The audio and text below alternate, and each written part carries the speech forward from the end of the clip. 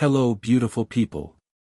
Welcome to Magic Bloodline. In today's episode, we explore, what if Sorting Hat detected 38 memory charms on Harry and broadcast Dumbledore's 50-year manipulation plan to Great Hall. Hit like, subscribe, and join our community of story lovers. Let's begin. Chapter 1, The 38. The Great Hall smelled like candles and nervous children. Harry Potter sat in a crowd of 11-year-olds who were pretending not to be terrified, and he was doing a perfectly adequate job of pretending himself. His robes were slightly too large, a hand-me-down situation that felt embarrassingly on brand for his life, and his stomach was doing something complicated that he suspected had less to do with the floating candles overhead and more to do with the fact that in approximately 5 minutes, a hat was going to tell a room full of strangers who he fundamentally was. He'd spent 11 years not knowing that. He wasn't sure a hat was going to do better. The ghosts had been a surprise. The ceiling was extraordinary. Hermione Granger, who had introduced herself on the train with the particular energy of someone who had memorized a library and wanted you to know it, was 3 people to his left and visibly restraining herself from raising her hand at the floating candles as though they were a question she knew the answer to. Ron Weasley was on Harry's right, whispering something about all 4 of his brothers having been Gryffindors, like it was either a comfort or a warning. Harry couldn't tell which. The stool appeared.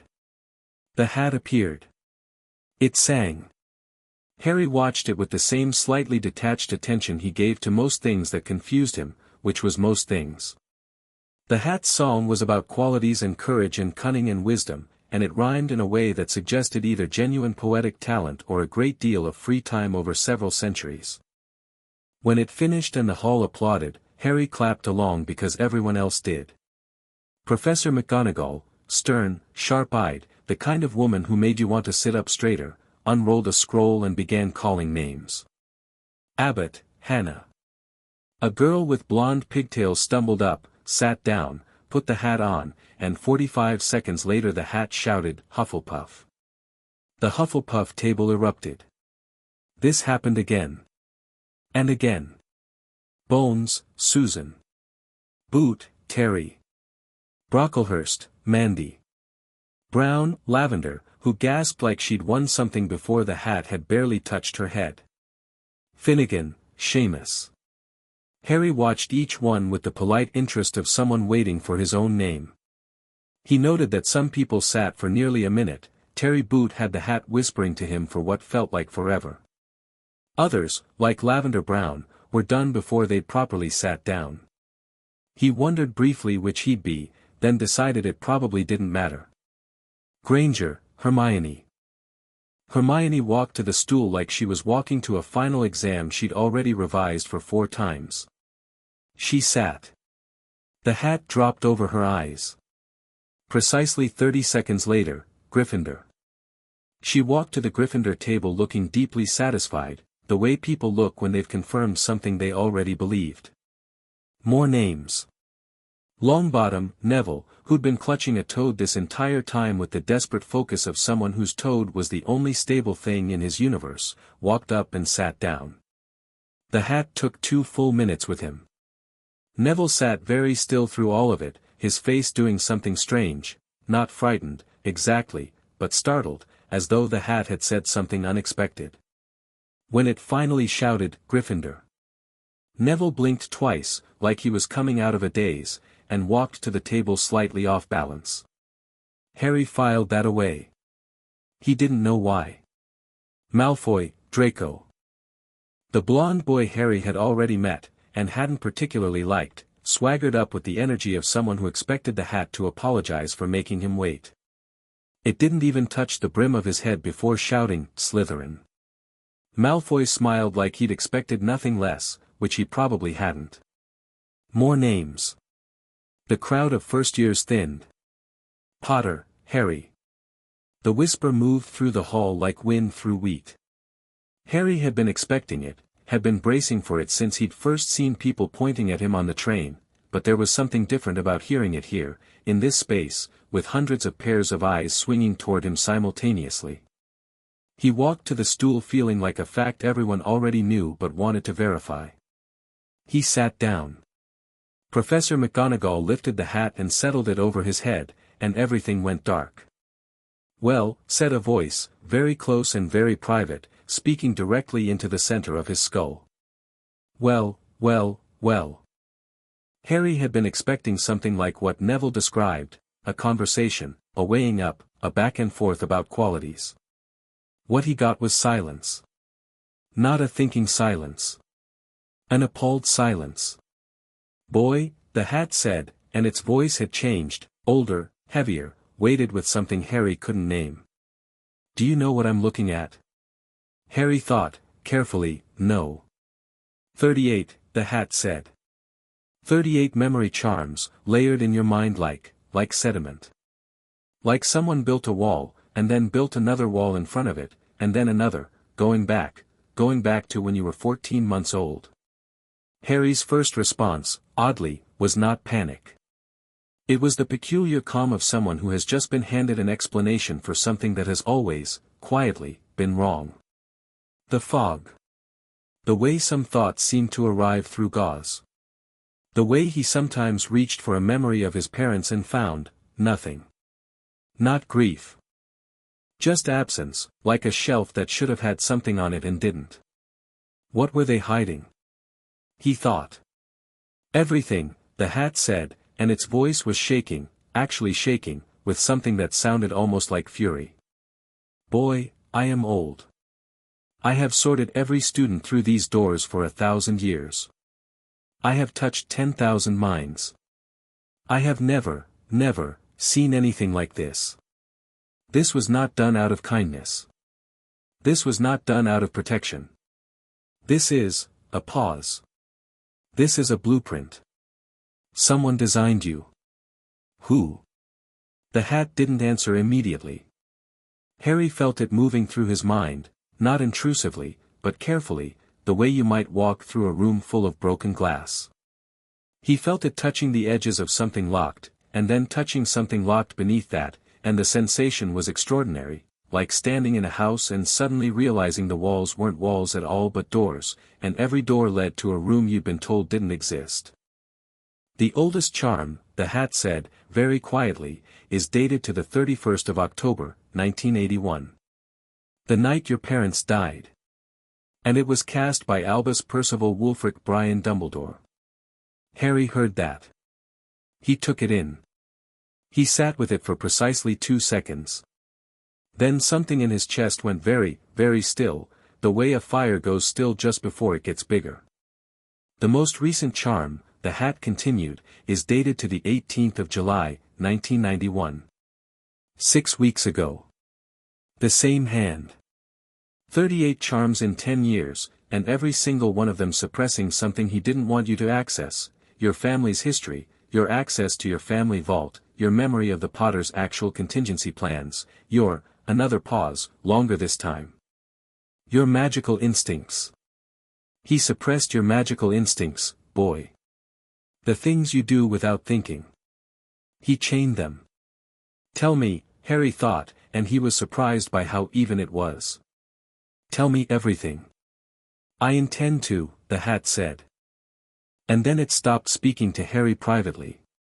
What happened next was something the Sorting Hat had not done in 500 years, and the reason it hadn't was the same reason you don't generally shout in a church, not because it's impossible, but because the occasion has to be significant enough to justify it. The hat decided this occasion qualified. Every person in the great hall felt it simultaneously, not a sound, exactly, but a presence, something ancient and suddenly very awake pressing gently but irresistibly at the edges of their awareness. Professors dropped their forks. Students stopped mid-conversation. Peeves, who had been doing something obnoxious near the Ravenclaw table, went completely still. The hat's voice entered every mind in the room at once. "I am the Sorting Hat, created by the 4 founders of Hogwarts and charged with a single, sacred purpose, to see truly, and to protect. I have held my silence for 500 years on matters that were not mine to speak. I will not hold it tonight." Harry felt the charms shifting. It was the strangest sensation, like a tightly clenched fist, held so long the clenching had become the natural state of things, beginning, slowly, to open. Not all at once. But enough. Enough to feel the difference between the world he'd inhabited 5 minutes ago and the world he was standing in now. The child on this stool carries 38 memory charms in his mind. The oldest was placed when he was 14 months old. The most recent was placed 6 weeks ago.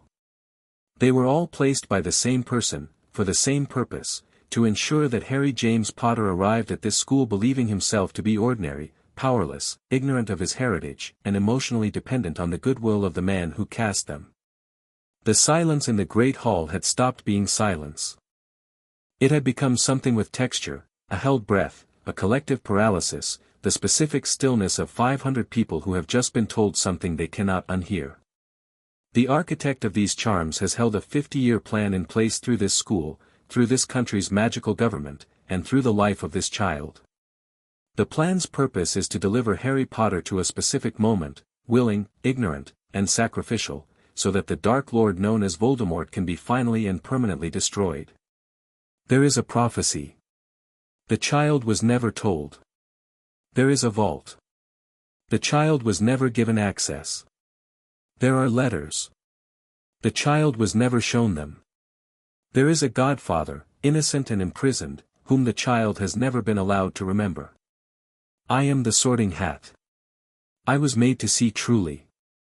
I have seen, and I am speaking, because the oath I was given by Salazar Slytherin himself was this, that I would never, under any circumstance, be party to the caging of a child's mind. His name is Albus Dumbledore. He is seated at the head table. He has known I would find this, and he is hoping, even now, that I will stop. I will not stop. Harry pulled the hat from his head. He did it calmly, with both hands, and set it gently on the stool beside him. Then he stood up and turned to face the head table. The great hall was a different place than it had been 30 seconds ago. He could feel it, the temperature of it had changed, the way rooms change when something irreversible has been said. Students were twisting in their seats, some standing, some frozen in the act of turning. A first-year girl near the Hufflepuff table was crying without appearing to know she was crying. The Weasley twins, up at the Gryffindor table, were completely motionless for what was probably the first time in their lives. Dumbledore was standing. He was exactly what Harry had expected, tall, white-bearded, half-moon glasses, the general aesthetic of someone who had decided several decades ago that wisdom was a costume you could wear. He was standing very calmly, his hands folded on the table in front of him, and he was looking at Harry with an expression that Harry, with his newly clearing mind, identified immediately. It wasn't guilt. It wasn't anger. It was the expression of a chess player who has just watched the board reconfigure itself into something he didn't plan for, and is spending these few seconds deciding what the new game looks like. Harry found, to his own surprise, that he wasn't afraid of that expression. He found he was something much simpler and much more solid than afraid. He was done. Mr. Potter. Dumbledore's voice was exactly as warm and measured as Harry had always imagined a grandfather's voice might sound. Perhaps we should, you put 38 memory charms in my head, Harry said. He didn't shout it. He said it the way you'd state a fact you'd already verified, flat, clear, requiring no particular emotional performance. The hall heard it. Every single person in the hall heard it, and the words fell into the silence like stones into water, and the ripples went everywhere. Dumbledore's expression shifted by approximately 1 millimeter. There are nuances to the situation that, you suppressed my magical instincts. Harry hadn't moved from beside the stool. He didn't need to move. You took my family's history out of my head.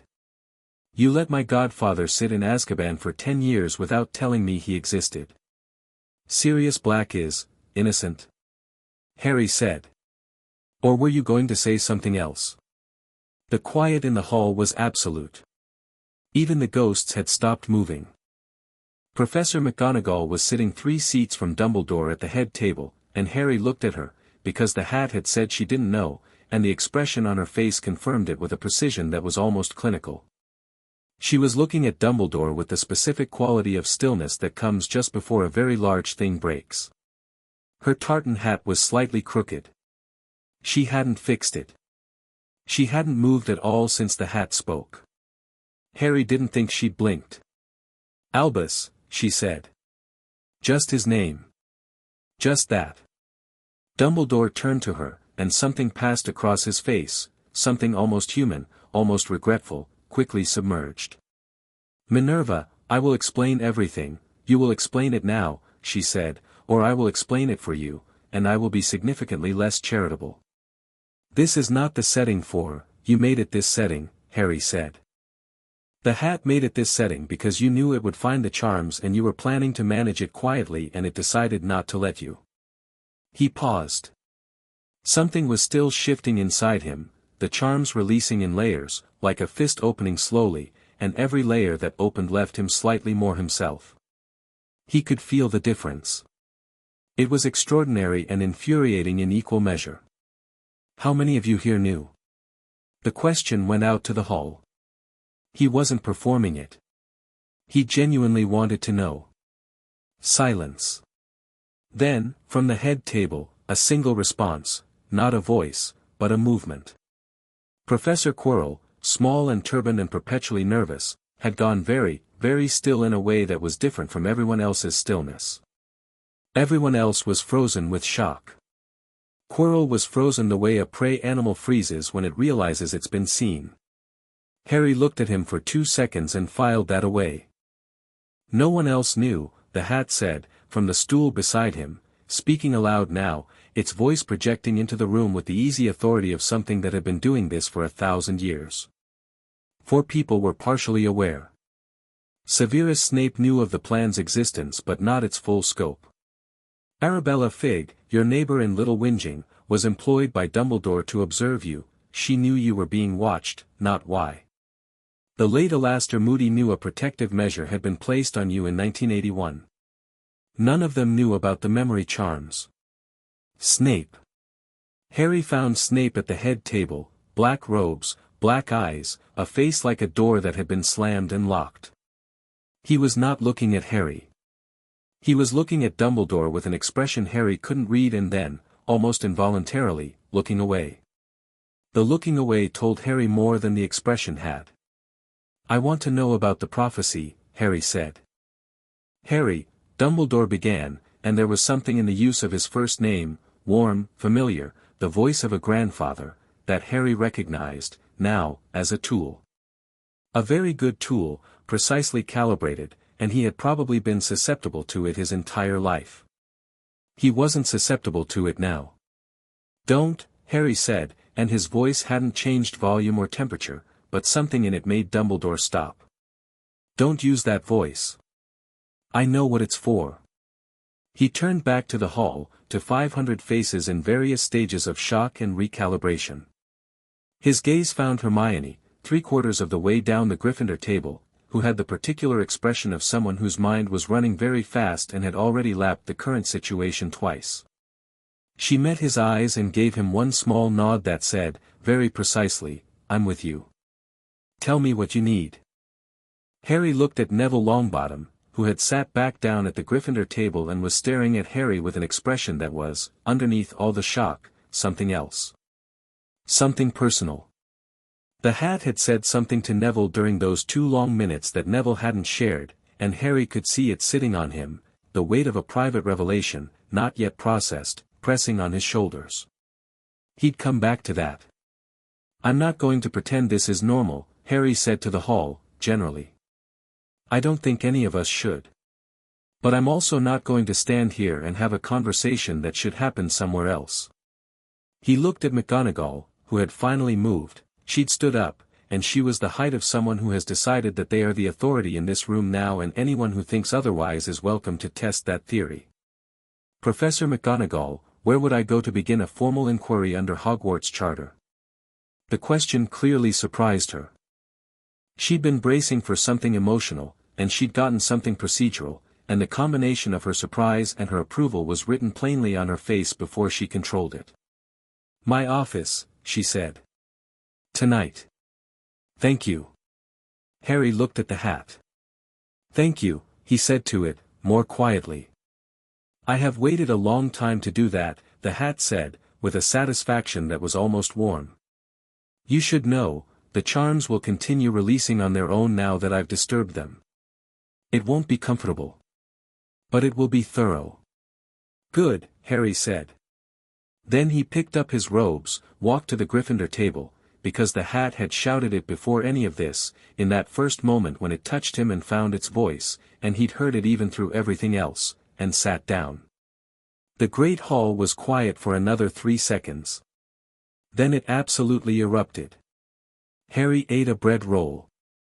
He was genuinely hungry. The Dursleys had been on a diet, which somehow always meant Harry was also on a diet, and while 500 people talked at top volume around him and professors conferred in urgent clusters at the head table and someone at the Ravenclaw table appeared to be taking notes, Harry ate a bread roll and then a second one and thought, very carefully, about what he actually knew. He knew Dumbledore had been in his head since he was 14 months old. He knew there was a prophecy. He knew there was a vault, not just a Hogwarts key, which he'd been given, but something else, something older, something the charms had been specifically covering. He could feel the shape of it in his memory, like a hole in a wall where a picture used to be. He didn't have the content yet, but he had the shape, and the shape was significant.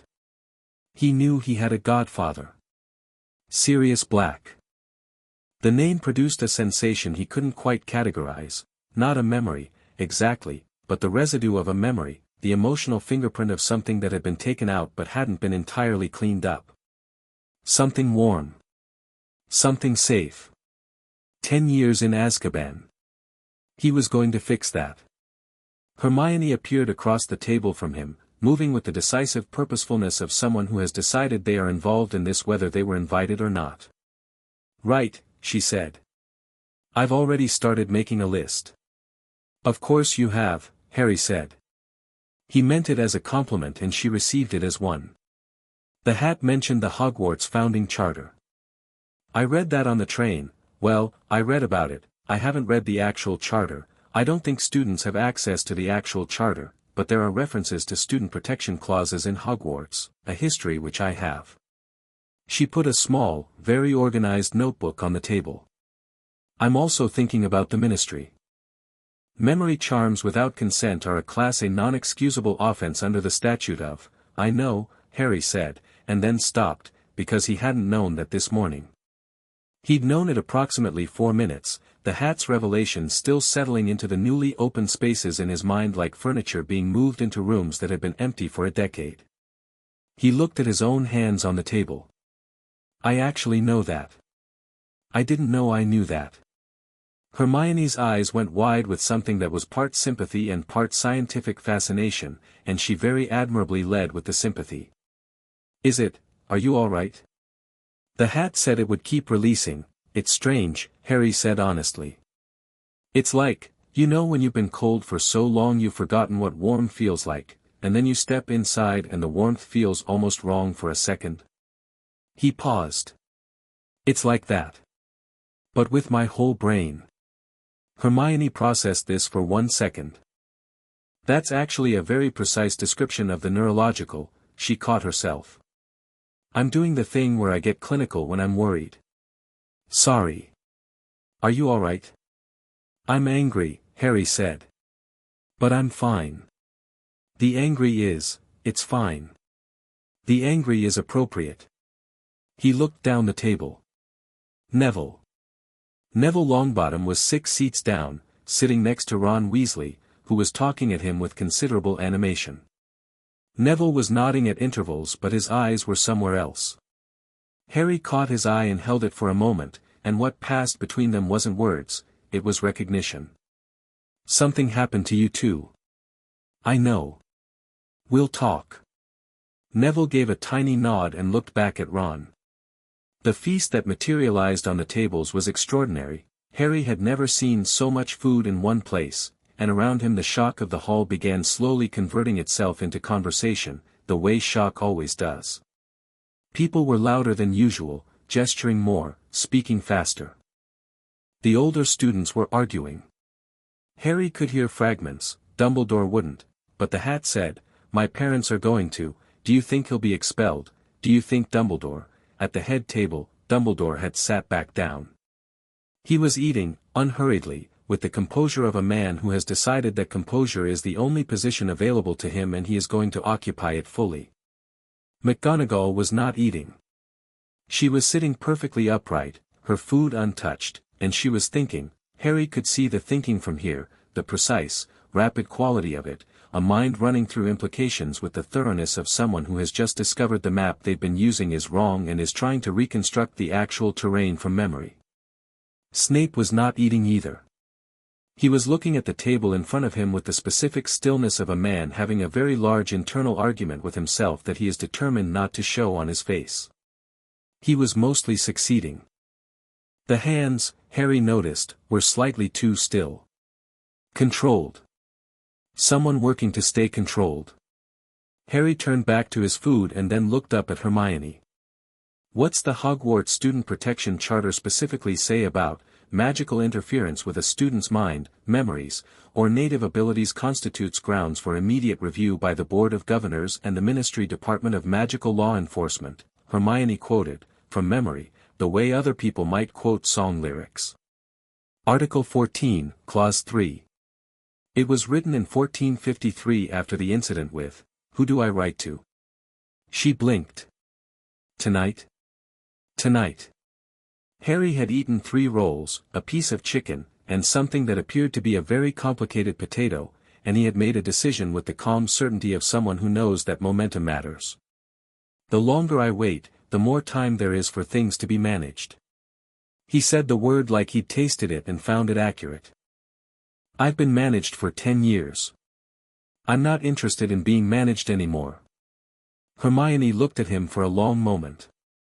She had the expression of someone recalibrating, not her opinion of him, but her understanding of who she was talking to, which was apparently someone quite different from the slightly dazed boy she'd met on the train.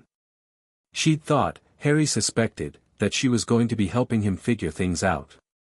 She was realizing he'd already started. You want to write to the Board of Governors, she said. And the DMLE. Tonight. Before Dumbledore can speak to them first. Yes. I know how to write a formal magical complaint, she said. I read about it when Mum and Dad had the thing with it doesn't matter. I know the format. I know the format too, Harry said, and there it was again, the knowledge landing in his mind from somewhere newly accessible, precise and detailed, like opening a drawer that had been locked. Of course I know. Someone made sure I didn't. He was going to have to get used to the strange doubling sensation of remembering things he was remembering for the first time.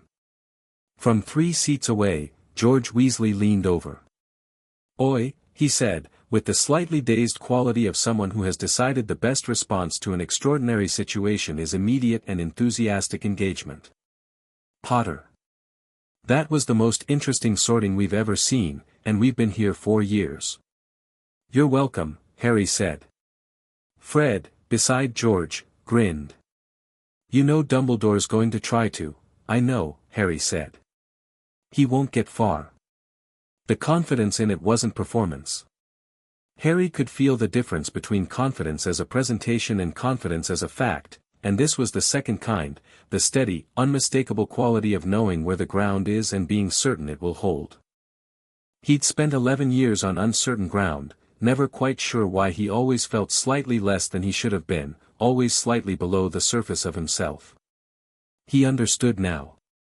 The fog was lifting and underneath it was someone who'd been waiting, patiently and without knowing he was waiting, to simply be. He wasn't going to apologize for it.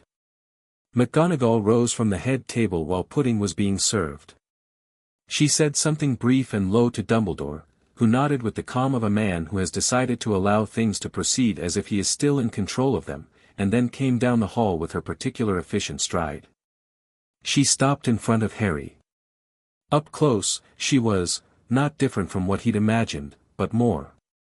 The emotions on her face were carefully arranged but they were all there if you looked, and what Harry saw was this, anger, not at him, precise and cold and pointed at something off to the left. Guilt, small and specific, the guilt of someone who is asking themselves what they should have seen. And underneath both of those, something that surprised him. Protectiveness. Mr. Potter, she said. My office. Now, please. And bring, Miss Granger, I believe you're organizing something. Yes, Professor, Hermione said, already gathering her notebook. Longbottom. McGonagall's voice shifted by one note, still firm, but with something careful in it. I'd like you to come as well. Neville looked up from his untouched plate. He didn't ask why. He just stood up. Harry stood. He looked once, briefly, at the head table. Dumbledore was watching him with the measured attention of someone assessing a situation. Their eyes met and held for a moment. Harry didn't look away first. He turned, and walked out of the Great Hall, and whatever version of Harry Potter Dumbledore had spent 50 years building, Harry had the very clear sense that he'd just left it behind on the sorting stool. The torches in the corridor were warm and golden, and the castle smelled like stone and old wood and magic, something alive in the walls, responsive, present.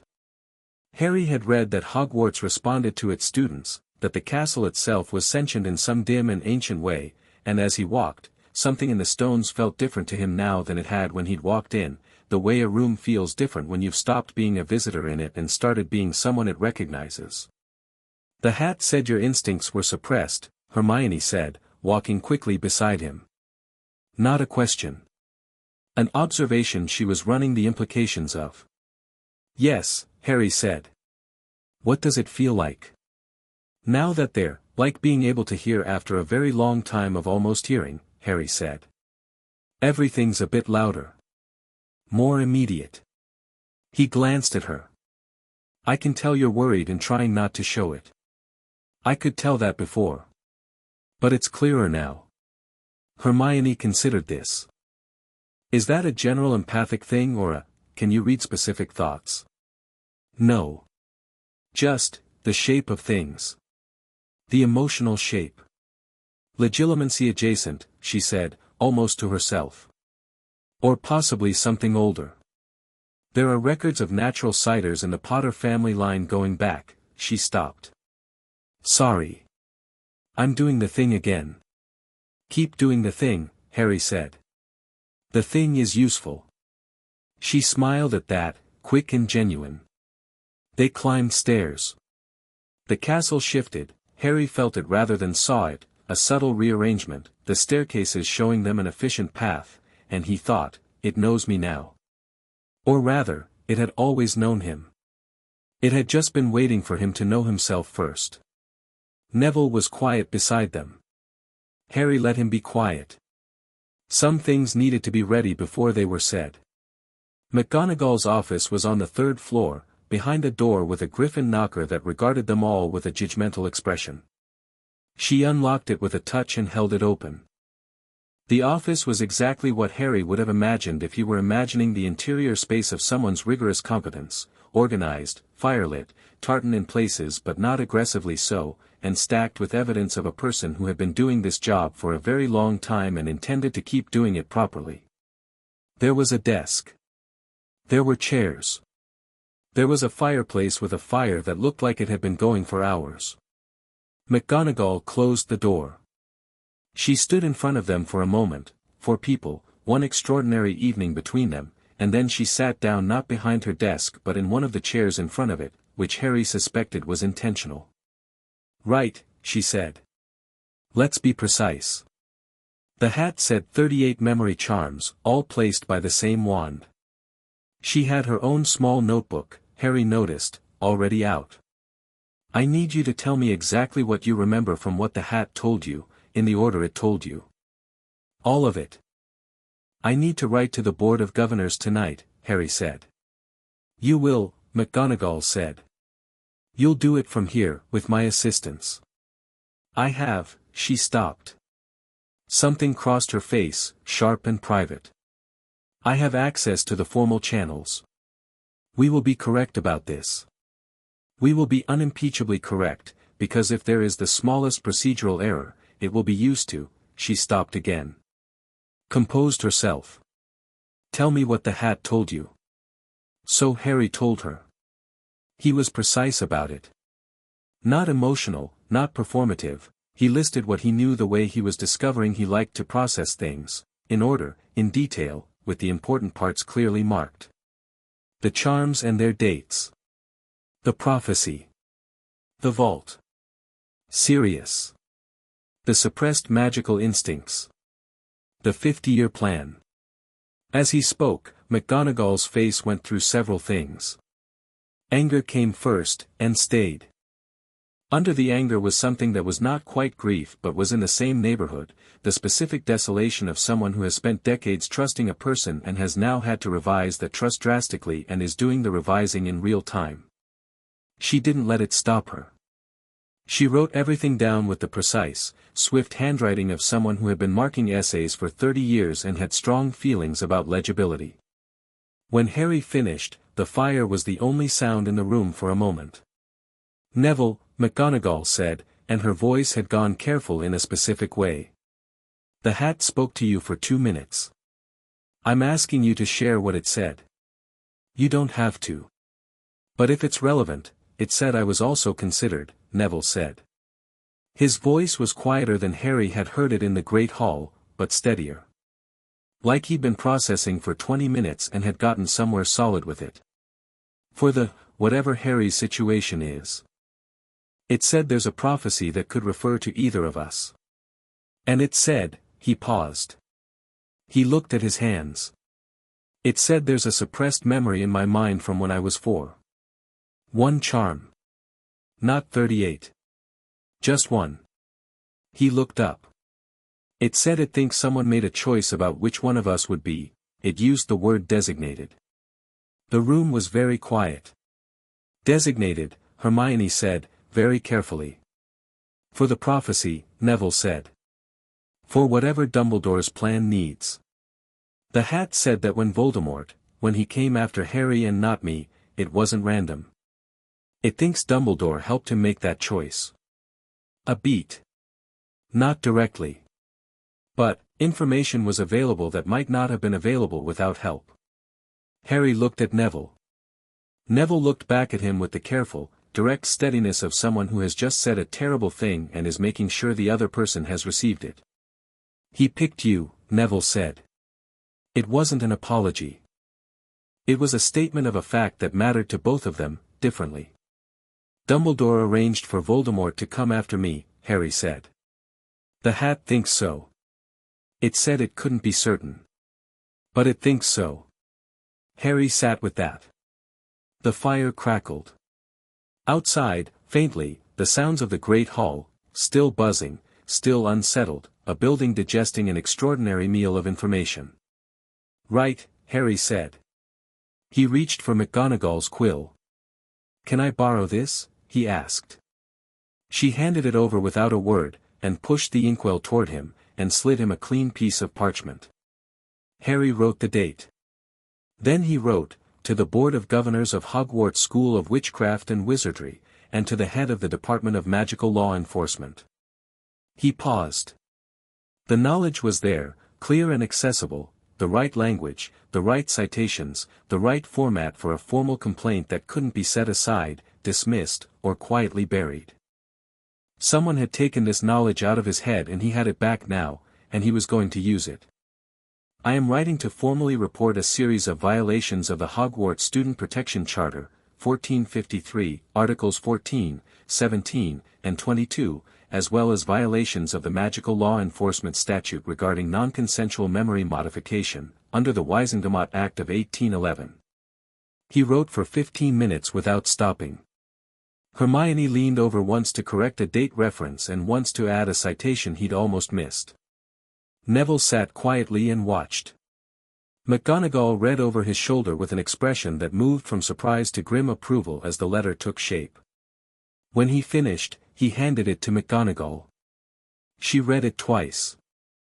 Then she looked at him, and whatever residual uncertainty she'd had about how to handle this 11-year-old sitting in her office at 9 o'clock on his first night at Hogwarts dissolved into something much simpler. This was a student who had been wronged, and he knew exactly what he was doing about it, and her job was to make sure the machinery of it worked. "I'll have this dispatched by Ministry Owl tonight," she said. "Make sure it goes to multiple recipients," Harry said. "The board, the DMLE, and the Wisengamot office." I know, McGonagall said, not unkindly. I've been navigating institutional politics since before your parents were born. She stood. I need to tell you that I intend to speak to the headmaster tonight. Privately. I am not, whatever I find out, I am not going to pretend to you that I'll be neutral. I am going to be on the correct side of this, and the correct side is yours. Harry looked at her. You didn't know, he said. Not an accusation. A statement, for the record, from him to her, so she'd know he knew it. She didn't look away. No, she said. I did not. And that is a failure I intend to examine in great detail, privately and at length. But right now the immediate question is, what does Dumbledore do next? Harry said. Yes. She paused. He will be controlled about it. He is always controlled. He will tell people that the hat was malfunctioning or misinterpreting or that the situation is more complicated than it appears, and he will do it very gently, with great sadness, and it will work on a significant number of people. She met his eyes. It won't work on everyone. But you should know it will work on some of them. It worked on everyone for 50 years, Harry said. I'm used to being in the minority. McGonagall had nothing to add to that. Harry stood. I'm going to go to my dormitory, he said. And I'm going to sleep. And tomorrow, I'm going to start finding out what's actually in my family vault, what the prophecy actually says, and what it actually takes to have an innocent man released from Azkaban. He said it the way you say a schedule. Not a declaration. Just a plan. Hermione was already making notes. Neville had stood too. He was looking at Harry with something in his expression that had solidified over the last hour into something that wasn't quite resolve and wasn't quite decision but was the immediate precursor to both. I'm going to want to know what was in my memory, Neville said. The one charm. I want to know what was in there. We'll find out, Harry said. They left McGonagall's office and walked back through the torchlit corridors toward Gryffindor Tower, and Harry was aware, with a clarity he'd never had before, clean and bright and his, of exactly who he was. Not the boy who lived. Not Dumbledore's instrument. Not the Dursley's burden. Not a prophecy's passenger. Just Harry. Sharp and awake and absolutely certain that the next 7 years were going to look nothing like what anyone had planned. Behind him, in the great hall, the feast was winding down. Students were filing out in clusters, talking in urgent, fascinated, frightened voices.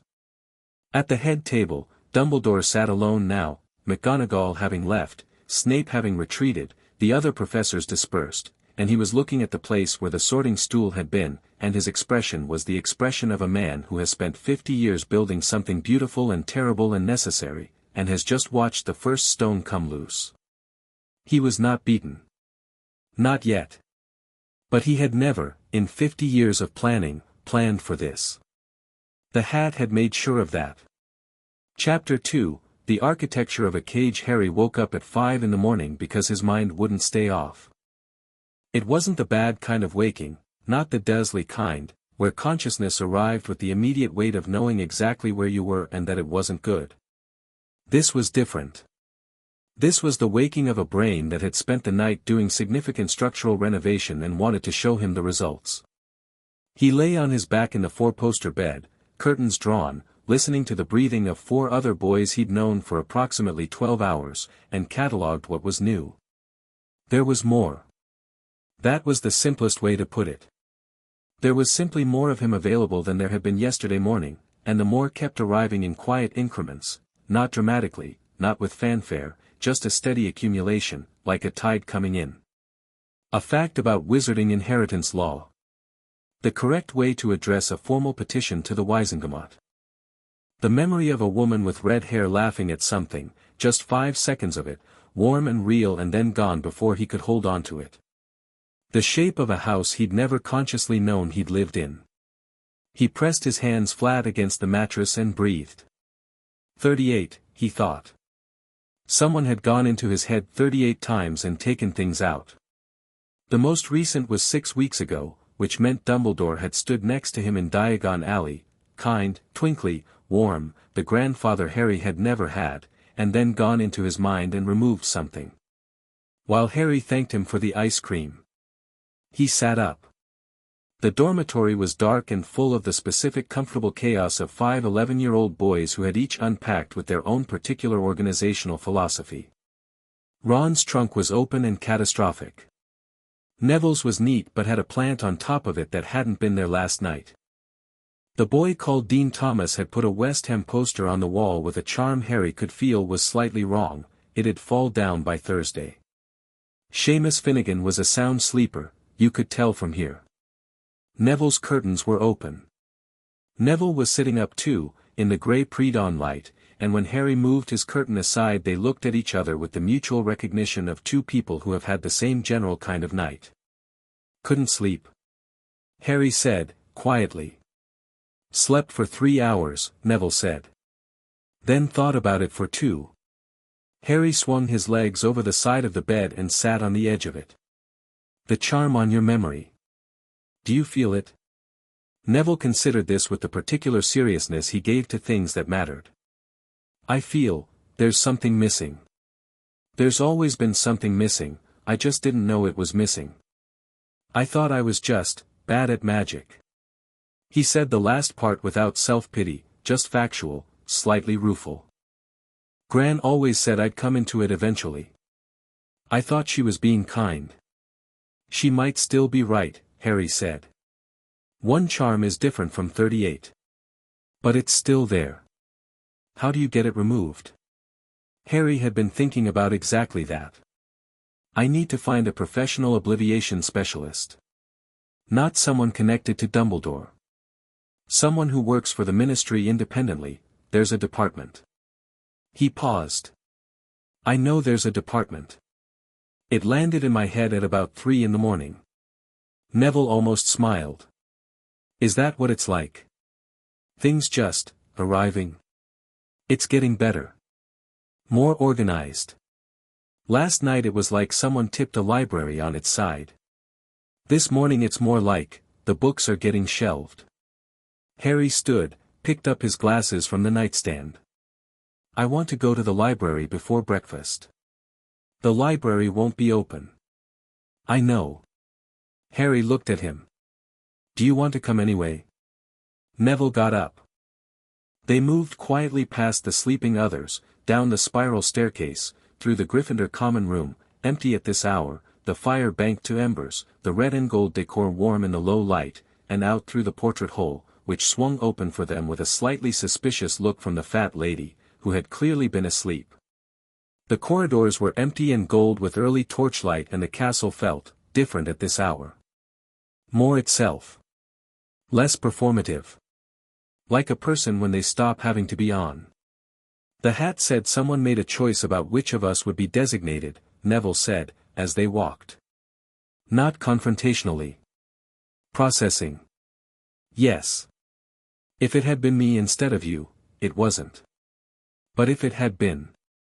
Neville wasn't asking for reassurance. He was working something out. I'd be the one with 38 charms. I'd be the one who, you'd have grown up normal. With your parents. Harry stopped walking. Neville stopped too, and looked at him, and there was something honest in his expression that Harry appreciated, the willingness to say the uncomfortable thing clearly rather than dance around it. My parents are alive, Neville said. It wasn't a boast or a cruelty. It was a fact he was holding up and examining. In St. Mungo's. They don't know who I am. But they're alive. He paused. Yours aren't. No, Harry said. And someone helped make that choice. Someone helped Voldemort make that choice, Harry said carefully. There's a difference. Voldemort chose to kill them. But if information was, if the choice of which family to target was influenced, he stopped. The anger was there, clean and constant, like a pilot light. He let it be there. He didn't let it run him. I'm going to find out exactly how much influence. And then I'm going to deal with it. Neville looked at him for a moment. "I believe you," he said, and the simplicity of it was almost startling. "No qualification, no hedging, no I hope you do or that sounds difficult. Just, I believe you." "Come on," Harry said. Library. The library door was locked with a standard colloportus, which Harry examined for approximately 3 seconds before the countercharm arrived in his mind with the specificity of a card in a catalogue. He unlocked it, and they went in. The Hogwarts library in the early morning, before anyone had switched the lamps on, was extraordinary, the shelving going up into shadows, the smell of old paper and something faintly chemical that he'd learned was preservation spells, the quality of silence that accumulates in places full of stored knowledge. Harry walked to the section on wizarding law and pulled 3 books without hesitating. Neville wandered toward the herbology section with the instinctive gravity of someone near their natural element, then stopped himself and came back. "What are we looking for?" he said. "Memory charm legislation." Harry was already paging through the first book. "And anything on the Potter family." And he stopped at a page and read it with a focused intensity that hadn't been available to him yesterday. There it is. Clause 7 of the Magical Persons Act 1797. Any memory modification performed on a magical minor without documented consent from a named magical guardian, or in excess of emergency protective protocols, constitutes a criminal act prosecutable before the full Wisengamot. He looked up. 38 counts. Can they really? Neville started, then reconsidered. Dumbledore is very powerful. So am I, Harry said, and the absence of pride in it was the most interesting part. It was just a fact, stated with the same weight as it is raining or this book is heavy. And I'm going to get a lot more powerful now that the things he was suppressing have been let go. He set the book down and opened the second one. Power isn't the point, though. The point is that he did something illegal, repeatedly, over a decade, to a child, for his own purposes, and he's been the most respected man in Wizarding Britain while he did it, and I need the evidence to be so unimpeachable that respect can't protect him. Neville was quiet for a moment. You're thinking about this like a case. Like you're building a legal case. That's because I am, Harry said. Magic is useful. But what actually corners people like Dumbledore is documentation. He looked at Neville. He's been doing this for 50 years precisely because there was never any documentation. Because everything happened through informal channels, private conversations, favors, unrecorded interventions. I'm going to make records of everything from now on. How do you know all this? Neville said, not skeptically, genuinely curious. Potter family history, Harry said. It arrived around 4 in the morning. The Potters have been navigating the ministry since the 1600s. My great-great-grandmother wrote a manual on it. Apparently. A beat. I feel like I should have been able to read that growing up. Neville made a sound that was not quite a laugh.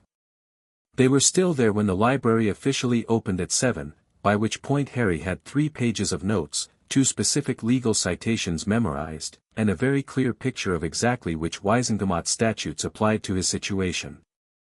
Hermione arrived at 12 minutes past 7, stopped in the doorway, took in the scene of Harry and Neville at a table surrounded by books, and walked straight over with the expression of someone arriving at a project they'd been waiting to join. You started without me, she said, sitting down. You were asleep, Harry said. I was. I also have. She produced her own notebook, which had grown since last night by approximately 15 pages of dense, small handwriting. I've been thinking about the sequence. The hat said the oldest charm dates to the night of October 31st, 1981. The night your parents died. She opened to a specific page. Here's what bothers me. Your parents were killed by Voldemort. There was no way to predict, except that Dumbledore did predict it, apparently. He knew. He knew enough to place a memory charm on a 14-month-old baby within hours of his parents' deaths. Which means he knew in advance that this was coming, knew Harry would survive, and already had a plan for what to do with him. She said it quietly, evenly, because Hermione Granger communicated emotional distress through precision, and this was the most precise she'd been since Harry had met her. He knew Voldemort was coming that night, Harry said. He must have. Or at the very least, he knew the prophecy was going to be tested. She tapped her notebook. The prophecy. Do you have any? Has anything come back about what it actually says? Fragments, Harry said. Someone born as the 7th month dies. A power the Dark Lord knows not. He paused. It refers to me and Voldemort. The full thing is in the Department of Mysteries, apparently. It's stored there. No one can access it except the people named in it. Which is you. Which is me. He looked at her. And probably Neville. Hermione turned to look at Neville, who nodded. That changes things significantly, she said. She was already writing. If the prophecy refers to both of them, then Dumbledore's decision to designate Harry, as the Hat put it, was an interpretation. His interpretation. Not fate. He chose which interpretation to act on. And he made sure Voldemort acted on the same interpretation, Harry said. The words landed on the table between all three of them and stayed there. We can't prove the last part yet, Hermione said, after a moment. No, Harry agreed. But we can find out. And we will. He closed his book. Right now, what I need is access to my family vault. Not the basic Hogwarts vault, I'm talking about the primary Potter vault. Gringotts would have records of everything in it, and my parents left things there that Dumbledore has been preventing me from accessing. He paused. They left letters. I can feel the residue of a memory of someone telling me letters existed. It's not a full memory. It's like hearing something through a wall. But it's there. Can we go to Gringotts from Hogwarts? Neville said. Not directly. But we can write to them. Harry picked up his quill. Gringotts goblins are legally independent of the Ministry. They don't take instruction from Dumbledore. Whatever's in that vault is governed by goblin banking law, not by whatever arrangements Dumbledore has made for everything else. He began writing, and the letter took shape quickly, formal, precise, using exactly the right goblin banking protocol, which had arrived in his head at approximately 3:45 that morning. I, Harry James Potter, sole heir of the Potter family estate, request a full accounting of vault contents, a record of all access in the past 10 years, and an immediate authorization review of any standing permissions that were not established by a Potter family member of majority age. Hermione read it over his shoulder. Add a request for their records of anyone who has attempted to access the vault without authorization. Harry added it without comment. Also request their legal department's confirmation of your inheritance rights under Goblin law, she said. Because if Dumbledore has tried to circumvent, he hasn't, Harry said. He's too careful for that. He never did anything illegal where there be Goblin records.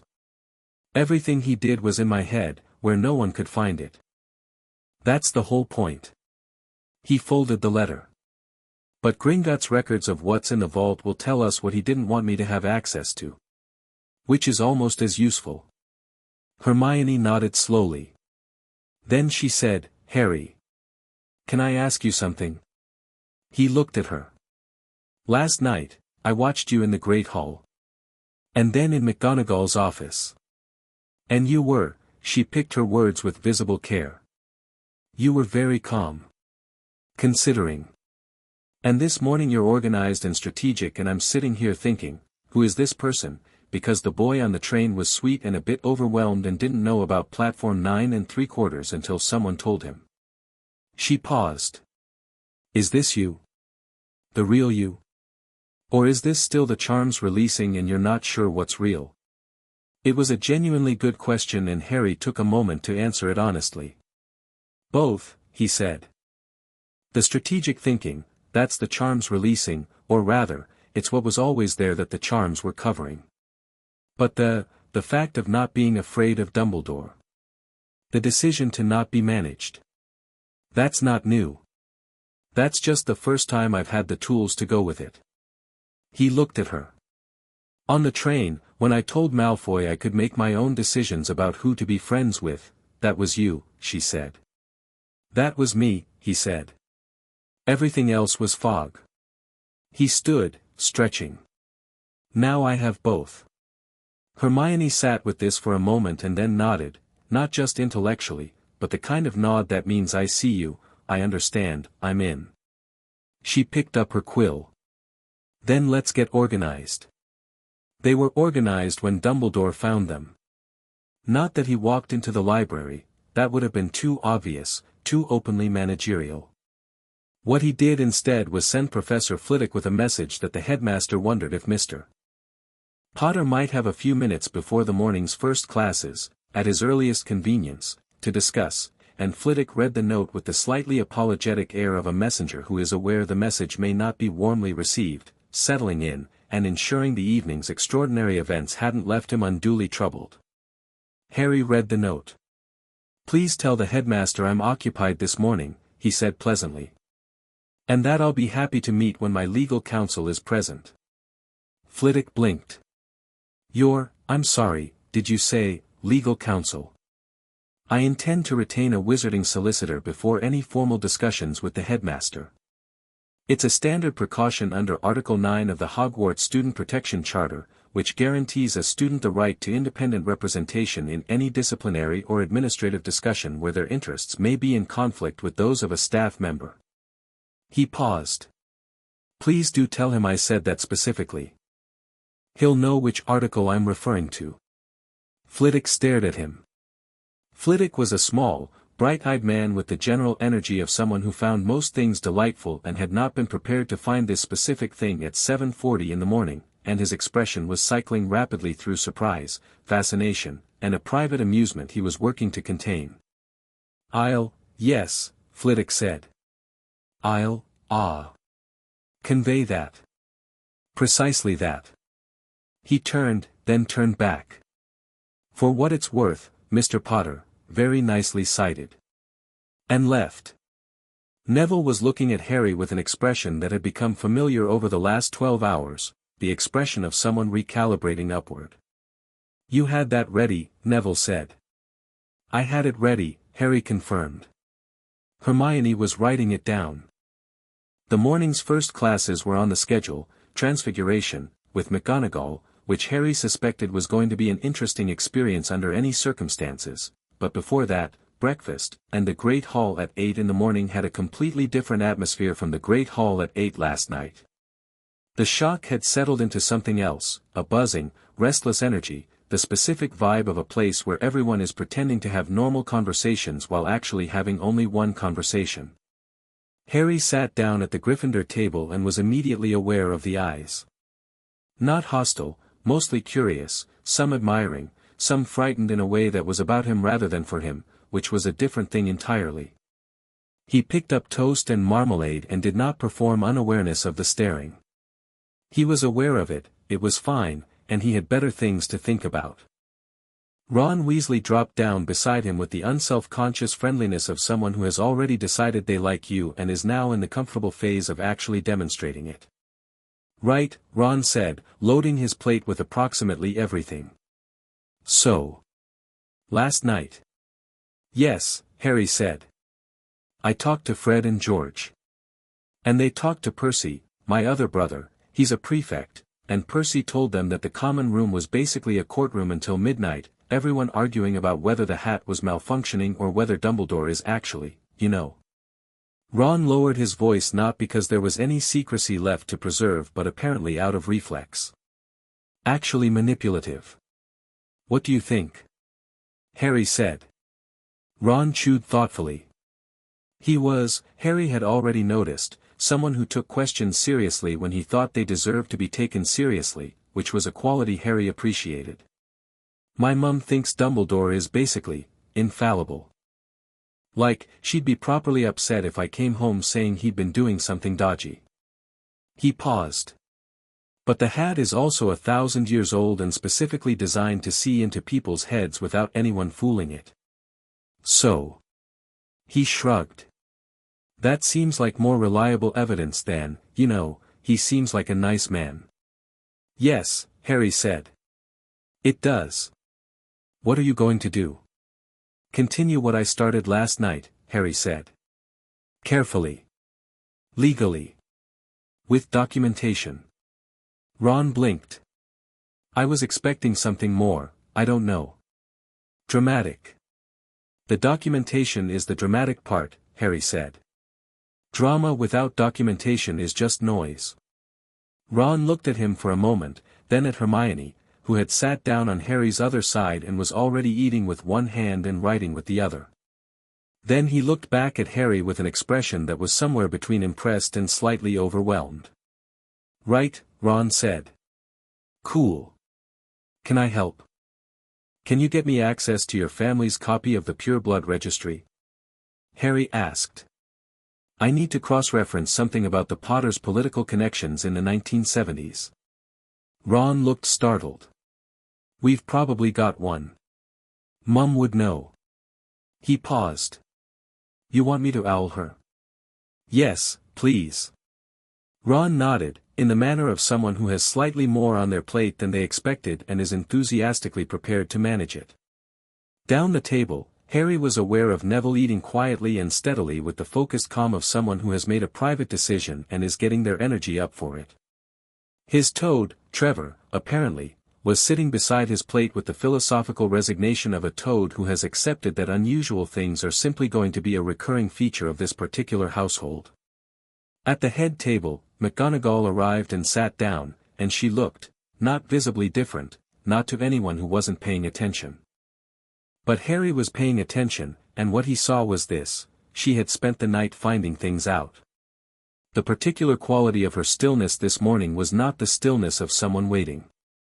It was the stillness of someone who has made several decisions and is now waiting for the moment to implement them. Dumbledore was not at the head table. The absence of him was notable, and the notable thing wasn't that he wasn't there. Dumbledore had always come and gone on his own schedule, but that his empty chair felt different this morning. It felt like a question. Harry spread more marmalade on his toast and thought, good. Transfiguration was in a classroom that smelled like chalk and the specific clean smell of magic well used, and McGonagall arrived 4 seconds after the class did, which was not the entrance of someone who had been up all night. It was the entrance of someone who had been up all night and had decided that this information was not going to affect the standard of her teaching. She set a match on each desk and told them to transfigure it into a needle, and Harry picked up his wand. He'd had his wand since Ollivander's, Holly and Phoenix Feather, 11 inches, supple, and he'd been practicing basic movements since he got it, with the slightly uncertain results of someone working through gauze. The gauze was gone. He held the wand now and felt the connection between himself and it like a clean, direct channel, not effortful, not uncertain, but natural. Like breathing. He looked at the match. He thought, needle. The match became a needle. Not roughly, not partially, cleanly, completely, with the precise metallic gleam of something that had always been a needle and simply required someone to point it out. The transfiguration was textbook. It was better than textbook. McGonagall, who had been walking the rows, stopped at his desk. She looked at the needle. She looked at Harry. She picked up the needle and examined it with the focused attention of someone who has seen a lot of first-year transfigurations and knows exactly what they generally look like, and what they look like is not this. Well, she said. It was a very contained word, doing a lot of work. Too fast. Harry said. Too fast is not a criticism in transfiguration, Mr. Potter. She set the needle down. Her voice was perfectly calibrated, warm enough to encourage, precise enough to not make it weird. Can you tell me what you did differently from what I instructed? I didn't think of the steps, Harry said. I thought of the outcome and let my magic find the path. He paused. Is that wrong? It's a technique that most students don't discover until their 3rd year, McGonagall said. And most never discover it independently. She looked at him for one more moment, her expression unreadable in the way that told Harry it was very readable to her, and then moved on. Hermione, beside him, had produced a very competent needle that was slightly more silver than steel. She was looking at Harry's with an expression that was either competitive or admiring and possibly both. "Show off," she said quietly, without any heat. "Genuinely didn't mean to," Harry said. She glanced sideways at him. "Yes, you did." He considered this honestly. "Maybe a little." She laughed, a quick, genuine thing, and went back to refining her needle's tip. Across the room, Neville was staring at his match with an expression of intense concentration. He'd been working at it for 3 minutes and the match had developed a faint metallic sheen but remained essentially a match. Harry watched him for a moment. He could see it, the effort was there, the intention was there, but there was something impeded about the connection between Neville's intention and his wand. Not absent. Impeded. Like the current was trying to get through but something was in the way. "One charm," the hat had said. At the end of class, as students were filing out, Harry stopped beside Neville. "I want to try something," Harry said, low. "Tonight. In the common room. Your wand." Neville looked at him. "What do you mean?" "The charm on your memory. I can feel the residue of it from here, the way it's affecting your magic. I want to look at it more closely."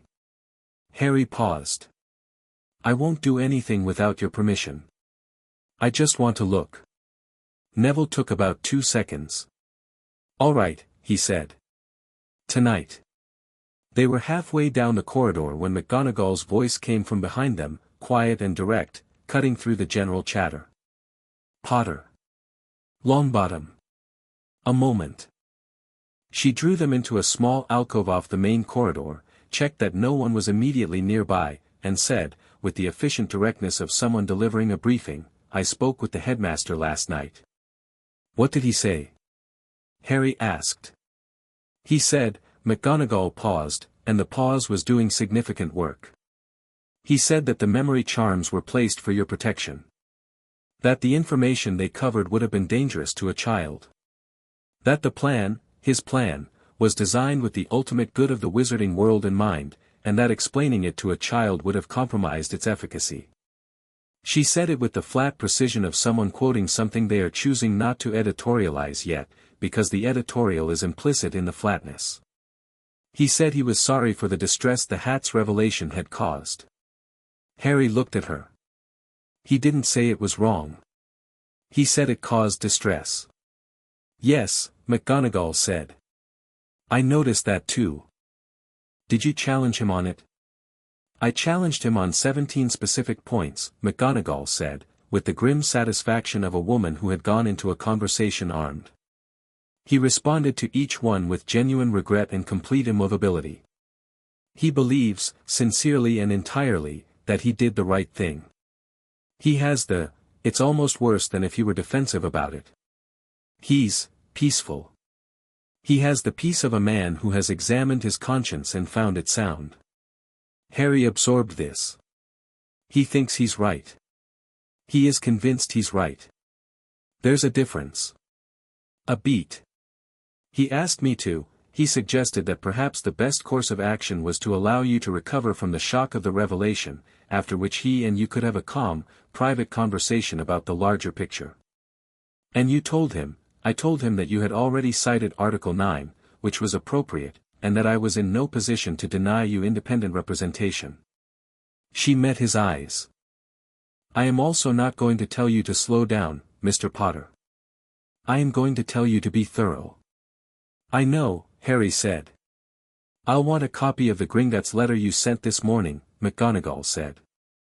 "For my own records. I intend to be a witness to all of this." She looked at Neville briefly. "Both of you."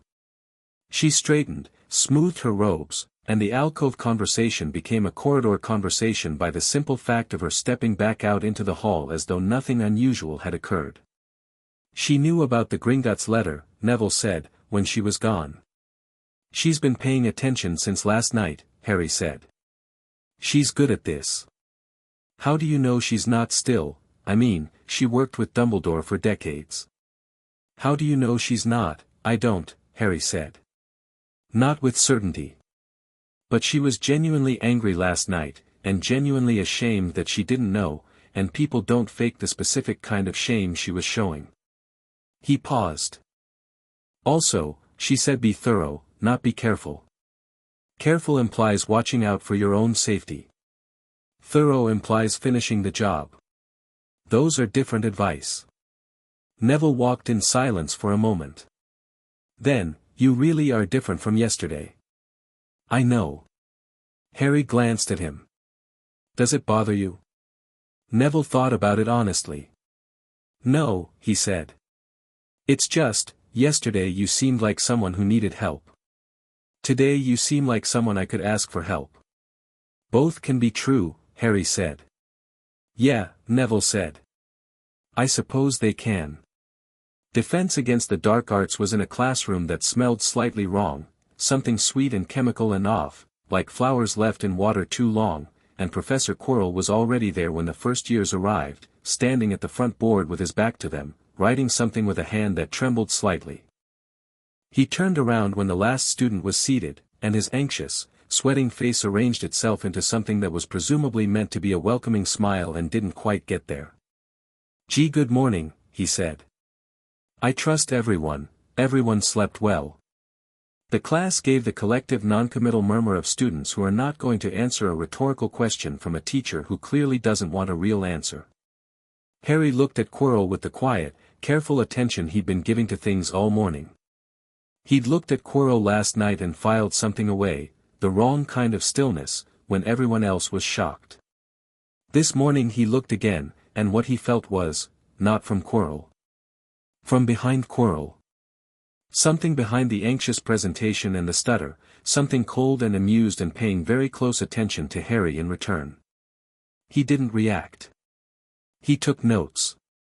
He answered questions with the measured engagement of a student who is tracking the surface of a lesson while his mind works the deeper level. Quirrell's eyes found him twice during the lesson, and both times Harry met them steadily, and both times Quirrell looked away first. After class, in the corridor, Hermione appeared at his elbow with the expression that meant she'd also noticed something. Quirrell, she said, low. Yes, Harry said. He looked at you differently from anyone else in the room. Yes. Is this something we need to add it to the list, Harry said. Third or fourth priority right now. But yes, add it. Hermione added it to the list.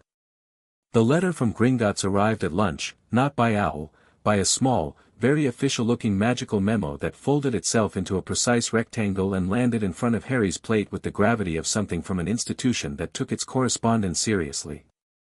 He unfolded it. The goblins had, with characteristic directness, answered every point in his letter, in order, with the efficient brevity of a people who regarded wordiness as a kind of financial waste. He read it once. Then read it again. Hermione, he said. She leaned over. The letter confirmed, the primary Potter vault contained 12 sealed letters addressed to Harry, placed by his parents in October 1981. It confirmed that the vault had been accessed 4 times in the last 10 years, twice by Albus Dumbledore, once by Rubeus Hagrid on Dumbledore's explicit instruction, and once by someone whose authorization credentials Gringotts had accepted in 1982 but whose identity they declined to disclose without a formal legal request, which they would process within 5 business days. It confirmed that Harry's inheritance rights were fully intact and unimpeachable under Goblin law. It confirmed that Dumbledore had no standing access rights to the vault and should not have been able to enter it.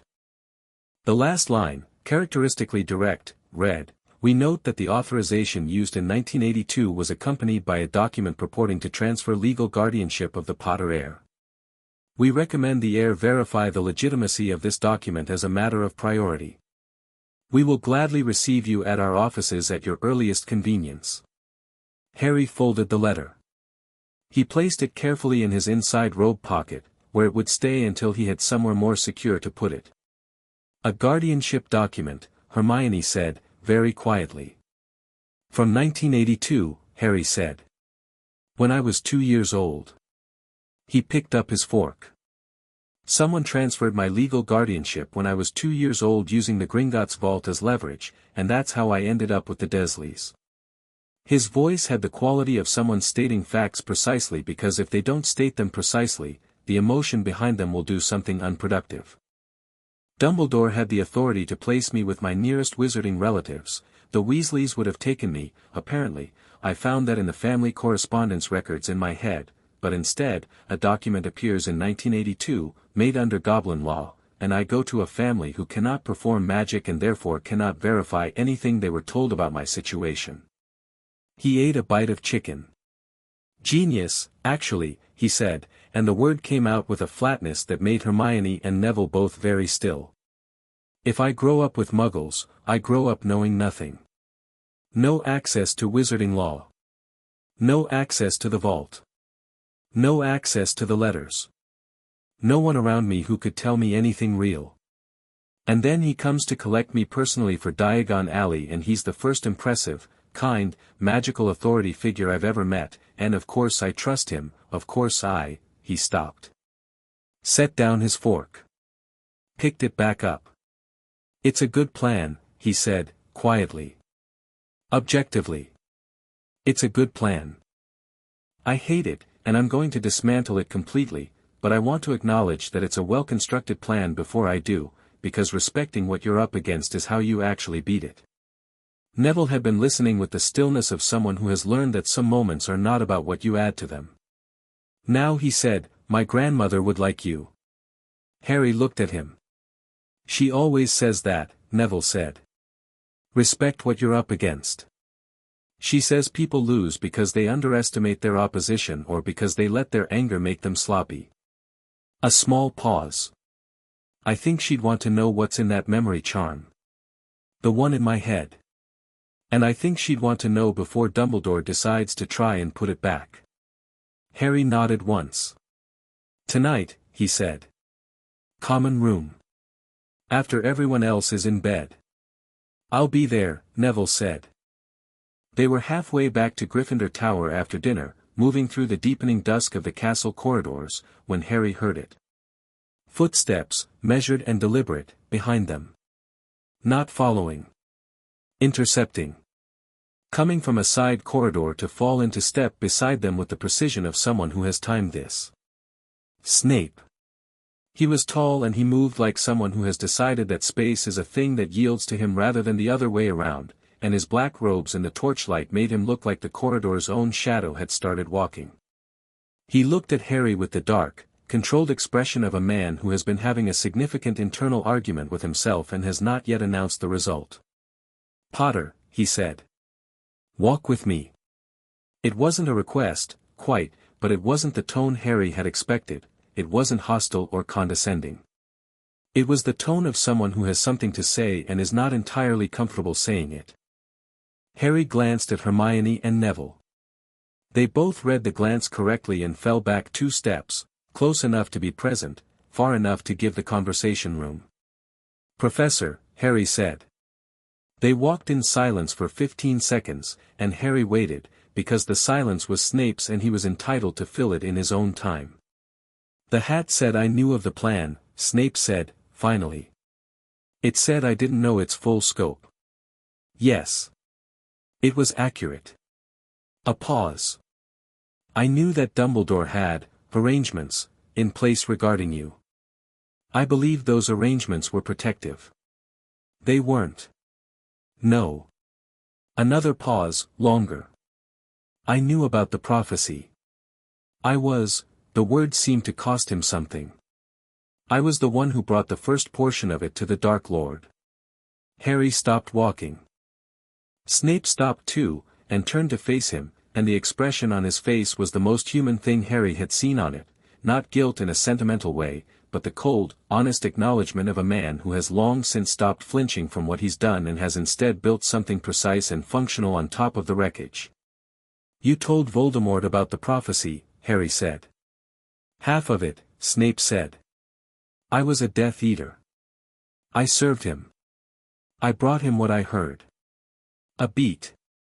When I understood the consequence, when I understood who the prophecy named, I went to Dumbledore. My mother, Harry said. The word landed on Snape and he took it the way someone takes a blow they've been bracing for, not surprised by it, but still genuinely moved by it, the movement controlled and immediate. Yes, he said. Harry looked at him. He was doing the thing he'd been doing all day, reading the shape of things. Snape was complicated and controlled and carrying something heavy that he'd been carrying for 10 years in the particular way that people carry things they believe they deserve to carry.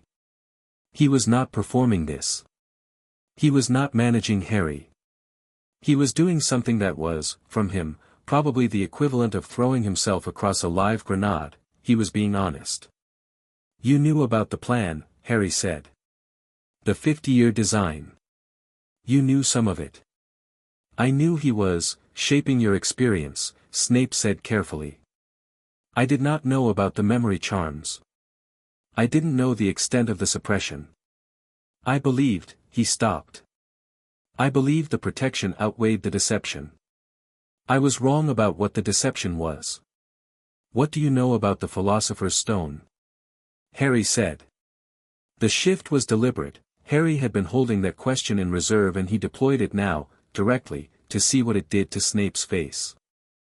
What it did was tell him everything. The recognition was immediate and controlled but not fast enough, and underneath the control was alarm, and underneath the alarm was something that was about the stone not being where Snape thought it was secure. That's a conversation for another time, Snape said, carefully. Soon, Harry said. Snape looked at him for a long moment with the expression of a man updating a significant number of assessments simultaneously. You are nothing like I expected, he said. It was not a compliment, exactly, or a criticism. It was a recalibration stated aloud, almost involuntarily. Good, Harry said. He caught up with Hermione and Neville. That night, at 11:30, when Ron was snoring gently and Dean and Seamus had been asleep for an hour, Harry came down to the common room to find Neville already waiting, sitting in an armchair by the dying fire with the patient steadiness of someone who has been in a waiting posture their whole life and has decided this particular waiting is worth it. Harry sat across from him. I need you to stay very still and stay calm, Harry said. I'm going to touch the outer edge of the charm. I won't try to remove it, I don't have the training for that, not yet. But I can map it. I can tell you what it's covering. Neville nodded. Harry extended his wand. He closed his eyes for a moment, let his awareness settle, let the thing that the hat had described as his suppressed instincts do what they did now, which was read the shape of the magic around him with a clarity that was still new enough to feel remarkable. He touched the edge of the charm. He sat with it. He followed its outline the way you trace the shape of a locked room, not going in, just mapping the walls. The charm was old. It was a single, precise piece of work, and whoever had cast it had done it carefully, not Dumbledore. The signature was wrong. Someone else. He followed it further and the signature resolved itself into something he couldn't name yet, but the feeling of it was familiar in a way that suggested the information was in his head somewhere, waiting.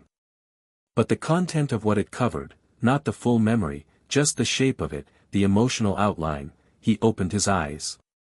Neville was watching him. The charm is covering your memory of something that happened the night of November 1st, 1981, Harry said. The night after my parents died. The same period as my first charm. He paused. There's a meeting in there. You were there. Someone brought you to a meeting and you heard something and then someone took the memory. He looked at Neville steadily. Whoever cast this charm was protecting you from the knowledge, not protecting themselves from discovery. The intent was, they thought the memory was dangerous for you to have. Neville was very quiet. It's not Dumbledore's work, Harry continued. The signature is different. Older. Someone else was there. Who? Neville said. I don't know yet, Harry said. But when we get it removed, I think we'll find out. He held Neville's gaze. It matters. Whatever you heard in that meeting, it's relevant to the prophecy, and to the choice that was made, and to who knew what. Someone kept you safe from that knowledge for 10 years. He paused. I don't think it was a bad person who cast it. Neville absorbed this slowly. My father, he said, very quietly. I think it might be, Harry said. The fire had burned to almost nothing. Outside the Gryffindor Tower windows, the grounds were dark and quiet, and somewhere in the castle, Dumbledore was awake. Harry was certain of that, the way you're certain of some things without evidence, the way instinct insists. He was awake and he was thinking, and somewhere in the halls, a turbaned professor was also awake and not sleeping for entirely different reasons. Harry leaned back in his chair and looked at the ember of the fire. Tomorrow, he said, I want to send another letter. To the Wizengamot. Not a complaint, a formal request for a hearing. For Sirius Black. Neville looked up. He's been in Azkaban for 10 years for something he didn't do, Harry said. And every day he's in there it's another day. I'm not waiting for the right moment. He looked at his hands, relaxed on the armrests. There is no right moment. There's just now. Neville was quiet for a moment. Then he said, how do you know he didn't do it? Because the hat told me he was innocent, and because the memory of him that I have, the emotional residue, the fragment, it's warm. It's safe. You don't have 38 charms placed over a memory of a safe person unless someone really wanted you never to feel that safety again. He paused. And because if I were Dumbledore and I needed me isolated, independent and connected to nothing before my world except what he curated, an innocent godfather in Azkaban is exactly what I'd arrange. Neville sat with this for a long time. Harry, he said, eventually. Yes. I'm glad the hat spoke. Harry looked at the dead fire. Me too, he said. Me too. Chapter 3, First Principles. The owl arrived at breakfast on Wednesday. Harry had sent 3 letters on Monday and 2 on Tuesday, and he'd been measuring Dumbledore's response to each one not by what Dumbledore said but by what Dumbledore did, which was the more reliable indicator. What Dumbledore had done was nothing visible, which told Harry that Dumbledore was waiting, watching the board reconfigure and deciding where to place his pieces. The owl that arrived on Wednesday was not a response to any of Harry's letters. It was a Gringotts owl, small, precise, and self-important in the manner of financial institution correspondence, and it dropped a sealed envelope onto his plate with the gravity of something that had been dispatched by people who took envelope dropping seriously. Harry broke the seal. He read it once, then read it again, then set it down with the deliberate calm of someone who has just received exactly what he asked for and needs a moment to process the fact that asking worked. What is it? Hermione said, from beside him, already leaning. They found the guardianship document, Harry said. From 1982. And they've sent a summary. He slid it across to her and watched her read it. She read faster than most people, and her face, as she went, moved through a sequence, initial focus, then sharpening, then the specific stillness that meant she'd found something significant and was making sure she'd understood it correctly. This is forged, she said. Yes, Harry said. The signature isn't my father's. Or my mother's. The Gringotts handwriting analysis team confirmed it. The document claims to transfer my guardianship from Sirius Black, who was named my godfather in my parents' will, to Albus Dumbledore, on the grounds that Sirius Black was, quote, unable to fulfill his duties as a consequence of criminal proceedings. Harry picked up his toast. Sirius was arrested on November 2, 1981. The guardianship document is dated November 1. Hermione put the letter down. It was dated before he was arrested, she said. 1 day before. Which means the document was created in anticipation of the arrest. Harry ate his toast. Which means someone knew the arrest was coming. Which means someone may have arranged the arrest. The great hall moved around them, plates clattering, older students talking, the ambient noise of a school doing its morning routine. At the Slytherin table, Draco Malfoy was watching Harry with the calculating expression of someone trying to determine what the new social geometry of Hogwarts looked like and where he fit in it. Harry didn't look back. We need to send this to the Wizengamot, Hermione said. Already drafted, Harry said, and tapped his inside pocket. "I wrote it this morning at 6. I want McGonagall to co-sign it as a Hogwarts witness." "She will," Hermione said, with the confidence of someone who had been watching McGonagall closely and had drawn accurate conclusions. She passed the Gringotts letter back. "Harry. If Sirius Black was named in your parents' will as your godfather, that will should have been read.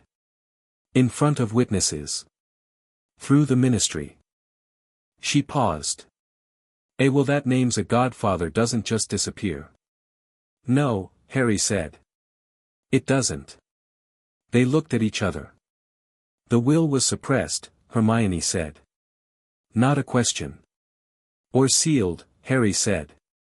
"Sealed is legal, under certain wartime provisions. Dumbledore was chief warlock of the Wisengamot in 1981. He had the authority to seal a will under the Emergency Wartime Provisions Act."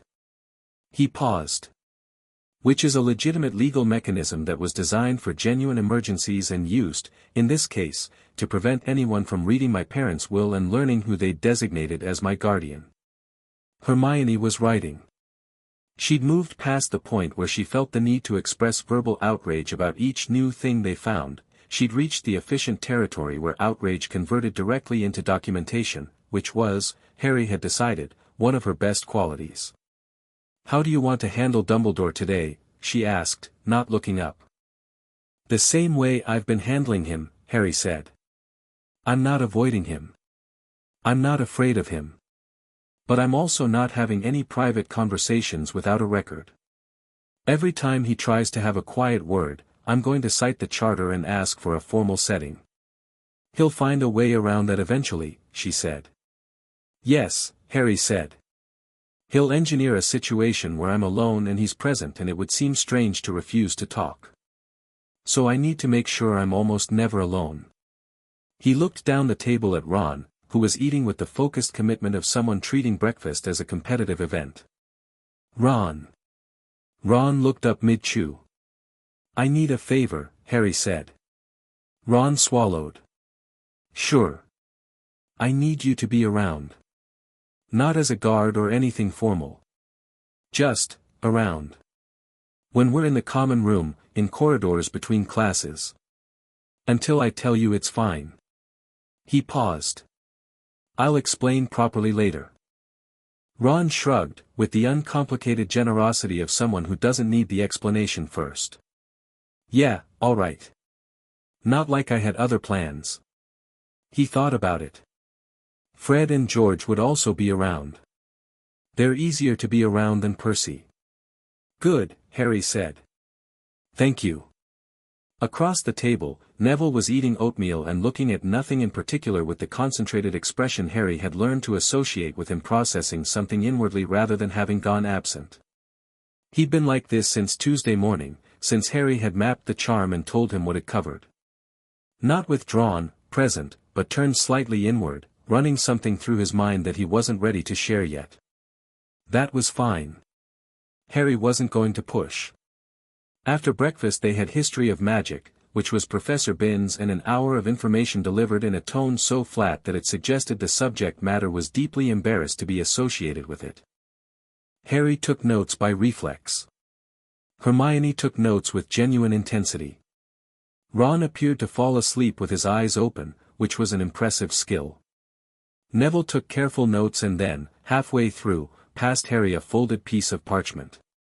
Harry unfolded it under the desk. "The memory the hat mentioned. What's in it?" "I've been thinking about it all night and I think my Gran knows. She's never told me, but there are things she doesn't talk about and they all have the same shape, November 1981 and what happened after. She won't tell me unless I ask directly. I've written her a letter. Is that all right?" Harry wrote back, "It's more than all right. Tell her what the hat found. She deserves to know too." He passed it back. Neville read it and folded the note away and went back to his History of Magic notes, and the inward concentration eased, very slightly, into something that was closer to relief. The reply from Augusta Longbottom came that afternoon during free period. It was not delivered by Owl, it arrived by Howler, which, given that howlers were generally associated with screaming and catastrophic embarrassment, immediately made everyone in the vicinity brace for a scene. It didn't scream. It said, in a voice like velvet laid over steel, very controlled and very precise, "Neville Franklin Longbottom. The hat is correct. I have been waiting for you to be ready to hear this. Come home for the first Hogsmeade weekend and bring Mr. Potter with you. There are things that need saying face to face. I am deeply, deeply proud of you. Do not let anyone tell you otherwise." The howler folded itself up and disintegrated. Neville was very still for a moment. Harry, beside him, didn't say anything, because there are some moments that don't need commentary. Ron, on Neville's other side, said, "Your grandmother's brilliant," with the simple appreciation of someone who knows quality when he hears it. Neville exhaled. "Yeah," he said. "She is." They had potions after free period. Snape's dungeon was cold in a way that was probably intentional and smelled of things that had been simmering for long enough to become atmospheric. Harry took his seat and set up his equipment with the methodical efficiency of someone who has decided to be impeccably competent in every class taught by someone who might be useful. Snape entered without preamble and began teaching immediately, which Harry respected. The lesson was on Boil Cure Potion, and Snape moved through it with the crisp authority of someone who found incompetence genuinely offensive and excellence quietly satisfying, and Harry paid close attention to both the potion instructions and to Snape himself. Snape hadn't said anything since the corridor conversation on Monday. He hadn't sought Harry out again, hadn't given any indication of whether that conversation had moved him anywhere. He taught Slytherins and Gryffindors with equal demanding precision, took points from both sides with the impartial willingness of a man who finds that satisfying regardless of house affiliation, and looked at Harry with the expression of someone who has noted a variable and is deciding what to do about it. Midway through the lesson, when Harry's potion was coming along exactly as it should, he had his mother's gift for this, arrived somewhere around Monday afternoon along with the knowledge of where the gift came from, and it was a complicated feeling he was dealing with separately. Snape stopped at his bench. He looked at the potion. He didn't say anything. He moved on. From the Slytherin side, Malfoy called across, "Sir, shouldn't we be warned that Potter's been claiming Dumbledore has been misusing his position?" "My father says, 5 points from Slytherin," Snape said, without turning around, for speaking without being addressed. Malfoy went scarlet. From the Gryffindor side, the twins, visiting on some errand and peering in through the door, which was technically not allowed, gave identical silent cheers that Harry caught in his peripheral vision. After class, in the corridor, Snape said, to Harry's back, as Harry was leaving, quietly enough that only Harry heard, "The stone is on the 3rd floor. Dumbledore moved it here from Gringotts in July. Whatever else you're pursuing, be aware that there are other parties interested in it." A pause. "Do not go near the 3rd floor corridor unaccompanied." Harry turned. Snape was already walking in the other direction, robes moving in the draft. He filed it carefully and moved on. That evening he went to McGonagall's office with the forged guardianship document, the Gringotts letter, and a formal Wisengamot petition for a review of Sirius Black's conviction on the grounds of procedurally improper imprisonment, no trial on record, suppressed will, forged documentation, no Veritaserum examination. McGonagall read through all of it sitting very straight in her chair, and when she finished, she set it down and said, "The will. Sealed under emergency wartime provisions by the Chief Warlock," Harry said. In 1981. Dumbledore was Chief Warlock. Yes. She was quiet for a moment. Her hands were folded on the desk with a pressure that suggested they were working slightly harder than hands usually work to appear relaxed. "I was at your parents' funeral," she said, not to Harry particularly, more to the room, to the record she was making in her head. "I saw James and Lily Potter buried and I asked Albus, I asked him specifically, whether you were placed with your nearest wizarding family and he told me," she stopped. "He told me the blood protection required the Muggle connection. That your mother's sister was the necessary choice." She paused. "And I believed him. Because he said it sadly and with great certainty, and I had known him for 30 years. The blood protection is real, Harry said. I've read about it. My mother's sacrifice created a genuine protection. But the choice to place me at the Dursleys specifically, rather than with magical guardians who could also arrange the blood protection, was his, McGonagall said. Not the magic's. The protection would have worked from anywhere Lily Evans' family lived, Harry said. Including if they'd arranged regular visits to Petunia Dursley. I didn't have to live there full time. He let that sit for a moment. I didn't have to sleep in a cupboard under the stairs.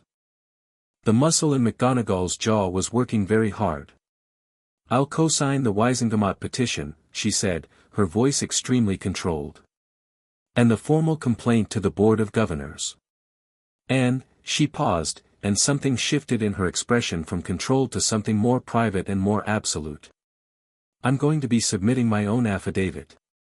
As a witness to the funeral, to the conversation I had with Dumbledore, and to the fact that at no point was I consulted about your placement, despite being your head of house.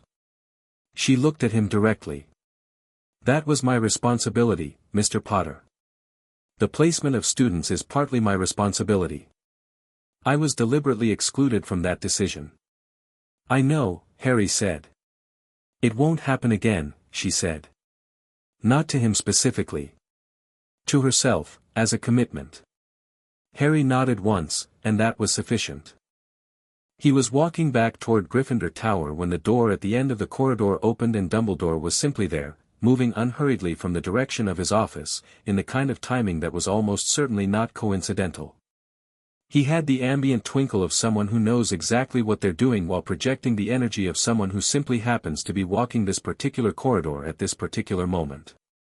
Harry, he said, warmly, with the gentle emphasis of someone who has decided that the informal address is itself a form of re-establishing warmth. Headmaster, Harry said. He kept walking at the same pace. He didn't stop. I wonder if you'd walk with me a moment, Dumbledore said. There's a great deal I'd like to explain. I'm sure there is, Harry said pleasantly. I'd be happy to hear it in a formal setting with my legal advocate present. Should I ask Professor McGonagall to arrange a time? Dumbledore continued walking beside him, unbothered. What I have to say isn't a legal matter, Harry. It's a personal one.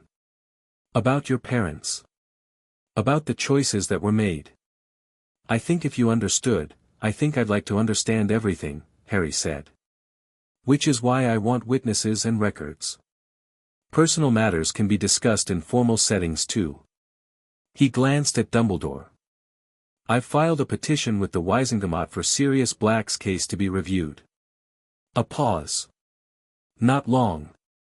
Not visible to anyone who wasn't watching for it. But it was there. Sirius Black is a dangerous. Sirius Black was arrested without trial, Harry said. Imprisoned without a Veritaserum examination. On the basis of a guardianship document that is dated to one day before his arrest and bears forged signatures. He met Dumbledore's eyes. I think the Wisingamot will want to hear about that. Dumbledore's expression was the expression of a chess player watching a sequence of moves unfold and recognizing the endgame 4 steps ahead while knowing there is nothing to do but play them out. You've been busy, he said, and there was something in it that was almost, not admiration, but a cousin of it. I have, Harry agreed.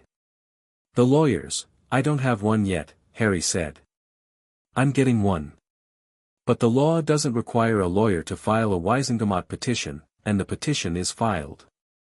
He kept walking. Good night, Headmaster. He turned a corner and Dumbledore didn't follow, and Harry walked back to Gryffindor Tower feeling the very specific satisfaction of a person who has refused to be managed and has done it politely enough that there is nothing to push back against.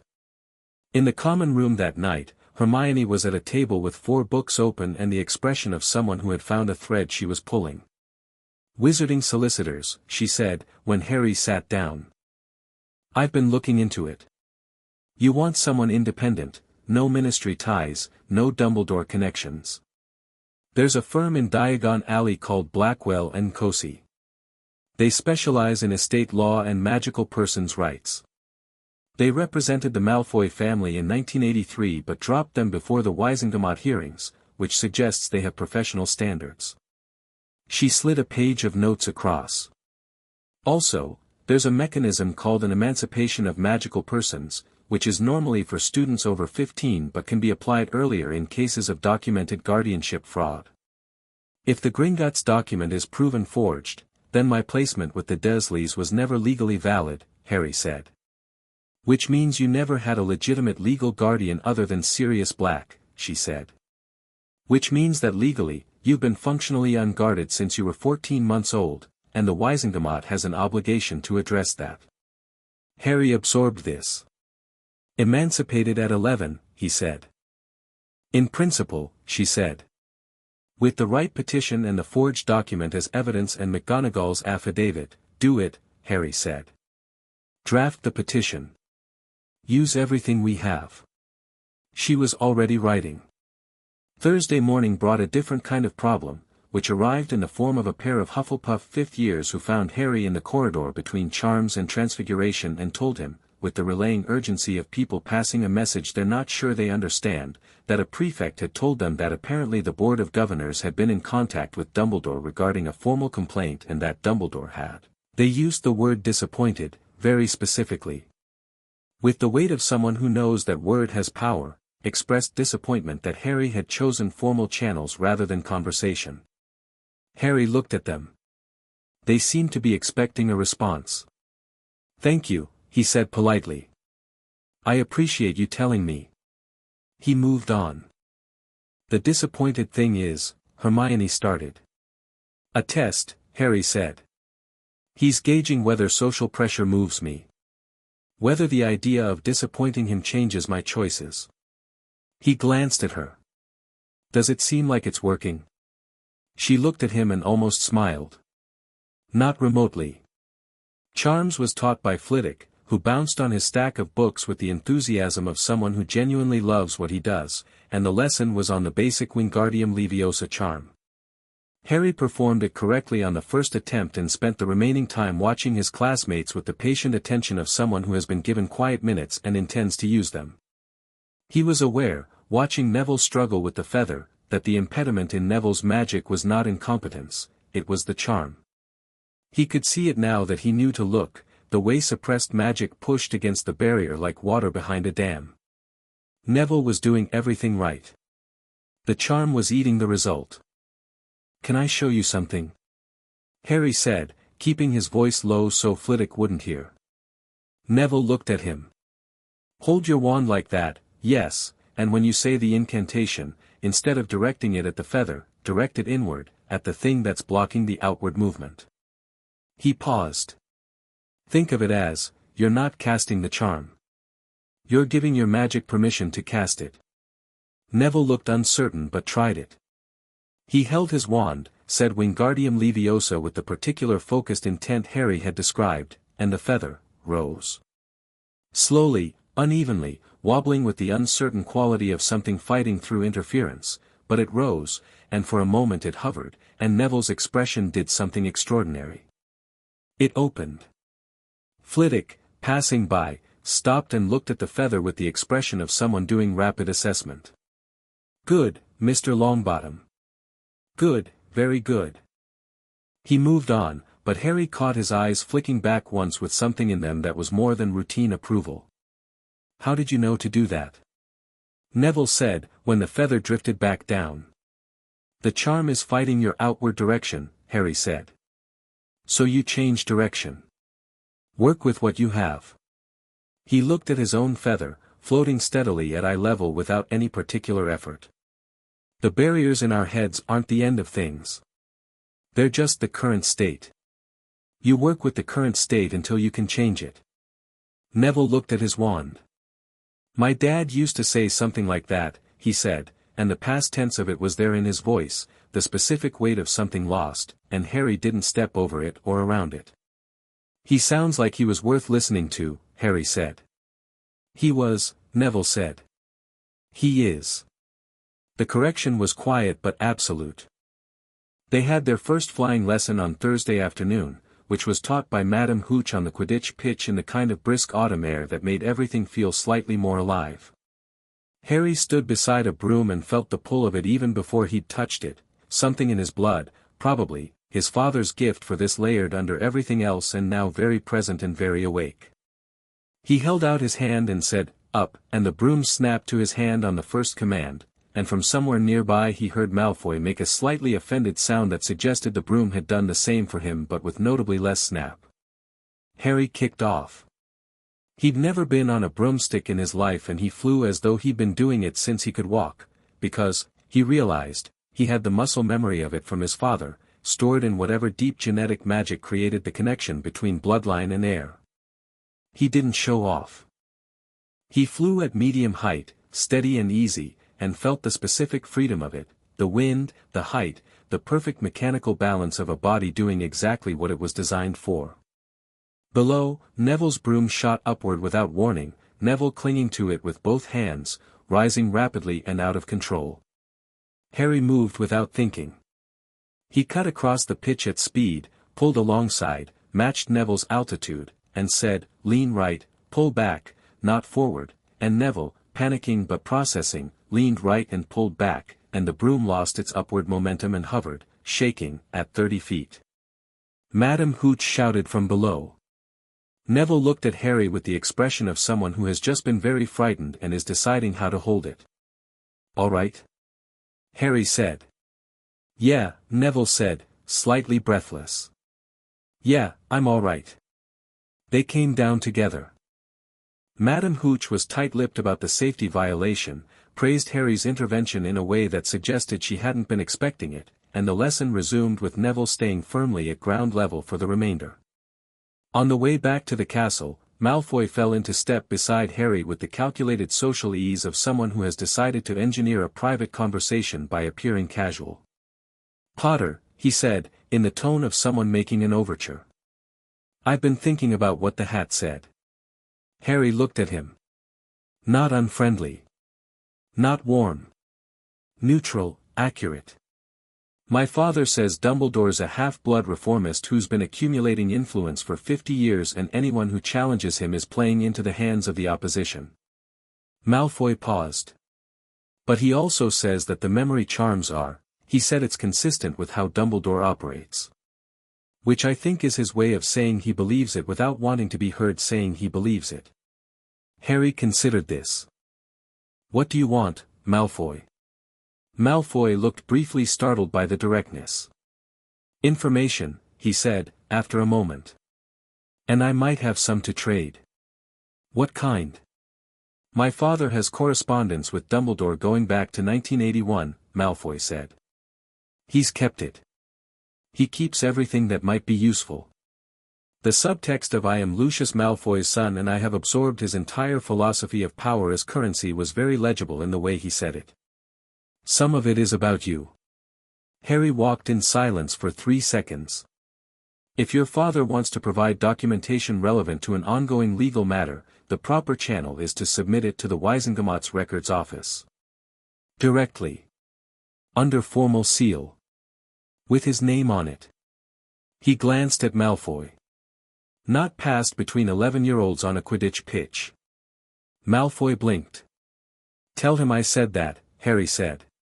"Tell him I said it'll be more useful if it's above board. Anyone can claim to have correspondence. Official submissions are different." He walked on. Hermione appeared from slightly behind him, where she had apparently been the whole time. "You know he'll report this conversation back to his father." "I know," Harry said.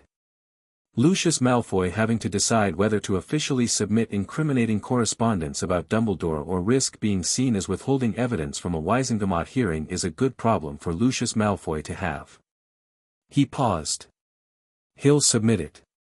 He's a Slytherin and he sees an opportunity to be on the right side of history while appearing to be doing it out of principle." Hermione walked in silence for a moment. "You are going to be terrifying when you're grown up."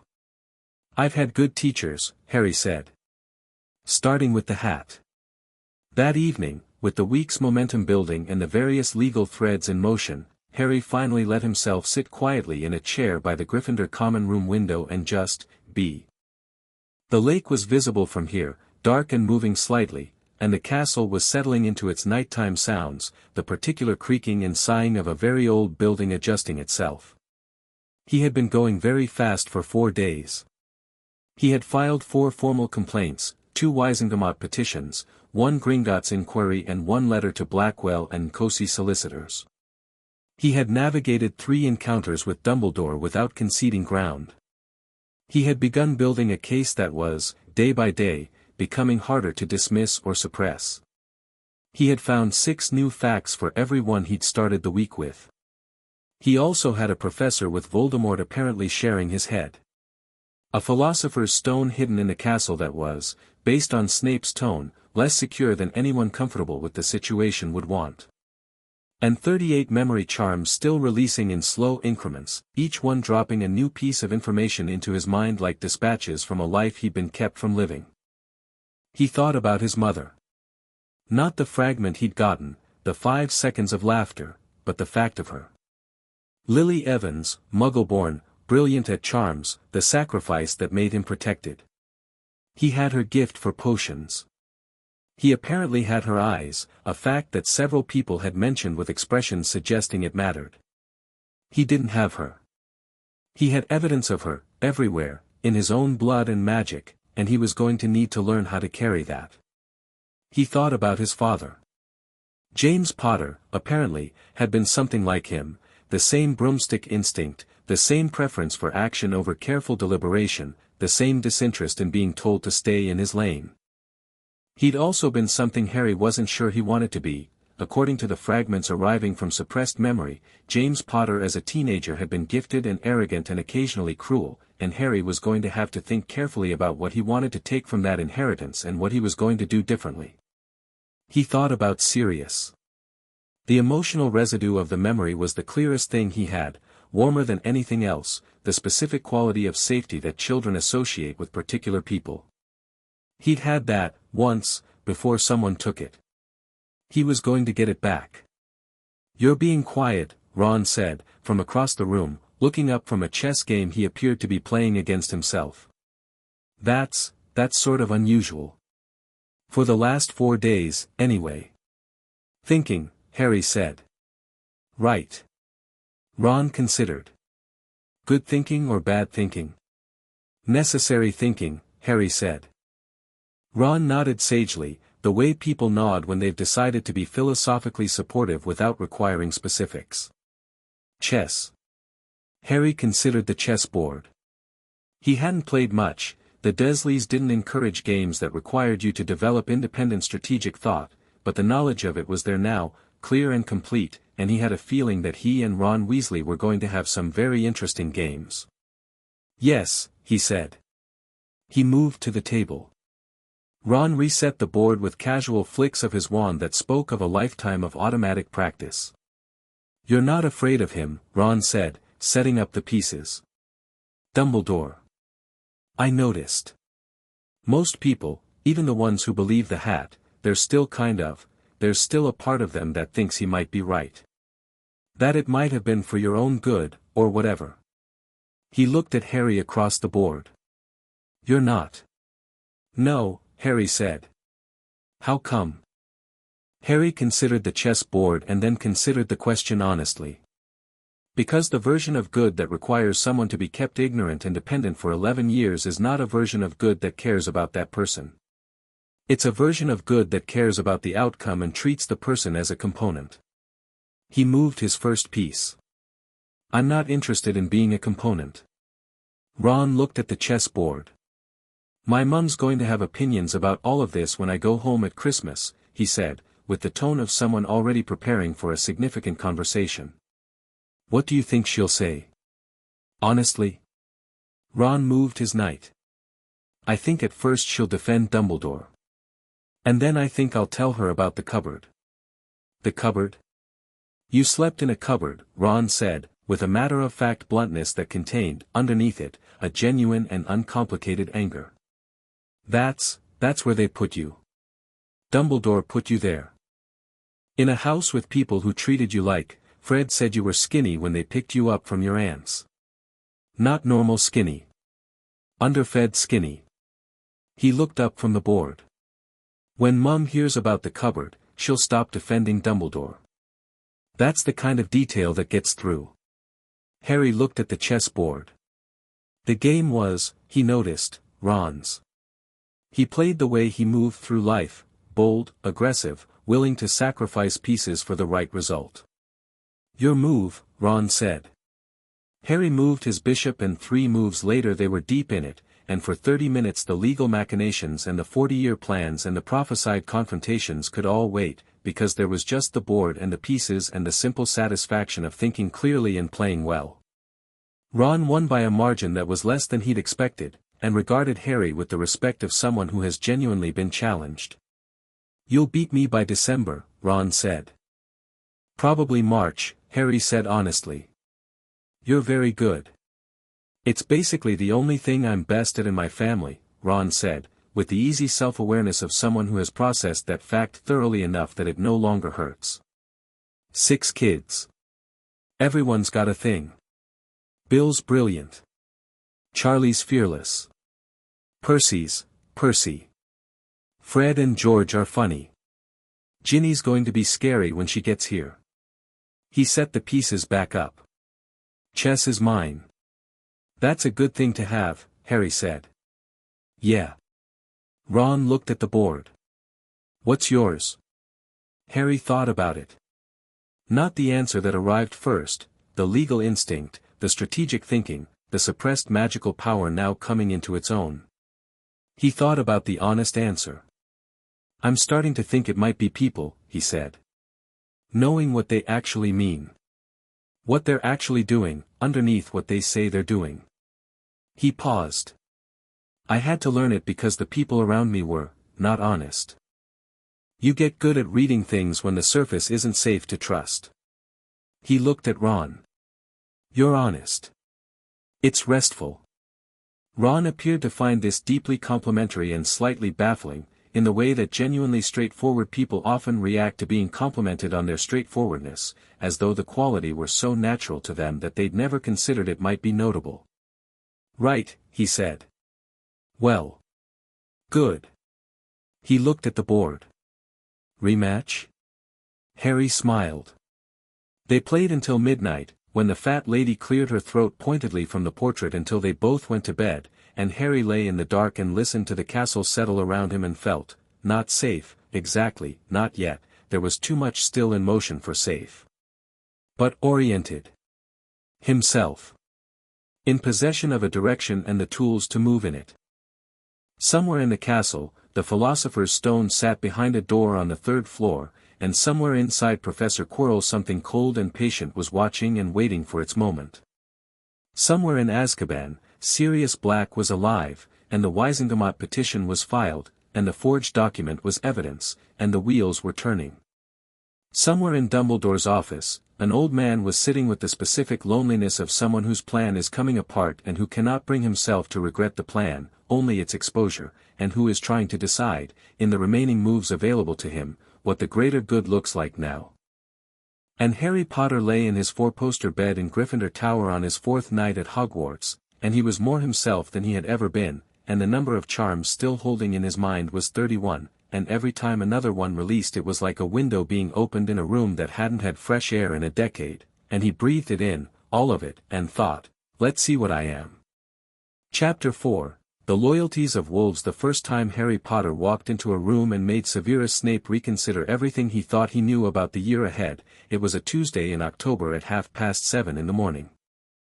Snape had been in his office reviewing third-year essays with the resigned focus of a man who has accepted that mediocrity will always slightly outnumber competence, when he heard footsteps outside his door, not the shuffling uncertainty of a student who wasn't sure they were allowed to knock, but the measured, purposeful footsteps of someone who had already decided they were coming in and was simply completing the formality of the door.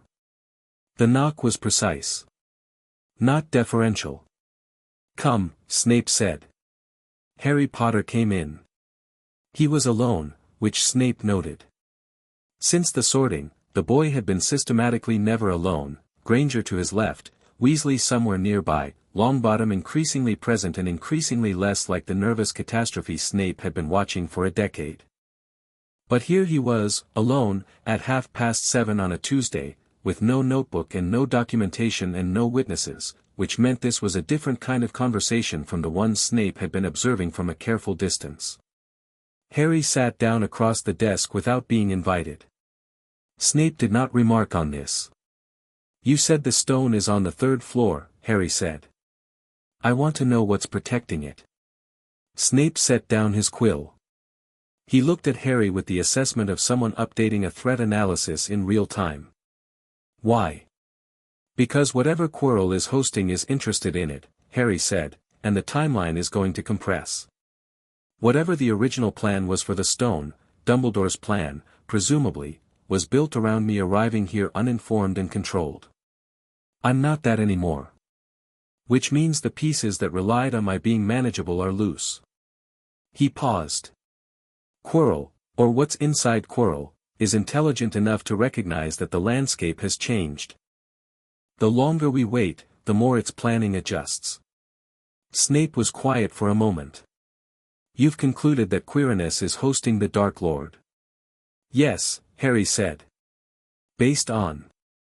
"The stillness when the hat spoke. The way he looked at me in class. The thing I felt in that room, cold, patient, aware of me specifically." Harry's voice was even. "And you've suspected it too?" "Since before term started, I'd guess." "You've been watching him?" Snape did not confirm this. He also didn't deny it, which was its own confirmation. "The stone is protected by a series of obstacles designed by the heads of department," Snape said, after a measured silence. He spoke with the tone of someone providing operational information they have decided to provide, which is different from reluctantly giving something up. 7 obstacles. Fluffy, Hagrid's 3-headed dog, is the first. Devil's Snare, flying keys, a chess game, a troll, a logic puzzle, and the stone's own protection. He paused. "The logic puzzle is mine.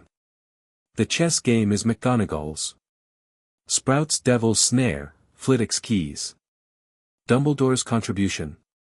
The Mirror of Erist is involved," Snape said. "The stone can only be retrieved by someone who desires to find it but not to use it." "Clever," Harry said. "It's also incomplete," Snape said. "A sufficiently powerful Legilimens can locate the stone in the mirror without triggering the condition. The protection was designed on the assumption that anyone with the knowledge to reach that chamber would use direct extraction." He paused. "The Dark Lord, on the assumption that he is present in this building, is not anyone." Harry sat with this for a moment, working it. Snape watched him do it, watched the specific quality of the boy's thinking, which was not the brilliant but linear thinking of Granger or the instinct-driven lateral movement of the elder Weasley twins. It was something else, a simultaneous processing, different angles arriving at the same conclusion from different directions at the same time, and then integrating. It was, Snape thought with a complicated feeling he declined to examine, very much like watching Lily Evans solve a problem. "The obstacles need to be upgraded," Harry said. "Before he moves." "The Headmaster believes, I know what the Headmaster believes," Harry said. "He believes Quirrell is a manageable threat and the stone is a controlled variable and the whole situation will resolve itself on a timeline he's designed." He looked at Snape directly. "But Dumbledore's entire design depended on a version of me that doesn't exist anymore. The thing in Quirrell knows that. It's been in this building for months and it is not stupid. When it recalculates, it will move." He leaned forward slightly. "How long do we have?" "That depends on, best estimate." Snape considered. "Weeks," he said. "Not months. The Dark Lord's current form is unstable, dependent on the host, limited in duration. He will want the stone before winter." "Before Christmas," Harry said. "Most likely. Then we have time, but not comfortable time." Harry leaned back. He looked at the desk between them for a moment, then back up. "I want to ask you something else. I suspected you hadn't finished," Snape said dryly. You went to Dumbledore when you understood who the prophecy named, Harry said. You asked him to protect my mother. Snape's face did the thing it did when something landed squarely, the almost imperceptible tightening, the control that was itself an expression of feeling. He said nothing. He told you he would, Harry said. He didn't. He moved them into hiding, Snape said, and the words were very controlled. He arranged the Fidelius charm. He knew the charm would be broken, Harry said. He knew Pettigrew was the spy, or he suspected strongly enough that knowing and suspecting were functionally the same. He knew the Potters were exposed. And he let it happen. He paused. Because the prophecy required it. Because Voldemort had to try for me, and the attempt had to fail, and my mother's sacrifice had to happen to create the protection. It was all part of the plan. He looked at Snape.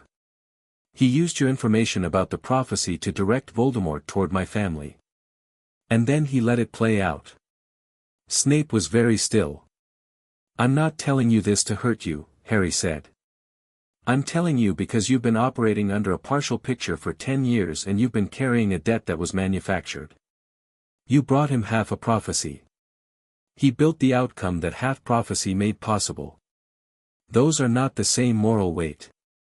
The silence in the dungeon office was a specific kind of silence, the silence of a man having the floor of a 10-year-old structure of guilt and grief shift under him, and not yet knowing if what was underneath was better or worse. You don't know that, Snape said, finally. You're inferring. Yes, Harry said. But you know I'm right. Snape stood up from his desk and went to the window, a narrow dungeon window that showed the waterline of the lake, murky and green and dim. He stood with his back to Harry in the way people stand when they're doing something with an emotion they're not going to let into the conversation. Harry waited. The obstacles, Snape said, to the window. I can reinforce my own contribution without informing the headmaster, which would alert him that I'm working outside his framework. A pause. I cannot upgrade the others without cooperation or without drawing attention. I can upgrade Flitwick's, Harry said. Snape turned from the window. Not directly, Harry said. But Flitwick likes me, and if I asked him in the right framing, something about advanced charm work practice, wanting to try a multi-layered animation spell, he'd do it himself. He wouldn't need to know why. He paused. McGonagall's chess game is already more than adequate. The troll is frankly the weakest point and it's Quirrell's own contribution, which is, probably not a coincidence. Snape absorbed this. You've been mapping this out for a while. Since you mentioned it in the corridor, Harry said. 5 days. Snape sat back down. He looked at the boy across his desk and did what he rarely did and almost never acknowledged doing, revised his entire model of a situation in one clean movement. He had come into this year expecting James Potter's son, arrogant, popular, instinctively heroic in the blustering way of someone who had never had to think about it. He had prepared himself for the specific particular irritation of watching the wizarding world fawn over someone undeserving. He had gotten something else entirely. The boy was controlled in a way that people his age almost never were, not suppressed, not performing control, but genuinely grounded, genuinely present inside himself. He was strategic without being cold. He was direct without being cruel. He had walked into Snape's office at 7:30 in the morning and delivered 2 significant pieces of information, about Quirrell and about the manufactured nature of Snape's guilt, without flourish, without agenda, as a simple exchange of facts between people who needed to be working with accurate pictures. He was, Snape thought, with the reluctant precision of someone who calls things what they are regardless of whether they like it, extraordinary. I'll speak to the relevant parties, Snape said. Without specifics. Framed as general maintenance. Good, Harry said. He stood. He was almost at the door when Snape said, Potter. Harry turned. The Dark Lord will focus on you, Snape said. Whatever else he wants, the stone, a new body, power, he will focus on you. Because of the prophecy. Because the attempt on your life failed. Because your existence is, to him, an insult that requires correction. He paused. You should prepare for that specifically. I know, Harry said. You are 11 years old. I know that too, Harry said. Are you about to tell me to be careful? Snape looked at him for a moment. No, he said. I was going to tell you to be better than careful. A pause. Careful is a defensive posture. It implies you're protecting against a threat from a fixed location. What you're dealing with is adaptive and present and sharing a classroom with you twice a week. His voice was very precise. You need to be ahead of it, not braced against it. Harry nodded slowly. Useful distinction, he said. I occasionally make them, Snape said. He picked up his quill. Shut the door behind you. Harry left, pulling the door closed with a quiet click, and Snape looked at the closed door for a moment and then down at his essays, and he did not think about Lily Evans' eyes looking at him out of James Potter's face with complete unflinching clarity and no hatred at all, none, not the smallest trace of it. He picked up the quill. He put it down again. He picked it up a second time and actually used it. The Quidditch tryouts for the Gryffindor team were held on a Saturday, in crisp October air that smelled like autumn turning the corner toward winter, and Harry hadn't planned on trying out, he hadn't planned against it either, he'd just been occupied with things that felt more pressing, but Wood had found him at breakfast and asked, with the intensity of a person for whom Quidditch occupied the same emotional space that other people reserved for breathing, whether the rumors about Harry's flying were accurate. Harry said they were approximately accurate. Wood said tryouts were at 10. Harry said he'd be there. It was Hermione who pointed out, when he mentioned it, that Quidditch tryouts were public and that being on the team would mean his schedule was known and predictable on practice days, which was a mild security consideration. Harry considered this for approximately 4 seconds and concluded that Quidditch was not something he was going to sacrifice to a security consideration when the security consideration was mild, and Hermione made a note about it with the expression of someone who has registered an objection and is prepared to stand by it while also accepting the outcome. Neville had come to watch, which Harry hadn't expected. He stood at the edge of the pitch in a way that managed to be both self-effacing and quietly present, which was becoming Neville's characteristic mode. He'd been steadily more visible over the past 3 weeks, his voice appearing more frequently in group conversations, his opinions showing up with more confidence. The charm was still there, but Harry's trick with the inward direction had given him a workaround that improved things measurably. It was, Harry thought, watching him from the pitch, like watching someone learn to walk with a splint, not the same as walking freely, but functional, and getting better. The tryout was brief and conclusive. Harry flew 3 circuits, caught a practice snitch that would released, and reversed direction twice mid-flight with the smooth coordination of someone doing what comes naturally. Wood watched with the reverent expression of a man having a religious experience and immediately announced that Harry was the new Gryffindor seeker, first-year rules be damned, and he would personally handle McGonagall. McGonagall handled herself. She appeared at the edge of the pitch, watched Harry fly for 90 seconds, and said, I'll be writing to the suppliers for a Nimbus 2000. From the stands, Hermione made a note that almost certainly said something like Harry has a Nimbus 2000, practice Tuesdays and Thursdays, known schedule, medium risk, asset, legitimacy and visibility. Harry caught the practice snitch again, for no particular reason except that it was there and the feel of it was genuinely, purely good, the small winged ball clicking into his palm, the rightness of it, and thought that there were certain things in life that deserved to be allowed to be simple pleasures. This was one of them. He came down from the pitch and Neville was there, and there was something in Neville's face that had shifted since the morning. Something that had been sitting inward had come outward, and he had the specific look of a person who has made a decision and is ready to say it. The letter from Gran, Neville said. She said come home the first Hogsmeade weekend. Bring you. He paused. She knows something, Harry. About the night of November 1st, 1981. About the choice that was made. She knows and she's been carrying it and she wants to put it in front of both of us. Good, Harry said. She mentioned Dumbledore specifically, Neville said. In the letter, she said the time for quiet accommodation has passed. That's what she said. He looked at Harry. She's been quietly accommodating something for a decade. Lots of people have, Harry said. The difference is your Gran has decided to stop. Neville nodded. Something in him had steadied further, like a structure finding its load-bearing points. I want the charm removed before we go. Whatever's in that memory, I want to be able to see it for myself. Not have someone else describe the shape of it to me. I've been looking into obliviators, Harry said.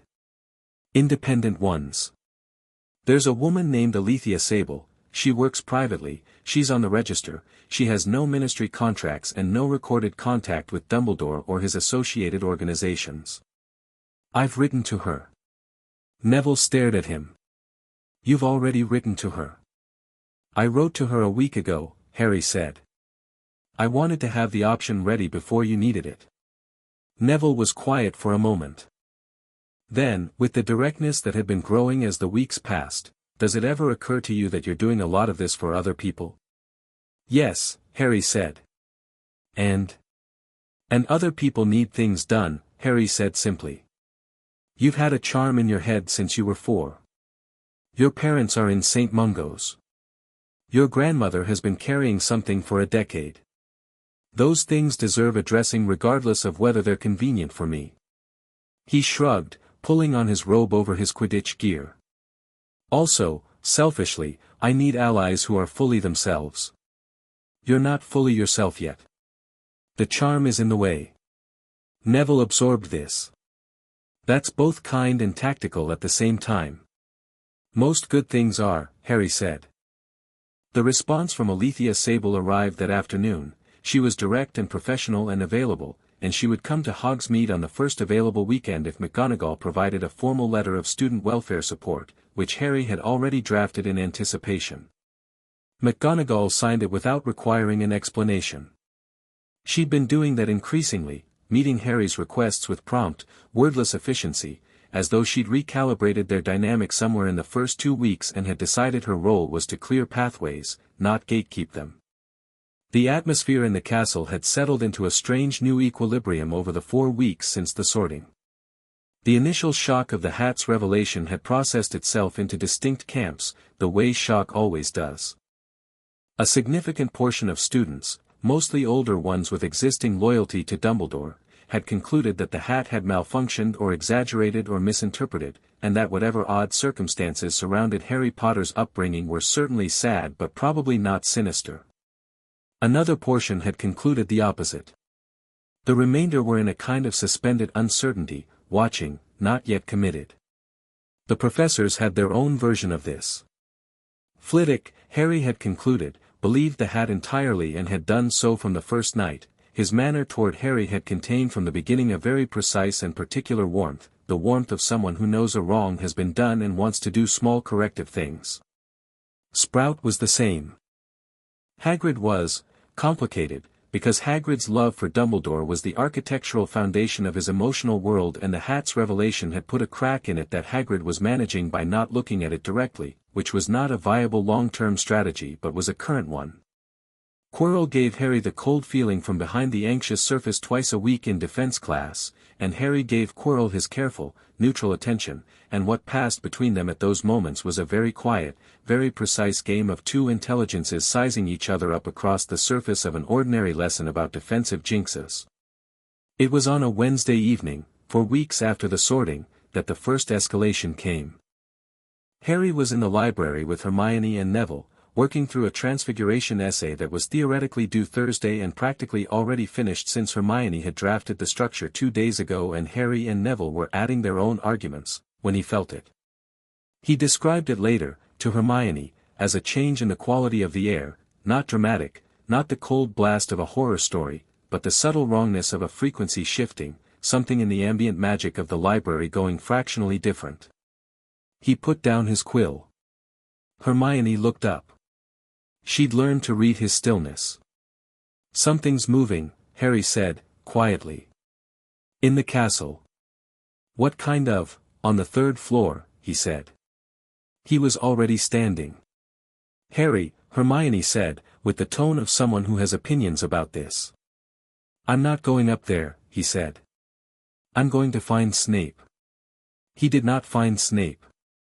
He found Snape coming to find him, practically colliding with him in the corridor outside the library, Snape's robes moving fast, his expression locked down in the specific way that meant something was actively wrong and he was managing it by absolute control. Your defense professor, Snape said, without preamble, has just been on the 3rd floor. How long? Harry said. 20 minutes, approximately. He left. The protections are intact, I've checked. A pause that contained something that might, in another person, have been relief. He was testing them. Mapping the sequence. He knows the layout, Harry said. He's had months to know the layout. What he was doing tonight was timing. Snape's voice was very level. Calculating how quickly he can move through the sequence if he commits to an extraction. Harry thought for exactly 3 seconds. The chess game, he said. McGonagall's is the most adaptive. It adjusts to the player. He'd want to know how long it takes to get through a fully engaged board. I've already upgraded my own obstacle, Snape said. Flitwick's is, reinforced, Harry said. I helped with that. 3 weeks ago. Snape looked at him with the expression of someone being reminded that someone else has been moving on a parallel track. The troll, he said. His own, Harry said. He controls it, or the thing in him does. He'll have a way through it. Which leaves the chess game as the bottleneck, Snape said. And the mirror. I need to talk to McGonagall tonight, Harry said. They talked to McGonagall that night.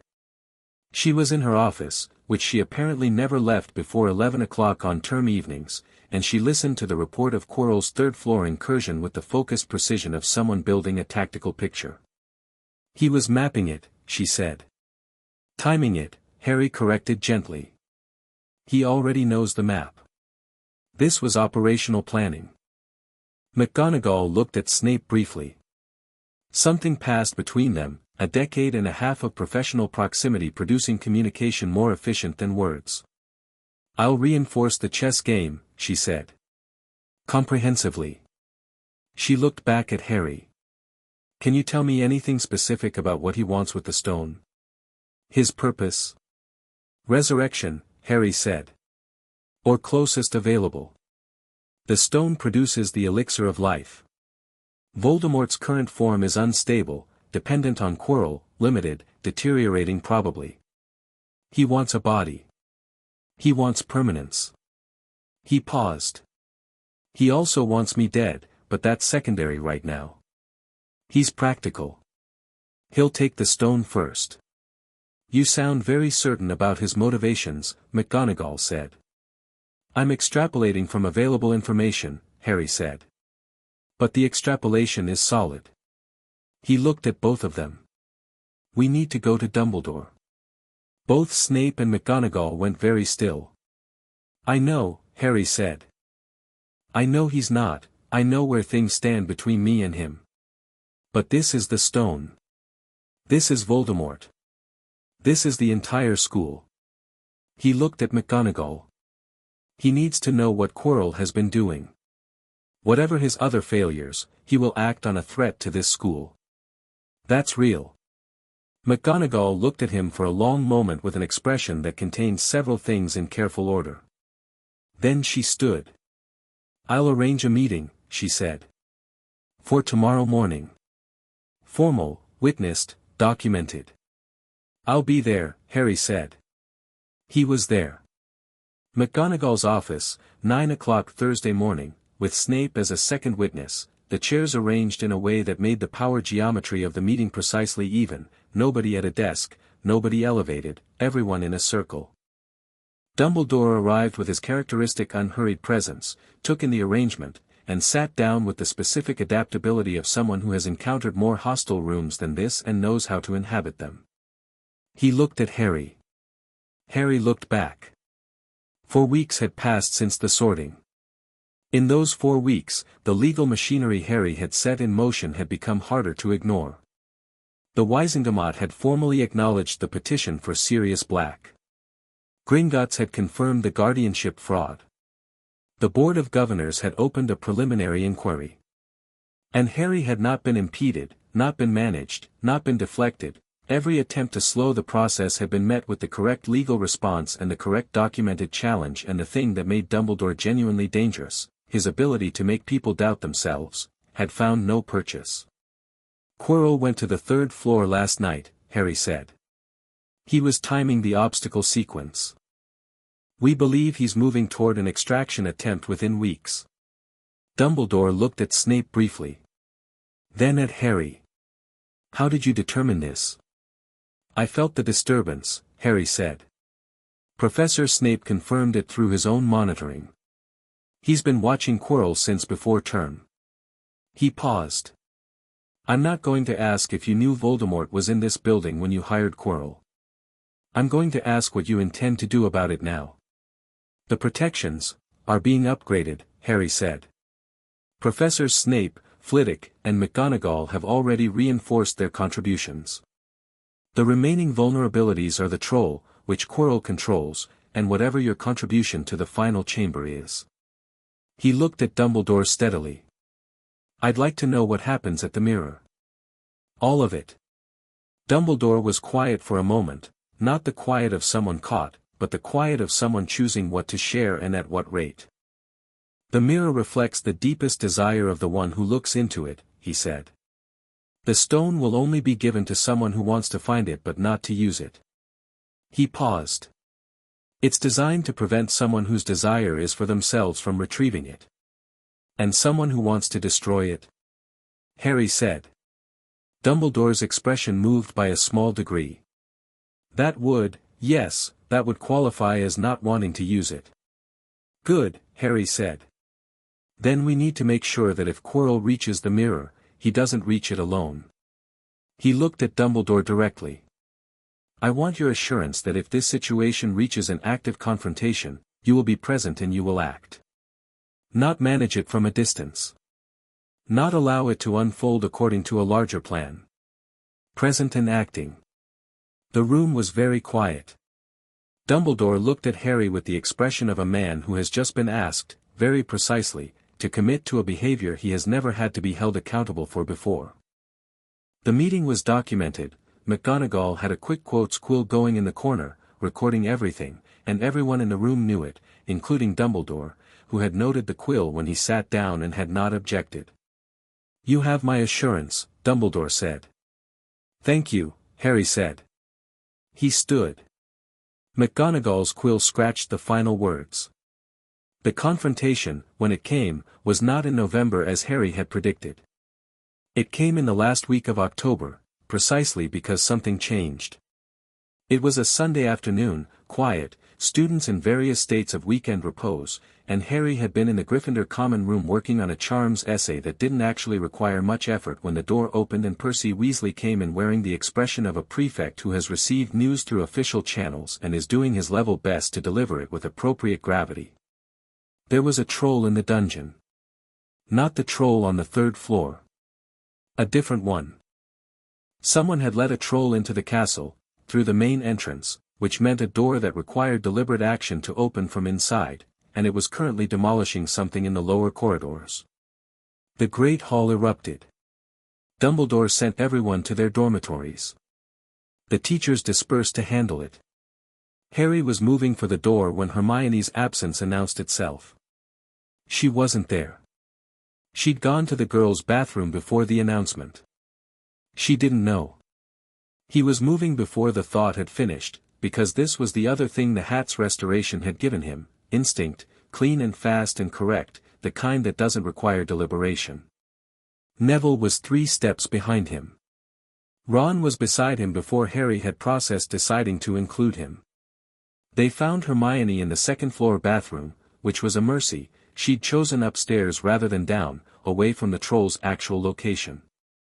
She was standing by the sinks looking startled and affronted and entirely fine, and she looked more annoyed at having been frightened than at the specific situation. There's a troll, Harry said. I gathered that from the noise, she said. Are we meant to be in our dormitories? Yes, Harry said. Come on. They were moving back toward the stairs when the sound arrived, the specific, enormous, destructive sound of something very large moving toward them through a corridor it was too big for, and it turned the corner and there it was, 12 feet of troll, club, the smell of something that had not considered personal hygiene a meaningful category. For approximately 1 second, Ron went pale. Neville gripped his wand. Hermione produced a very competent defensive stance. Harry looked at the troll the way he'd been looking at problems all month, with the patient, accurate assessment of someone identifying the fastest route from current state to desired outcome. The desired outcome was the troll rendered harmless without anyone getting hurt. He'd been reading about trolls, as it happened. Not because he'd anticipated a troll in a corridor, more because he'd been working through the defense against the dark arts textbook with the same comprehensive approach he'd been applying to everything else. Ron, he said, without looking away from the troll. Upper body, immobilization jinx on the club arm, don't try for the whole body, they're too big. Right, Ron said, wand out. Neville, behind it, knock it off balance. Tilting spell, aim for the legs. Neville moved, quiet and purposeful. Hermione, I'll get the door, she said immediately, the bathroom door, she meant, so they could move through it. She was already at it. Harry walked toward the troll. Not running. Walking. Because running tells things with primitive threat response systems that you are prey, and walking tells them something different. The troll swung the club. Harry wasn't there, he'd stepped left with the particular economy of movement that had been arriving in him daily since the sorting, some combination of his own reflexes and the suppressed instincts coming online, and the club hit the wall where he'd been and took out a section of stone. Ron's jinx caught the troll's arm and it stumbled. Neville's tilting spell hit the back of the left knee and the enormous thing swayed. Harry pointed his wand at the troll's face and said, Confringo. Not at the troll itself. At the wall beside the troll's head, the blast hit stone and the concussive force knocked the troll sideways, and the combination of the sideways knock and Neville's destabilized footing sent 12 feet of troll into the floor with a sound like a car accident. Silence. They all looked at the troll. It was conscious, prone, temporarily confused, and its arm was partially immobilized. We should tie it, Harry said. Before it gets up. He looked at Hermione. Binding spell, around the wrists and ankles. Can you do it at this range? Hermione, who had gone slightly pale but had not, he noted, made a single unnecessary sound during any of this, walked forward, wand extended, and produced 2 binding spells that were textbook perfect and would have made Flitwick proud. The troll was bound. It was going to be very unhappy about this when it fully recovered its senses, but that was a problem for someone else to handle. McGonagall arrived, followed closely by Snape and Quirrell, and the 5 seconds that followed McGonagall entering and absorbing the scene were, in Harry's reading of them, the 5 seconds during which he learned the most about Quirrell's current state of planning. Quirrell looked at the troll. Then at Harry. The anxious surface was there, the stutter came, the sweating, the nervous glance sideways. But behind it, the cold thing watched Harry with a precision that was not the precision of someone surveying the aftermath of a random incident. It had expected him to be hurt. It had expected this to accomplish something that it had now not accomplished. Harry met Quirrell's gaze, not the surface gaze, the gaze behind it, and held it for one steady moment. The thing behind Quirrell's eyes recognized that it had been seen. That the boy looking back was not what it had planned for.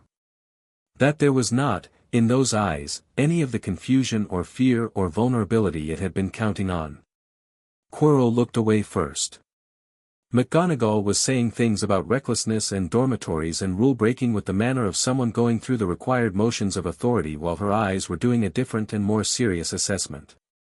She looked at the bound troll. She looked at the 4 students. She looked at the wall where Harry's Confringo had hit. How, she started. 30 points to Gryffindor each, she said instead, arriving somewhere that was both the right thing and the only thing in a single sentence. Quirrell had left before she finished speaking. The Monday after the troll incident, Harry found two things waiting for him at breakfast that changed the texture of the month. The first was a formal notice from the office of Tiberius Ogden, senior Wisengamot member, stating that the petition for a review of Sirius Black's conviction had been formally escalated to committee level, that a preliminary hearing would be scheduled in January, and that the forged guardianship document was being reviewed by Wisengamot forensic specialists. Harry read this with the particular satisfaction of wheels that have been turning quietly for weeks finally becoming audible. The second was a letter from Blackwell and Nkosi, the solicitors, confirming that they would take his case, that the emancipation petition had been drafted and was ready to file, and that their initial review of the Gringotts documents had identified two additional fraudulent elements they would detail at the earliest in-person consultation. Harry read this with the cleaner satisfaction of someone whose instinct to act quickly has proven correct. Hermione, who had read both over his shoulder by the time he'd finished them, said, "The January hearing for Sirius is fast." "I know," Harry said. "The committee might be influenced, it might be," Harry agreed. "Which is why we file the formal evidence package before the end of November and make sure every piece of it is bulletproof." He looked at her. "I need your help with the evidence organization." "I've already started," she said. She produced a folder. It was 3 inches thick. "I've been organizing since the second week." Harry looked at the folder. Then at Hermione. Then back at the folder.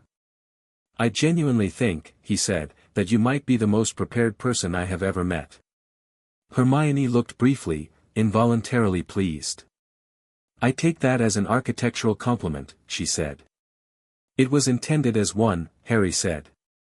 Neville was looking at both of them with the small, comfortable smile of someone who has found his people and is privately grateful for it every day.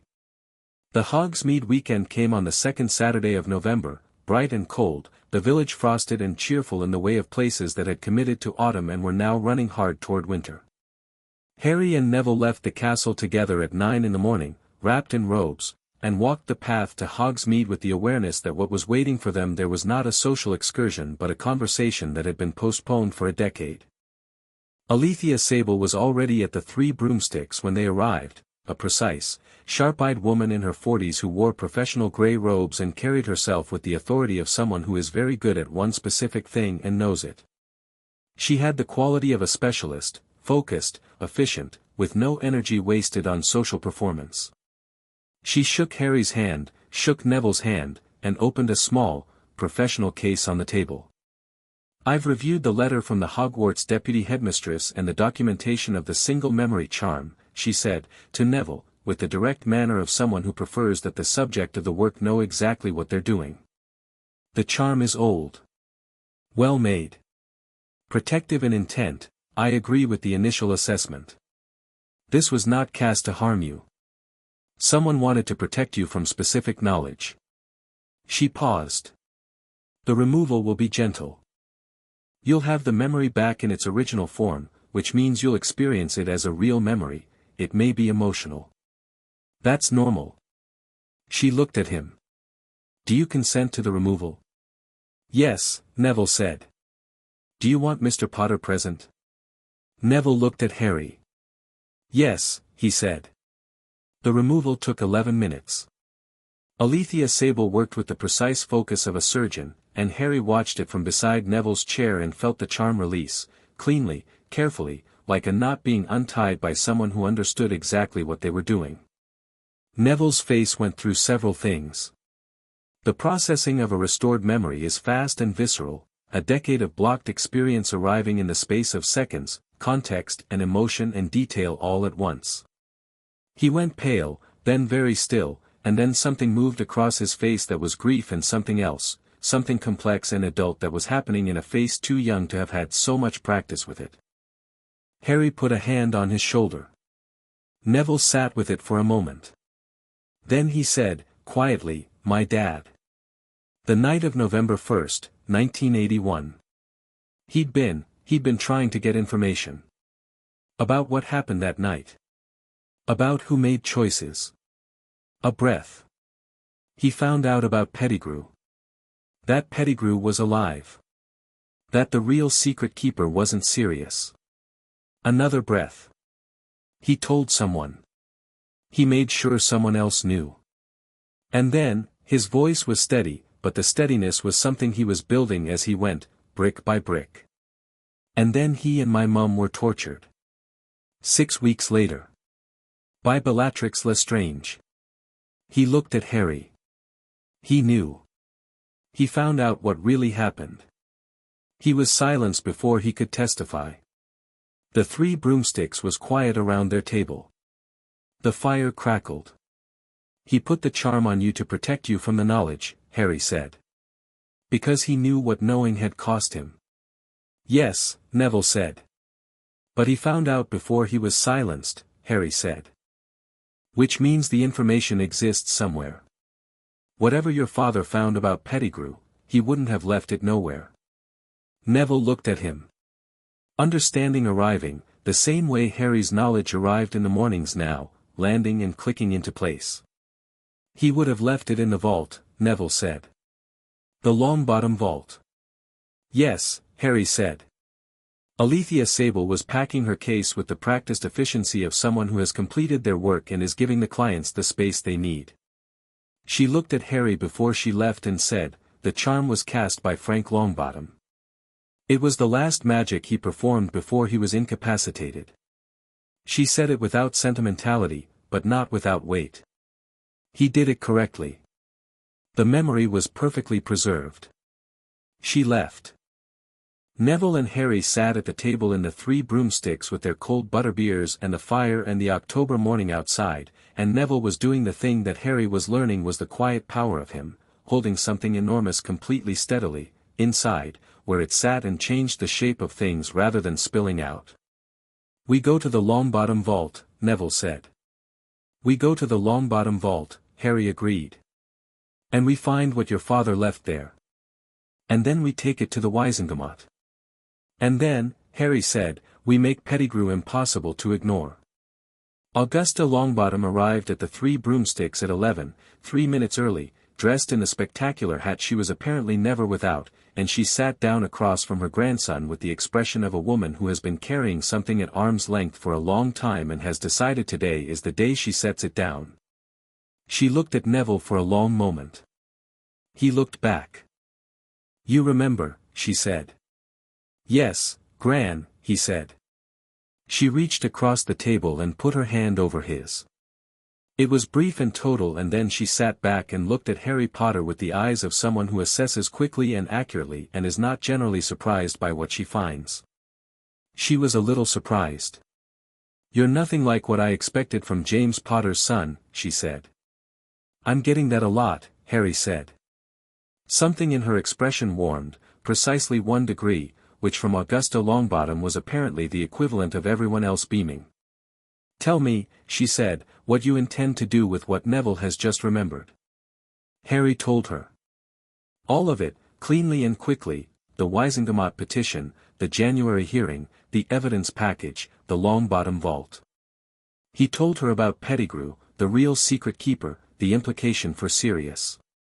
He told her about the forged guardianship document and the suppressed will. She listened without interruption. When he finished, the fire had burned lower and their butterbeers were genuinely cold, and Augusta Longbottom sat across from them with the expression of someone who has just been handed a weapon she's been waiting for. Frank had allies, she said. People who knew he'd found something, who were waiting for the right moment to come forward. They've been waiting 10 years. She looked at Harry. The right moment is now. Yes, Harry said. I'll make contact, she said. Before Christmas. She stood, straightening her hat with the precision of someone for whom readiness is a physical state. Neville. She looked at her grandson. Your father would be very proud. Neville held her gaze. I know, he said. She left. Neville watched her go, and Harry watched Neville, and the warmth of the 3 broomsticks fire was the warmth of something that had been cold for a long time, beginning, slowly and with considerable work still ahead, to get warm. That evening, walking back through the castle gates as the sun went low and orange over the grounds, Harry felt the last 7 charms release. Not all at once. One by one, in the space of 20 minutes walking, each one unwinding like a thread being pulled from a tangle, leaving behind it a space that filled immediately with something he'd been missing. The 7th one was the oldest after the first. It was from November 1981, 2 weeks after the first, and what it had been covering was the simplest thing. A voice. His mother's voice, reading to him. Not a glimpse, not a fragment, a whole memory, clean and complete. 3 minutes of it, himself as a small child, her voice warm and steady, reading something he couldn't quite make out, and the feeling of it was the feeling of being entirely, completely safe, the way only one person in the world has ever made you feel safe, and you didn't know until you had it back how much it had cost you not to have it. He stopped walking. The grounds were empty around him. The castle was lit above, warm and golden against the darkening sky. He stood there for a moment and just let himself have it. Not performed grief, not managed emotion, not the controlled anger he'd been carrying all month.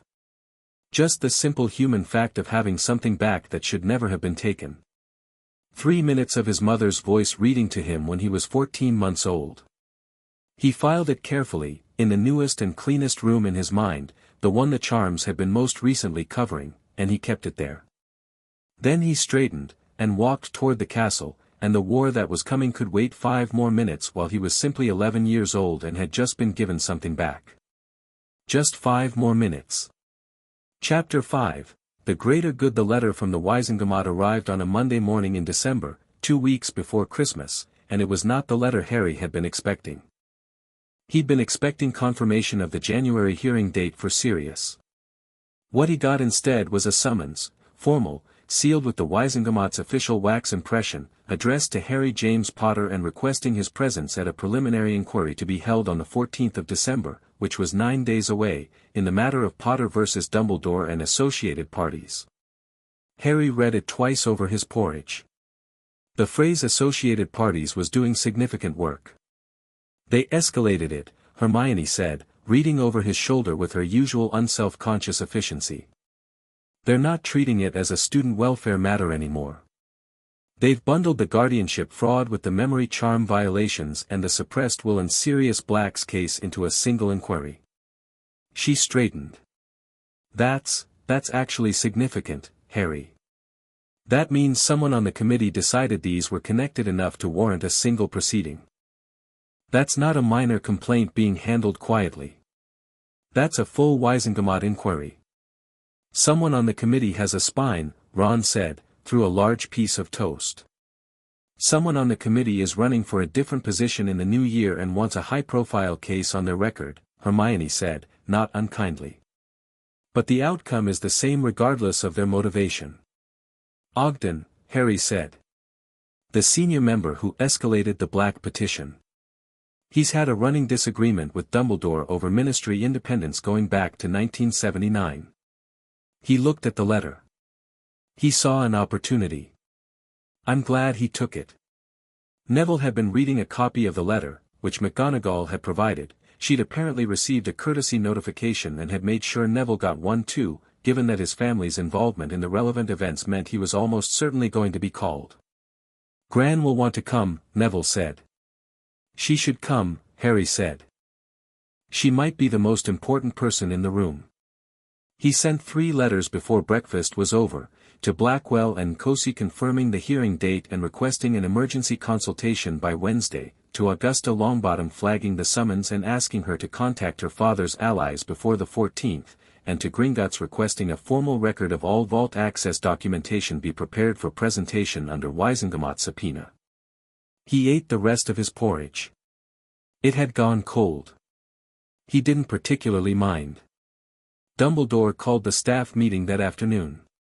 Harry knew about it because McGonagall told him, with the careful transparency she'd been maintaining since October. She walked him to Transfiguration, mentioned the meeting in the corridor, told him it was about the upcoming inquiry, and said, he is going to propose a pastoral framework. A mediated resolution before the 14th.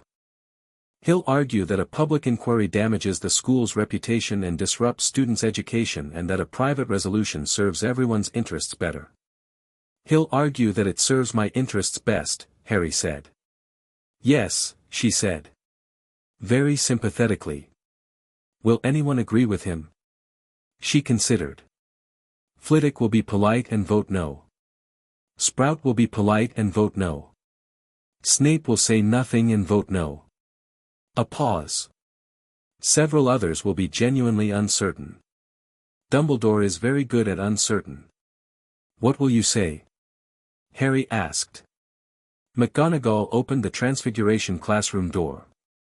I'll say that the student has legal representation and has expressed a clear preference for the formal process, and that it is not the function of this staff to override that preference. She looked at him briefly. I'll say it precisely that way. Thank you, Harry said. Don't thank me, she said, in the tone of someone who has decided they are doing a basic thing and being thanked for basic things is uncomfortable. Sit down. The meeting apparently did not go Dumbledore's way. McGonagall did not report this directly, but the quality of her stride the next morning said everything. The emergency consultation with Blackwell and N'Kosi happened on Wednesday by flu, which McGonagall arranged through her own fireplace with the brisk efficiency of someone who has decided that the normal constraints on student flu usage are a sensible general rule with a specific exception standing in her office. Vivian N'Kosi was a precise, elegant woman in her 50s with the bearing of someone who had spent her career building cases against people who were very sure they couldn't be touched. Her partner Aldous Blackwell was older, quieter, and had the specific manner of someone whose silence in a consultation means he is processing everything at 3 times the visible speed. Harry presented the complete evidence package. Hermione's organizational system, 3 inches of documented fact in chronological order with citations and cross-references, earned a look from Vivian N'Kosi that was pure professional appreciation. The forged guardianship document is your cornerstone, N'Kosi said, when Harry finished. It establishes fraudulent intent from the start. Everything else, the memory charms, the suppressed will, the managed placement, reads as a continuation of the same deliberate design once you have the forgery as the foundation. She paused. What I need from you, Mr. Potter, is absolute clarity about what outcome you're seeking. Because there are several available and they are not all compatible. What are the options? Harry said. Criminal prosecution of Albus Dumbledore under the Memory Charm Statutes and the Fraudulent Guardianship Act, she said, ticking them off. Immediate release and exoneration of Sirius Black. Emancipation under fraudulent guardianship provisions. Formal censure and removal from public positions, Chief Warlock of the Wizengamot, International Confederation seat. Or some combination. She looked at him. The most aggressive combination would be all 5 simultaneously, which would be unprecedented. But the evidence supports it. Harry looked at Blackwell, who had been silent the whole time. What would you do? He asked him directly. Blackwell looked up. He had eyes that were pale and steady and had seen a great deal. I'd take Sirius Black and the emancipation first, he said. Build those cases cleanly, win them, establish the pattern. The criminal prosecution of Dumbledore is a longer game. You win quickly on the things that are unambiguous and then the larger case builds on a foundation of victories rather than being dismissed alongside them. Sirius Black out of Azkaban, Harry said. Before Christmas, potentially, N'Kosi said. If the preliminary hearing goes as the evidence suggests it should. Harry was quiet for a moment. He thought about Sirius, not the abstraction of a wrongly imprisoned man, not the legal principle of it, but the actual person, living for 10 years in a prison designed to maximize human suffering on the basis of a lie that someone had arranged. He thought about what 10 years in Azkaban did to a person. Do it, he said. Sirius first. The emancipation. And preserve every piece of evidence for the larger case. He looked at both of them. I want to be very clear about one thing. I am not trying to destroy Dumbledore. I'm trying to build a correct record. What the correct record leads to is, the Wizengamot can decide that. N'Kosi raised an eyebrow. That's a sophisticated distinction for someone your age. He manipulated me for 11 years, Harry said. But he also has spent 50 years fighting genuinely dark wizards. The two things are both true. I want the record to reflect both things. He paused. He made choices I consider unforgivable. He also made choices that were necessary. I'm not going to pretend otherwise to make a cleaner narrative. Blackwell nodded once, slowly, and the nod said something like, "This is why we took this case." They came back through the flur to McGonagall's office at 5:30, and as Harry stepped through and straightened, brushing fleur powder from his robes, he found that the office was not empty. Dumbledore was sitting in the chair by McGonagall's fireplace with the patient quality of someone who has been there long enough to have decided to be comfortable. Harry looked at him. He looked at McGonagall, who was standing behind her desk with an expression that said, "He was here when I came back. I have not given him anything." Then he looked back at Dumbledore. "This is the conversation that was going to happen eventually," Harry said. He sat down, not in the visitor's chair but in one beside it, angled slightly differently. "So let's have it." Dumbledore looked at him with the full weight of his attention, which was, Harry acknowledged, genuinely significant. There was an intelligence behind those eyes that was not decorative, a mind that had been operating at the highest levels of magical and political complexity for 7 decades. "You've been very busy," Dumbledore said. "Yes," Harry said. "I've been watching what you're building," Dumbledore said. "The legal framework. The documentation. The strategic patience of it." He paused. "It's impressive. Genuinely. I'm not here for your assessment of my work," Harry said, not rudely, just accurately. Something in Dumbledore shifted, very slightly. The grandfather warmth dialed back by one register and something more real came forward, the actual person, rather than the performed version. It was, Harry thought, more interesting. "Then what are you here for?" Dumbledore said. "To understand," Harry said. "I don't think you're stupid. I don't think you're evil, in the simple sense of the word. You are a man who made a decision about what I was for, and then spent 50 years making sure that decision held." He looked at him steadily. "I want to understand the decision. Not to forgive it. Not to reverse what I've already set in motion. Just, to understand it." Dumbledore was quiet for a long moment. McGonagall was absolutely motionless behind her desk. "The prophecy," Dumbledore said finally, "says that the one with the power to defeat the Dark Lord will be born as the 7th month dies, marked as his equal, with a power the Dark Lord knows not." He said it quietly, precisely, the words landing with the weight of something that had been held for a very long time. "When Voldemort came for your family, when he chose you over Neville Longbottom, he marked you. He made you the one the prophecy named, by his own action. You let him make that choice," Harry said. "I could not have stopped it," Dumbledore said. "You could have warned my parents in time," Harry said. "You knew Pettigrew was the spy. The timing of the forged guardianship document proves you knew what was going to happen before it happened. You could have changed the secret keeper. You chose not to." The silence was very long. "No," Dumbledore said finally. And the word was not defensive. It was the word of a man making a very difficult, very honest admission. "No. I made a calculation.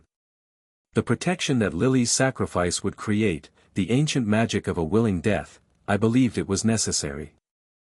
I believed it was the only power that could protect you long-term. And I believed," he stopped. Then, more quietly, "I believed that if I changed the outcome that night, we would face Voldemort again in a year, or 5 years, or 10, with no advantage, and more people would die. So you let my parents die," Harry said. "To give me a magical protection you then spent 10 years preventing me from using. To give you a foundation," Dumbledore said. "That protection is real, Harry. It is in your blood. It has saved your life already." "Don't call me Harry," Harry said. "Not heated. Precise. Not in this conversation." Dumbledore accepted this with the stillness of someone who has decided that accepting corrections is part of the honesty he owes this conversation. The suppression of your abilities, he said. I want to explain that. Please do, Harry said.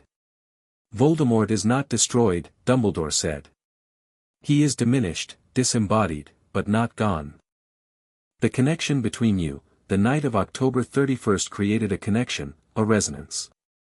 If your abilities developed fully in childhood, that resonance would have drawn his attention while he was vulnerable. A child with your full power would have been a beacon. He paused. I suppressed them to protect you from being found before you were ready. And the memory charms? Harry said. The ones covering my family's history, the letters, my access to my own inheritance. Dumbledore was quiet. Those weren't protective, Harry said. Those were, he chose the word deliberately. Those were editorial. You were editing my understanding of the world to match what you needed me to believe about it. I needed you to arrive here, Dumbledore began. Ignorant, Harry said. You needed me ignorant and emotionally without anchor so that you would be the first significant magical authority in my life and I would trust you by default. He paused. That's not protection. That's construction. McGonagall made a small sound. She caught herself immediately. It was a very small sound, barely there, but it was the sound of something breaking. Dumbledore looked at his hands. Something in his face was doing what faces do when the stories we tell ourselves about our own motivations are being examined out loud and are not holding the weight we thought they would. Not collapse, Dumbledore was too composed for collapse. But something was happening. You believe in the greater good, Harry said. I know that.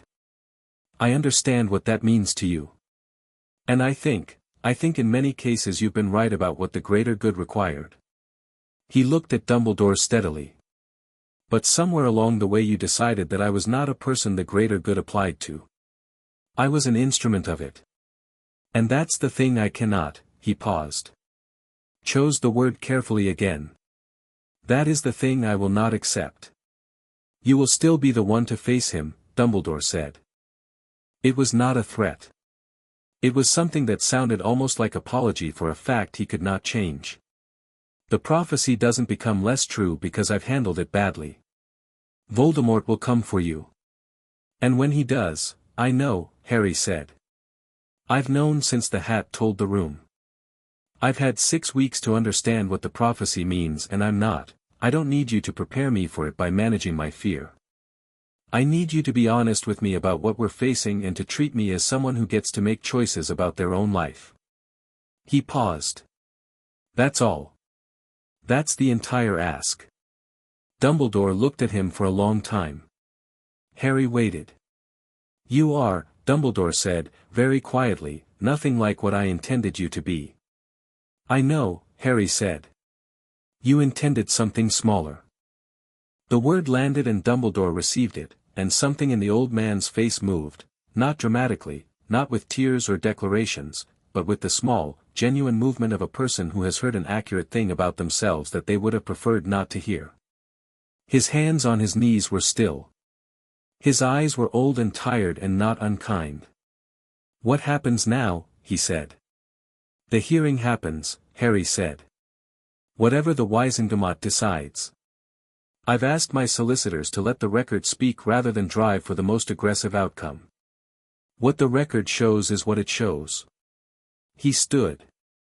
But I want Sirius Black out of Azkaban before Christmas. That is the one thing I will not wait on and will not negotiate about.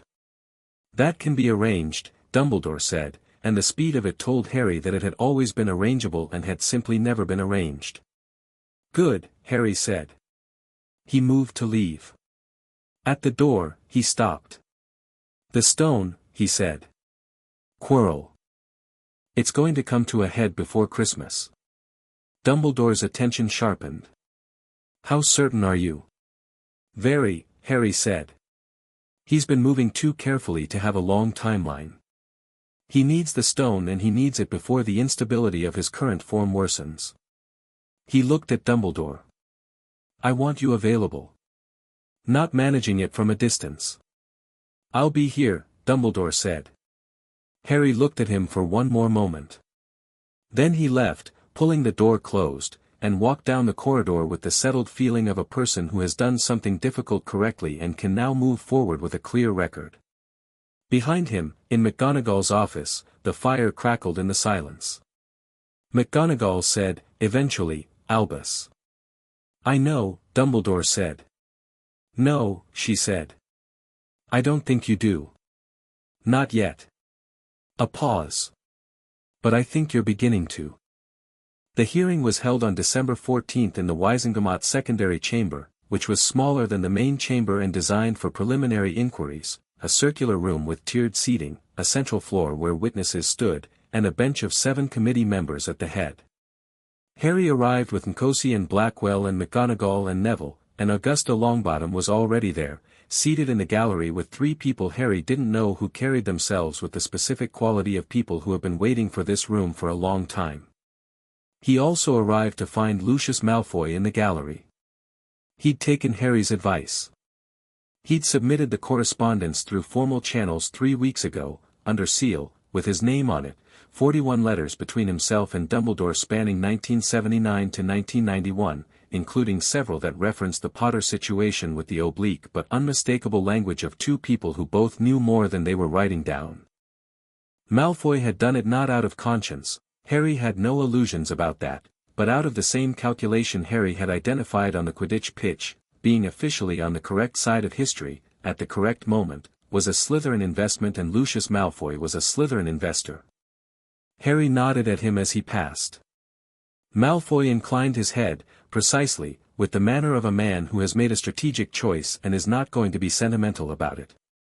Sirius Black was brought into the chamber by 2 Azkaban guards. Harry had been told he'd be there, Nkosi had arranged it, arguing that the prisoner's presence was necessary for the preliminary examination of his case, but knowing and seeing were different things. He was thin. Not the vague, general thinness of someone who doesn't eat much, but the specific bone-visible thinness of someone who has been somewhere that ate at them from the inside. His robes were the grey of Azkaban issue. His hair was long and tangled and shot through with grey it clearly hadn't had before. He moved with the uncertain physical quality of someone whose body had been somewhere that bodies should not be for a very long time. He was also, Harry saw this immediately, still fundamentally himself. The eyes were not the blankness of a dementor-hollowed person. They were dark and sharp and present, and when Sirius Black was walked into the chamber and looked around at the tiered seats and the committee bench and the formal room, there was something that activated in those eyes, intelligence, awareness, the animal alertness of someone who has survived somewhere hostile long enough that alertness is simply how they exist now. Then he saw Harry. Harry had thought about this moment. He'd been thinking about it since the hat had returned the memory of what Sirius felt like, warm, safe, the emotional residue of a person who had been, in the brief period Harry had been allowed to know him, genuinely and wholeheartedly protective. He'd thought about it and decided not to have a plan for it, because you couldn't plan for it. You just had to be present for it. Sirius looked at Harry across the chamber and went completely still. Harry walked toward him. The guards moved to intercept, and Nkosi said something precise and legal to them that stopped them moving, and Harry crossed the floor and stood in front of Sirius Black and looked at a man who had been 11 years in Azkaban for something he didn't do and who was looking back at him with an expression that was, too many things, all at once, grief and something that was trying desperately to be hope, and underneath both of them, the specific devastated recognition of a man seeing the face of a lost family in the face of their child. "You look like your father," Sirius said. His voice was rough. "Except for her eyes," Harry said. "Yes," Sirius said. Something in his face cracked, very quietly, and was immediately controlled. "Yes." Harry put his hand out. Not a formal gesture, just his hand, offered. Sirius looked at it for a moment with the specific uncertainty of someone who has been in a place where touch was not a good thing for a very long time, and then he took it, and his grip was careful and then less careful and Harry gripped back. "I'm getting you out," Harry said. "Today, if the committee does what the evidence says they should. If not today then before Christmas." He looked at Sirius steadily. "It's going to be all right. Sirius made a sound that was not quite a laugh and not quite something else. 11 years and your first words to me are "it's going to be all right," he said. Did you want something different? No, Sirius said, and his grip tightened slightly. No. That's exactly right. The hearing was 4 hours long. Vivian Cosi presented the case with the clean architectural precision Harry had seen in the consultation, the forged document as the foundation, the timeline established from there, the memory charm violations laid over it, the suppressed will made plain, the absence of any trial record for Sirius Black placed before the committee with the quiet devastation of a simple fact that should not be possible in a country that considers itself civilized. Blackwell handled the witnesses.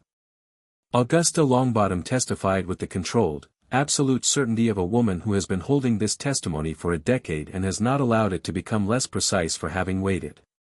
She named Frank Longbottom's discovery. She named what he'd found. She named the 3 people he'd told, who were sitting in the gallery and who testified in turn.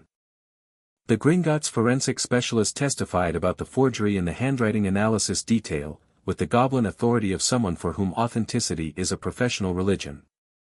Harry did not testify. Nkosi had advised against it, arguing that his age and the obvious emotional weight of his position would allow the committee to shift focus to his state of mind rather than the evidence, and Harry had agreed. Let the evidence speak. He sat in the gallery beside Hermione, who was very still and very watchful, and he watched the committee's faces as the case was built, piece by piece, into something that could not be dismissed. There was a recess. During the recess, Harry stood in the corridor outside the chamber and Snape appeared beside him in the way Snape appeared when he had decided to appear, without announcement, simply there. You should know, Snape said, without preamble, that 2 committee members have been in private contact with the headmaster since the summons was issued. I know, Harry said. Ogden told my solicitors. They've already filed a conflict of interest notation in the case record. Snape was quiet for a moment. You anticipated that. I anticipated the general approach, Harry said. Dumbledore is too careful to do anything overt. He'll work through legitimate channels, make legitimate arguments, and be perfectly reasonable. He might change 2 votes. He paused. There are 7 on the committee. He needs 4 to block any significant action. He has 2, Snape said. Possibly 3. He has 2, Harry said. Marchbanks and Croker. Croker has genuine loyalty to him going back 30 years. Marchbanks might be persuaded by the argument that a public inquiry damages institutional confidence. He looked at the chamber door. But Ogden, Tonk's grandmother, the 2 Goblin liaison members, and the representative from the Wizarding Families Council are all reading the evidence correctly. Snape looked at him with the expression Harry had come to recognize, the expression of someone who keeps finding that what they expected and what is there are 2 different things, and has stopped being entirely surprised by this while not quite getting used to it. You've been mapping the committee, Snape said. For 3 weeks, Harry said. Since the summons. And Dumbledore? Harry looked at the chamber door. He hasn't interfered with the hearing directly, he said. I think he's been deciding something. Since the conversation in McGonagall's office. He paused. I think he might be deciding whether the greater good he's been pursuing for 50 years still looks the same when he examines it honestly. And if it doesn't? Snape said. Then he'll have to build a new picture of it, Harry said. I can't do that for him. But I can make sure the evidence is there when he does. Snape stood beside him in the corridor for a moment in a silence that had, over the 3 months of term, developed a quality that was not comfortable exactly but was honest, 2 people who had no simple relationship but had found a functional respect in the business of being accurate with each other. Lily would have liked this version of you, Snape said. The words were precise and level and clearly cost something to say, and he looked at the wall rather than at Harry when he said them, which was probably the only way they could be said. Harry stood with it for a moment. She sounds like she was extraordinary, he said. She was the most capable person I've known, Snape said. In ways that had nothing to do with magic. Harry nodded once. Then, thank you. For the conversation in September. And for what you've been doing about Quirrell. Snape's jaw tightened slightly, the way jaws tighten when a person is deciding not to be dismissive. Don't make it sentimental, he said. I'm not, Harry said. I'm being accurate. Snape turned and walked back toward the chamber without further comment, and Harry thought, close enough. The committee reconvened. The deliberation was 40 minutes, which Nkosi had told Harry was fast. It was fast because the evidence was not ambiguous and two of the committee members had been very clearly waiting for exactly this evidence for a long time and had spent the recess convincing the third uncertain member. The findings were delivered by senior member Ogden, a heavy-set man with the expression of someone who has spent a career in the Wisengamot and has seen the institution fail people and has not stopped being angry about it. Sirius Black, no trial on record, no veritaserum examination, no evidence of conviction formally submitted. Imprisonment illegitimate. Immediate release ordered, record expunged pending formal exoneration hearing in January at which the evidence of Peter Pettigrew's survival would be presented. The guardianship transfer of Harry Potter, forged documentation confirmed by Gringotts forensic analysis. Transfer void from inception. Legitimate guardianship to be addressed in subsequent hearing. Memory modification of a magical minor without consent, 41 documented instances identified across the petitions. Preliminary finding of violation. Formal investigation referred to the Department of Magical Law Enforcement. Suspect named, Albus Percival Wulfric Brian Dumbledore. The formal charges on the last point would not be brought today, that was the longer game, as Blackwell had said. But the investigation was formally opened, and the name was formally in the record, and that could not be unsealed or buried. Dumbledore was in the chamber. He had come in for the reconvening, sat in the gallery, and listened to all of it with the composed, upright stillness of a man deciding, in real time, what his response to the rest of his life was going to be. When Sirius Black's release was announced, Harry heard the sound Sirius made, not a shout, not a breakdown, just a short, raw exhale, the sound of someone whose body has received information it wasn't certain it would ever receive. Harry looked at him across the chamber floor. Sirius looked back. He mouthed something. Harry couldn't quite read it but he thought it was, "I've got you."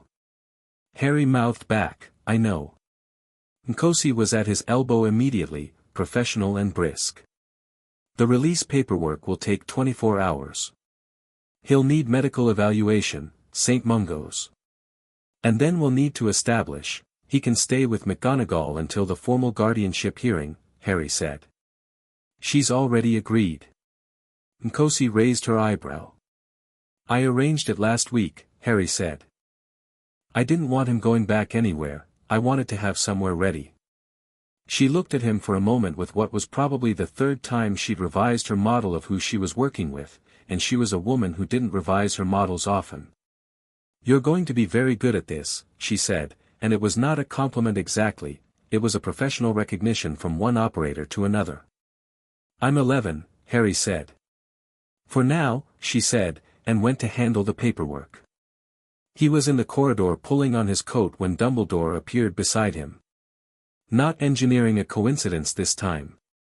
Simply there, directly, with the specific weight of someone who has made a decision and is carrying it openly. "I've made an error," Dumbledore said. Quietly. Not to the corridor, not to the space, but to Harry directly, with the full and unguarded weight of it. "Many errors. But specifically, I have looked at the evidence your team assembled and I have acknowledged, to myself, that the weight of it is what it is." He paused. "I intend to cooperate fully with the DMLE investigation." Harry stopped walking. "Not for legal strategic reasons," Dumbledore said. "I want to be clear about that. Because the record should be complete. And because," he stopped. Something moved through his face, long and complicated and ending somewhere quieter. "Because a young man who has done what you have done this year deserves the honest version of things." Harry looked at him for a long moment. "What I want to know," Harry said, is whether the plan, the one you spent 50 years building, whether any of it is still relevant. Whether there are pieces of it that are actually necessary and true, separate from the pieces that were wrong. Dumbledore considered this with genuine care. Voldemort must be defeated, he said. The prophecy is real and the connection is real and he will come for you. That part has not changed. He paused. The question of how that defeat happens, what form it takes, I had a very specific picture. I believed it required your ignorance, your willingness, he stopped. Your sacrifice, he said, the word landing with the weight of everything it meant. I believed the sacrifice was necessary. Why? Harry said. Because of the connection, Dumbledore said. When Voldemort's curse rebounded, it anchored something of him to you. A piece of his soul. He said it very quietly. For him to die, that piece must be destroyed. The corridor was very still. You're saying there's a piece of Voldemort in me, Harry said. Yes, Dumbledore said. And you were planning for me to die to destroy it, Harry said. Yes, Dumbledore said. And the honesty of it was terrible and it was real and it was, Harry thought, the most truthful thing Dumbledore had said in this entire conversation. Harry stood with this information for a long time. It was new and it was not new, the hat had implied something like this in fragments, and there had been a shape in his mind for weeks that he hadn't quite been able to identify, and now it had a name. There are other ways to destroy a piece of a soul, Harry said finally. Dumbledore looked at him. I've been reading, Harry said. It's what I do. He paused. A Horcrux, that's what this is, what Voldemort made, can be destroyed by a basilisk venom, by fiend fire, by several other methods that are documented. Destroying the vessel in which it's housed is one method. It's not the only method. He looked at Dumbledore. I am not going to plan to die. I'm going to plan to live and find another way. And I'm going to need everything you know about Voldemort's soul to do that. Dumbledore was looking at him with an expression that it was not surprise, because Dumbledore was rarely genuinely surprised, but it was something adjacent. The expression of a mind encountering a solution it had not considered, after decades of believing it had considered every solution. You've been thinking about this independently, Dumbledore said. Since October, Harry said. The soul fragment in you would need to be extracted without killing you, Dumbledore said, slowly, as though he were building something while he spoke. That requires a different form of destruction, Harry said. Applied internally. Which requires knowing exactly what we're looking for, exactly where it is, and having the magical capability to target it precisely. That kind of precision would require years of preparation, Harry said. Which is fine. I have years. He paused. I intend to use them. Dumbledore looked at him for a very long moment.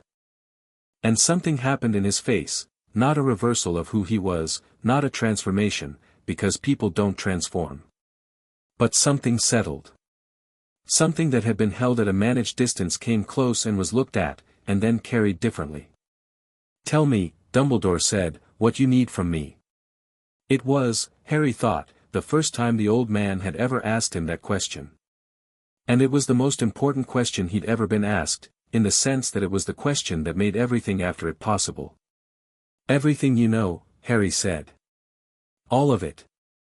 The Horcruxes, the prophecy in full, the connection, Voldemort's history.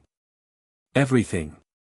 He looked at Dumbledore with the steady directness that he was beginning to understand, simply how he looked at things. No managing. No editing. No deciding what I'm ready for. The whole picture. Yes, Dumbledore said. It was one word, and it was simply said, and it meant more than anything else that had happened in the last 3 months because it was the first time it was said freely, not as a managed concession or a strategic move, but as a real agreement between two people who were going to have to trust each other, imperfectly and necessarily, in the face of something neither of them could face alone. Start at Christmas, Harry said. I'll be here for the holidays. He paused. So will Sirius, if he's medically cleared in time. Another pause, this one smaller, almost private. I'd like him there. Dumbledore nodded. Of course, he said. And then, Harry. Harry looked at him. I am sorry, Dumbledore said. For the specific injuries and the specific choices and the 10 years in a cupboard and the 38 charms and the letters you never read. He said it without the grandfather warmth, without the performance of wisdom, just plainly. I am sorry. Harry received this. He sat with it for a moment and let it be what it was, real and insufficient and real. I know, Harry said. Now come and explain to me about Horcruxes before I learn any more about them from a book and develop theories you're going to have to spend an hour correcting. Something moved in Dumbledore's face that was, startlingly, almost amusement. You've been theorizing. Extensively, Harry said. Come on. They walked back down the ministry corridor side by side and it was not comfortable, and it was not resolved, and there was an enormous amount of damage between them that was going to require years to properly account for, and there was a war coming that neither of them could afford to face as enemies. None of that made it simple. But it made it possible. And possible, Harry had decided, was enough to work with. Chapter 6, What Remains. Sirius Black left St. Mungo's on the 21st of December. Harry knew the exact time because he'd been counting. Not anxiously, he wasn't built for anxious waiting anymore, if he ever had been, but with the specific awareness of someone who has something important on the calendar and is not pretending otherwise. He was in the Gryffindor common room at 9 in the morning when McGonagall came to find him, and the look on her face when she opened the portrait hole said everything before she spoke. He's been cleared, she said. He'll be at the castle by noon. Harry closed his book, set it on the table with the measured calm of someone who has been holding something in a careful place for weeks and can now put it down, and said, Thank you. Don't thank me, she said, for what was probably the 10th time since September. I'll keep thanking you, Harry said, and you'll keep being uncomfortable about it, and we'll both manage. Something in McGonagall's face did the thing it did when she was suppressing a smile and winning by a diminishing margin. She cleared her throat. Noon, she said. My office. The castle was nearly empty. Most students had gone home for Christmas 2 days ago, and what remained was the particular quiet of a school building in holiday mode, the fires still going, the portraits still chatting, but the corridors no longer full of noise and motion. Harry had chosen to stay, and so had Hermione, and so had Neville, whose grandmother was spending Christmas with the allies she'd been contacting and had suggested Neville stay at Hogwarts where things were happening.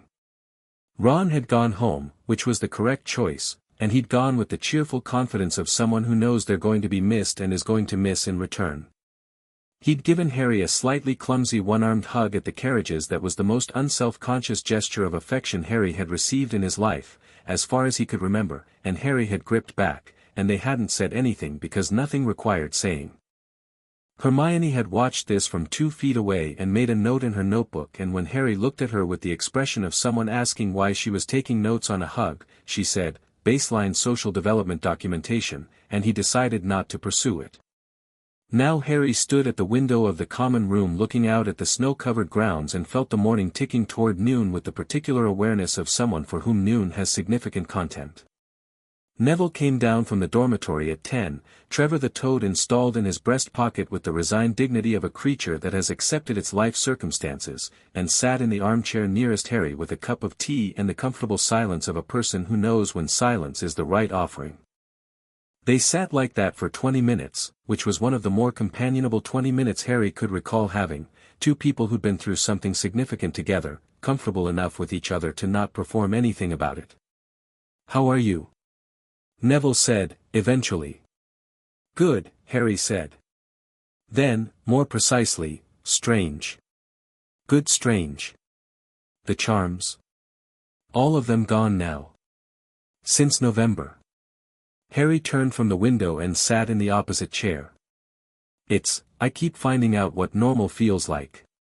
Like there are all these things I just do now without thinking about it, and then I notice I'm doing them and think, this is how everyone else operates, this is just having access to yourself, and it keeps being strange that it's not strange. He paused. Does that make sense? Yes, Neville said, with the directness he'd been developing steadily. When Alethea Sable removed my charm, for the first week afterwards I kept having this experience of ordinary things feeling wrong. Feeling too big. Food tasting too much. Magic flowing too easily. He looked at his hands around the teacup. Like the world got louder when someone had been covering the sound all along. Exactly, Harry said. Is it still like that? For you? Less, Harry said. It's becoming the new baseline. He paused. What's staying strange is the memories. The real ones, I mean, the ones that came back. My mum's voice. It keeps arriving when I don't expect it. In the middle of doing something ordinary I'll just have it there, and I have to decide what to do with it every time. Neville was quiet in a way that meant he was receiving something rather than preparing a response. Then he said, I go to St. Mungo's every other Sunday. I've been going since I was old enough to go by myself. My parents, he paused, the specific careful pause of someone navigating around something that has sharp edges. My dad sometimes looks at me in a way that I think is recognition. Not full recognition. Just, something. My mum gives me sweet wrappers. She has for years. I used to think she didn't know what she was doing. Now I think maybe she does. He looked at the fire. My dad knew what he was doing when he put that charm on me. He was still him when he did that. He's still him now, even, a breath. Even like that. Harry didn't fill the silence. He let it do what silences need to do. Frank Longbottom figured out that Pettigrew was alive, Neville said. He found the real secret keeper. He tried to tell people. And they tortured him before he could. He said it with the steady quality of someone who has processed something fully enough that they can say it in full without being unmade by it. The people who are going to exonerate Sirius Black are doing it on the strength of what my dad found and made sure survived. He looked at Harry. That matters to me. That his last clear action was that. It should matter to everyone, Harry said. Yeah, Neville said. It should. They sat. Trevor adjusted himself in the breast pocket with a small amphibious sound of minor protest. After Christmas, Neville said, when the January hearings happen, the full exoneration, the Pettigrew matter, there'll be attention. On both of us. On what we know and what it means. Yes, Harry said. I'm ready for that, Neville said. Not aggressively. Just as a fact, cleanly stated. Harry looked at him. 3 months ago this was a boy clinging to a toad on a train who thought he was bad at magic because someone had blocked his magic at age 4 to protect him from dangerous knowledge. Now he was this, composed, clear, not performing confidence but having it, the way you have things that have been built rather than assumed. I know you are, Harry said. The portrait hole swung open at 11:30 and Hermione came through with a folder, a stack of books, and the focused expression of someone who has been in the library and has found things. Right, she said, dropping into the third armchair with the unself-consciousness of someone for whom sitting down is always the prelude to productive work. I've been cross-referencing the Horcrux documentation Dumbledore gave Harry with the relevant sections of. She stopped. Looked between Harry and Neville. Did I interrupt something? We were just sitting, Harry said. Hermione looked at him like she was checking the accuracy of this statement. Just sitting, she repeated. Just sitting, Neville confirmed. Hermione absorbed this. Then she put the folder down and sat back in her chair and didn't open it, which was, from Hermione, an act of considerable social will. What did you find? Harry said, because her sitting back lasted approximately 40 seconds before she was clearly about to combust. She opened the folder. 3 things, she said, immediately and with visible relief. First, the Horcrux literature is more extensive than Dumbledore indicated. There are 7 documented historical cases of Horcrux creation, and in 4 of those 7 cases, the records include accounts of removal without the destruction of the host. Harry went still. The methodology is not described in the available sources, she said quickly, but the fact of it is recorded. Which means it is possible. Which is what you've been arguing since December 14th. She looked at him over the folder. You were right. I know, Harry said.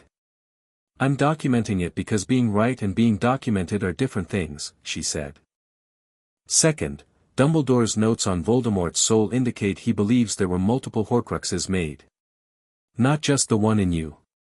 He didn't mention this directly in his December briefing. He told me privately, Harry said.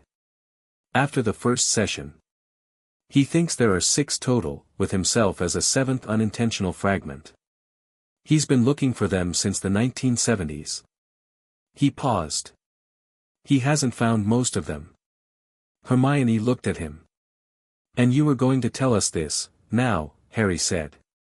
I was going to tell you now. I've been waiting until I had enough of the picture to give you the whole thing rather than pieces that would just raise more questions. He paused. 6 Horcruxes means 6 objects, or creatures, or people, each holding a fragment of his soul, each needing to be destroyed before he can be permanently killed.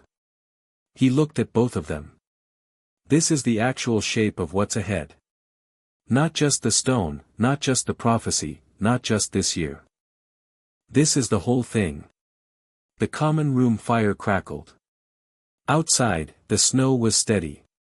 Hermione sat with it for exactly 5 seconds, which for Hermione was a significant processing time, and then she opened to a new page and picked up her quill.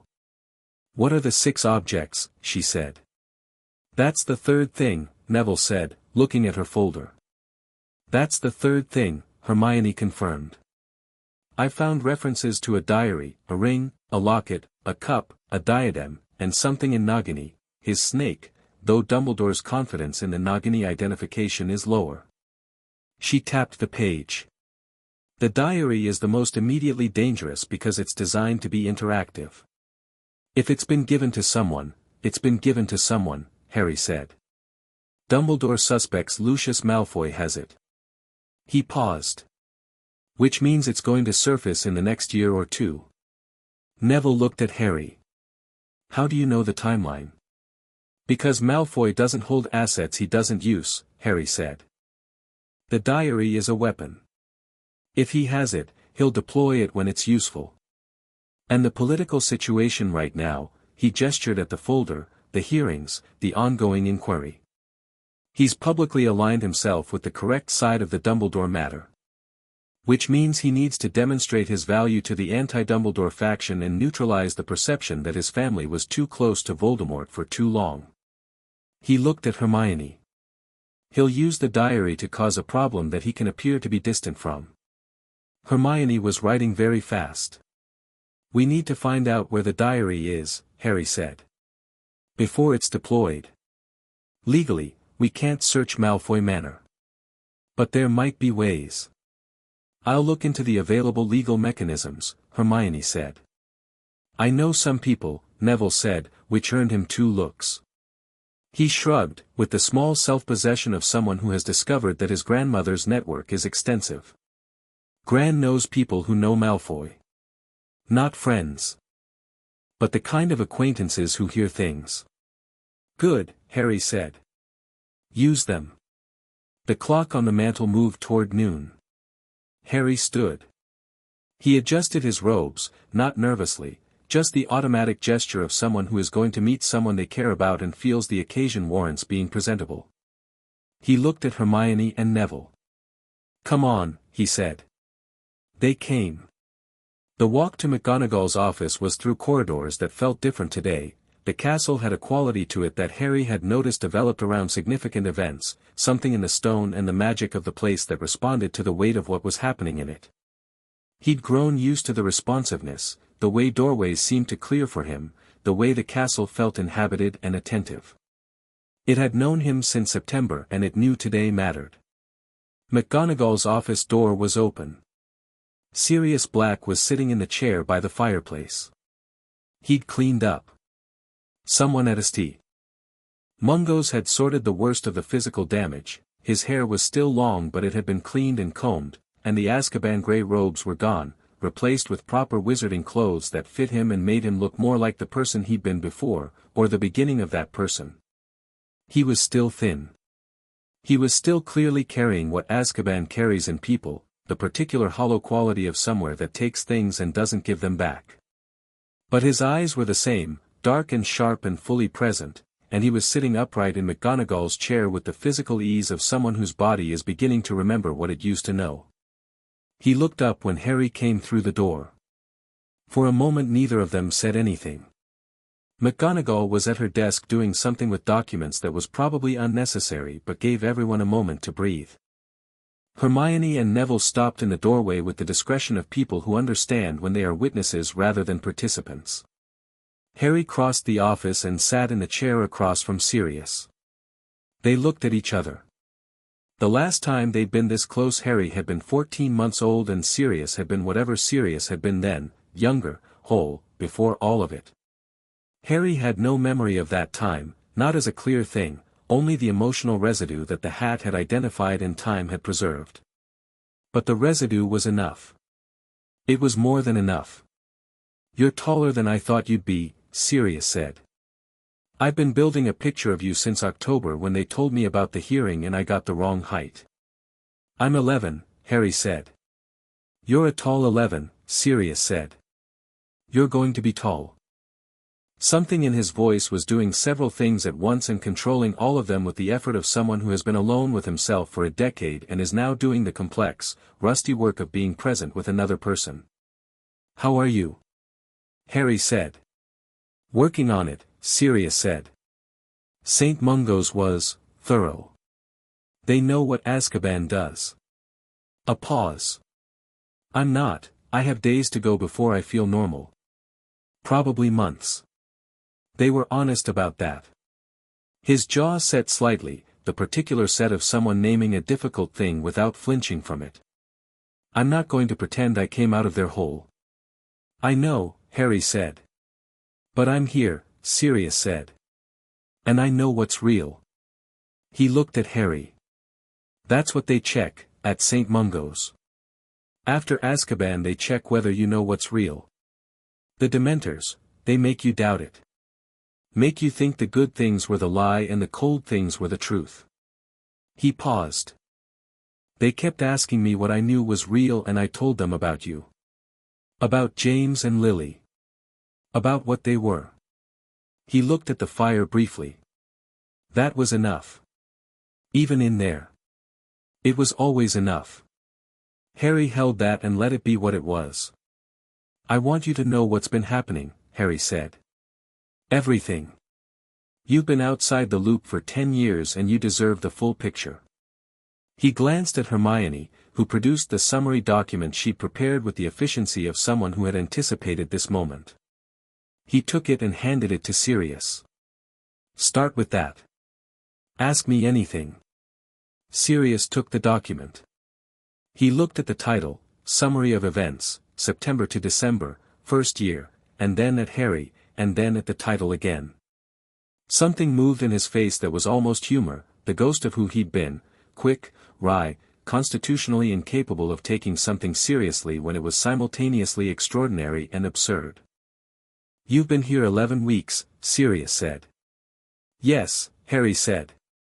"And in 11 weeks you filed 4 Wisengamot petitions, exposed a 50-year conspiracy, initiated a formal criminal investigation, got me out of Azkaban, organized a legal case, identified a Horcrux in your own head, and documented it all in a summary document."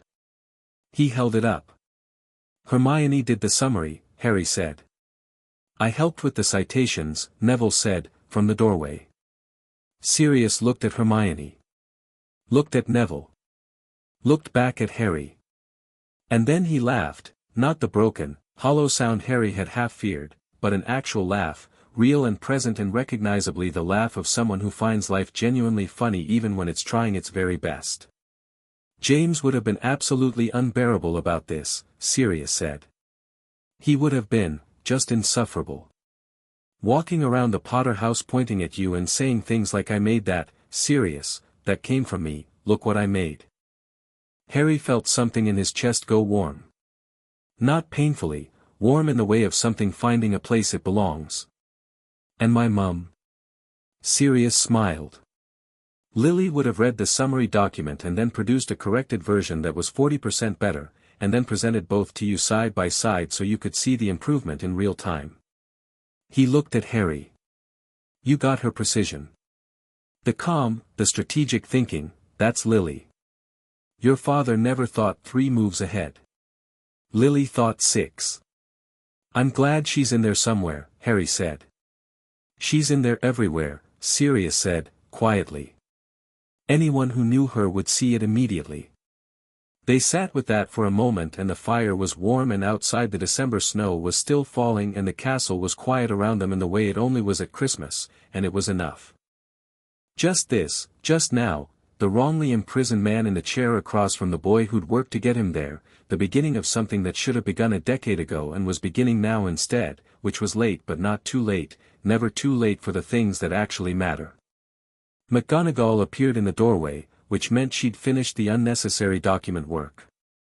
Lunch, she said, is ready in the small dining room. Professor Flitwick has also joined us, and I believe Professor Sprout is coming down. She paused. There will also be a great deal of food, because Dobby has been in a festive mood since October and I have not had the heart to restrain him. Who's Dobby? Harry said.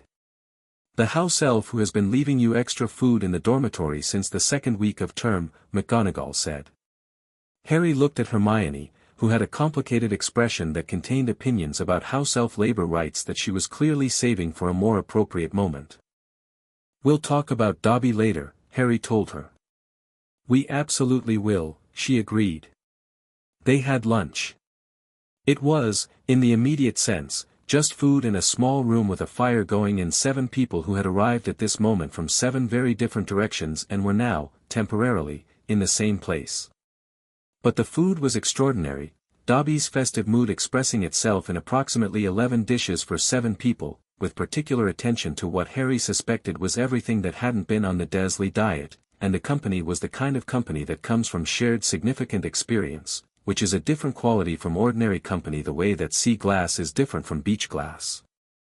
Flitwick and Sprout sat together and contributed to the conversation with the specific warmth of teachers who genuinely like their students without performing it, and the professional relief of people who have been doing the right things for the right reasons within a framework that has just been significantly improved. McGonagall sat at the head of the table and did not once say anything she didn't mean, which was entirely characteristic. She asked Sirius direct and intelligent questions about his recovery timeline and what he needed practically, and Sirius answered with equal directness, and Harry watched them and thought, this is going to be fine. Not immediately fine, not easily fine, but the kind of fine that arrives because the people involved in it are doing the real work. After lunch, Sirius pulled Harry into the corridor. I want to tell you something, he said, in the way of someone who has been deciding when to say a thing and has decided now. About your parents. About who they were before all of it. He paused. Not the story you've heard from other people. The actual version. The one that includes the things they got wrong and the things they were still figuring out and the fact that James Potter was a bit of an idiot at 15 before he became who he became at 20. He looked at Harry. You deserve the actual version. Yes, Harry said. I do. It's going to take a while. I have a lot of stories. I have time, Harry said. I'm here through the holidays. Good, Sirius said. And then, I used to call you Prongslet. When you were little. James was Prongs, it's a long story involving illegal magical activities I won't get into right now, and you were Prongslet. He paused. I thought you should know that, in case you want to, in case it was useful. It's useful, Harry said. He didn't say anything else and neither did Sirius, and that was fine. The inquiry into Dumbledore's actions, as it turned out, did not have the explosive public catastrophe that Harry's worst-case predictions had allowed for. It had something more complicated, it had a long, careful, documented process, the kind that doesn't generate headlines but generates change. The DMLE investigation opened before Christmas and proceeded methodically into January, and the Wisingamot hearings moved on their schedule, and the process was visible to anyone paying attention, and it was changing things. Not by destroying Dumbledore. Not in the simple way. What it was doing was building a record. An unalterable, cross-referenced, legally documented record of what had happened, the choices, the reasoning, the consequences. And a record, properly built, has a gravity of its own. It pulls things into orbit. It makes it harder for the same thing to happen again, because the mechanisms by which it happened are now visible. Harry had read enough history to know that visible mechanisms get fixed. Slowly, imperfectly, with enormous resistance from the people whose power depends on them staying invisible. But fixed. Dumbledore began meeting with Harry every Thursday evening, as promised. The first meeting was about Voldemort's history, the beginning of it, Tom Riddle in the orphanage, Riddle at Hogwarts, the particular and specific way that the Dark Lord had constructed himself from the raw material of a brilliant, isolated, unloved child. Harry listened to all of it with the same quality of attention he gave to everything, present, accurate, without flinching, and when Dumbledore described the orphanage, the similarities were there and both of them knew it and neither of them made it into a speech. After the third meeting, as Harry was leaving, Dumbledore said, "You are not him." Harry looked back. "I know," he said. "But I understand some of it." "That's useful." "Yes," Dumbledore said. "It is." The meetings were not comfortable. They were not the warm grandfather and grandchild dynamic that Dumbledore had spent years constructing and Harry had briefly imagined before he understood what it was. They were two people who needed each other's knowledge and had agreed to share it honestly, and that was what they were. It was enough. Snape taught Harry occlumency in January, because the connection between Harry and Voldemort was real and the DMLE investigation had made Dumbledore's protections around it newly complicated. Specifically, Dumbledore could no longer manage Harry's access to information about it without Harry's knowledge and consent, which meant the access needed to be protected differently. The first lesson was a disaster, which Snape managed with the flat-voiced efficiency of someone who expected this. The second lesson was better. The fourth lesson was the one where Harry, instead of building walls, which was the classical approach and which kept failing because Harry's mind was not built for walls, it was built for clarity and walls introduced a falseness that his instincts kept rejecting, understood that what occlumency required was not less but more of himself. More organized, more deliberate, more present. Not a wall but a house with locked rooms. He told Snape this and Snape looked at him with the flat assessment of someone who is not surprised and is not going to say he's not surprised. "That is a non-standard approach," Snape said. "Does it work?" Harry said. "Demonstrate it," Snape said. Harry demonstrated it. Snape attempted a legilimency probe and found himself moving through a mind that was structured, responsive, and not in the least bit intimidated by the intrusion, which made the probe essentially useless because legilimency works best on the unprepared and Harry had turned his lack of walls into a very peculiar kind of preparation. "Adequate," Snape said. "High praise," Harry said. "Don't push it," Snape said. Peter Pettigrew was found in late January. It was not dramatic. It was the particular undramatic quality of something that has been inevitable since the moment the right people started asking the right questions with the right documentation. The Aurors who found him were acting on the intelligence from Frank Longbottom's vault documents, cross-referenced with a report from Augusta Longbottom's network, supported by Gringotts records showing a financial transaction that Pettigrew had made in 1981 using an alias he'd used before and hadn't had the wit to retire. He was found in a flat in Birmingham. He was in human form. He had been in human form the entire time, living under a name that was not his own, which was considerably more difficult to maintain than rat form but offered more freedom, and Peter Pettigrew had always preferred freedom to safety. He was brought before the Wisingamot on February 3. Harry did not attend that hearing. He had been invited and had declined, through Nkosi, on the grounds that his presence was not procedurally necessary and that the hearing was about establishing a record of what happened in 1981, not about him. Nkosi had agreed that this was correct and professionally admirable and had relayed it to the committee, who had apparently found it admirable too. Sirius attended. He'd been cleared. His record had been formally expunged in January, the exoneration a thorough and public thing, front page of the Daily Prophet, full Wisingamot proceedings, the specific public reckoning of an institution acknowledging it had held an innocent man for a decade. The coverage was substantial and complicated and included several opinion pieces about the failures of the magical justice system that Hermione was archiving with the organized focus of someone who intends to refer to them later. Harry read the Prophet account of Sirius's expression in the Pettigrew hearing chamber and thought, good.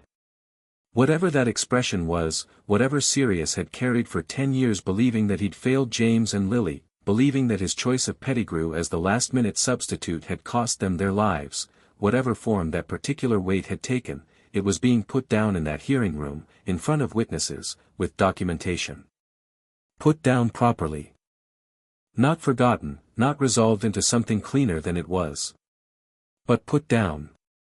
That evening Harry was in the Gryffindor common room with Hermione and Neville and a warming fire and a chess game with Ron, who had sent a letter saying the family was following the Pettigrew case closely and that his mother was, and here the letter went slightly cramped with the effort of finding the right words, reconsidering some things she thought she understood about Dumbledore and about trust, which Harry took as progress. How do you feel about it? Hermione said, not looking up from her book, which was the way she asked the more personal questions, at an angle, without the weight of direct eye contact, which made them easier to receive. Pettigrew, Harry said. The whole thing, she said.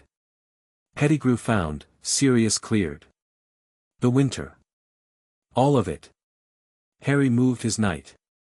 Ron's rook took it immediately and arranged itself in a position that was quietly devastating to Harry's left flank. The chess set had opinions and was not shy about them. I feel like we're at the end of the first part, Harry said. And there are several more parts.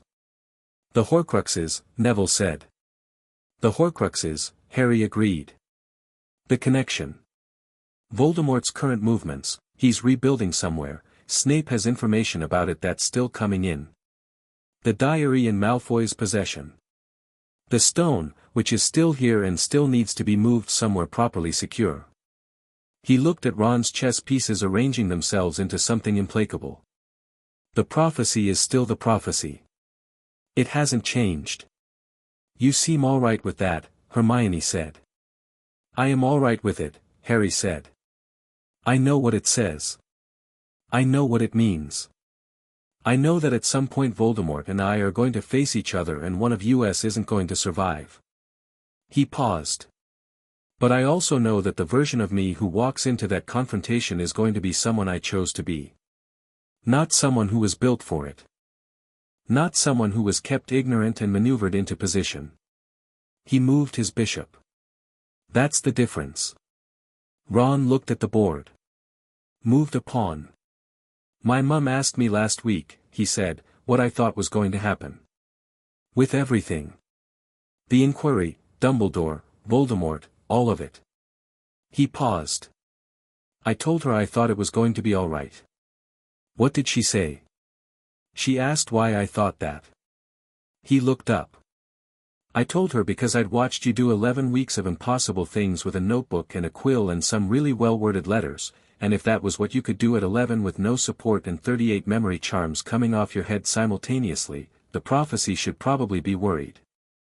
Hermione made a sound that was either a laugh or a cough and was probably both.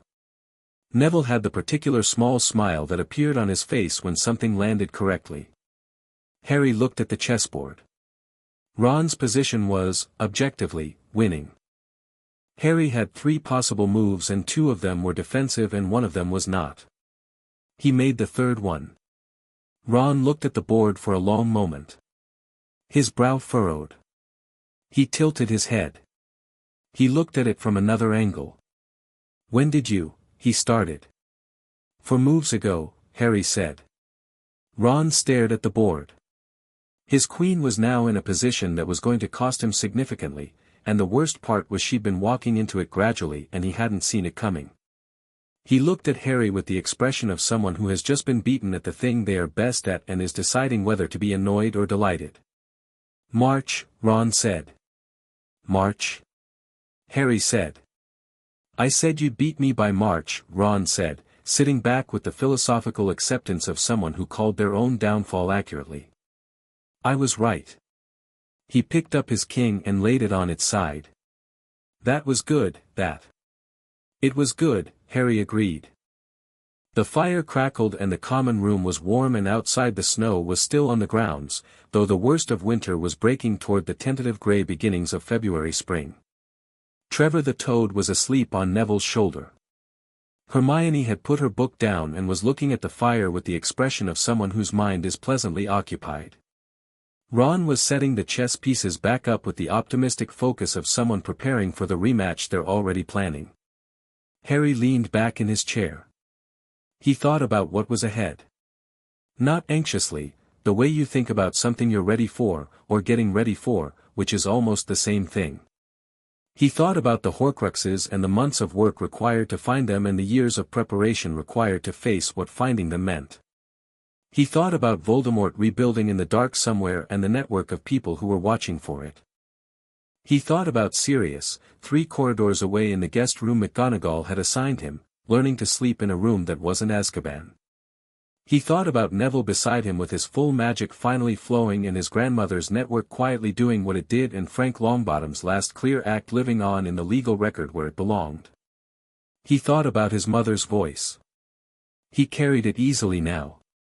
The memory had found its place, not a wound, not a raw thing, but a possession, something that was his, that had always been his, that he had simply needed to be given back. He thought about Dumbledore, in his office on Thursday evenings, sharing knowledge with the particular quality of someone learning what it means to offer rather than control. It was not resolution. It was not trust in the simple sense. It was something more honest than trust, a working relationship between two people who understood each other's nature clearly enough to be useful to each other and were choosing to be. He thought about Hogwarts, the castle settling around him in its evening way, responsive and warm, the portraits gossiping and the fires going and the particular deep magic of a place that had been protecting children for 1,000 years and had, in its oldest function, through the hat that was its truest voice, protected one specific child on one specific evening in September by simply refusing to be silent.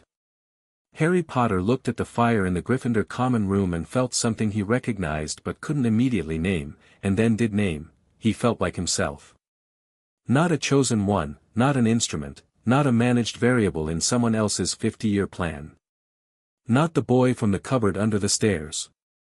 Not the bewildered 11-year-old who hadn't known what platform 9 3/4 was. Just himself. Sharp and awake and in possession of a future he intended to make his own choices about. There was a war coming. He knew its shape now, knew the Horcruxes and the prophecy and the connection and the particular cold intelligence of what was rebuilding itself in the dark and pointing in his direction. He knew what it would require and the things it would cost and the fact that some costs were going to arrive that no amount of preparation would change. He knew all of it. And he was not afraid.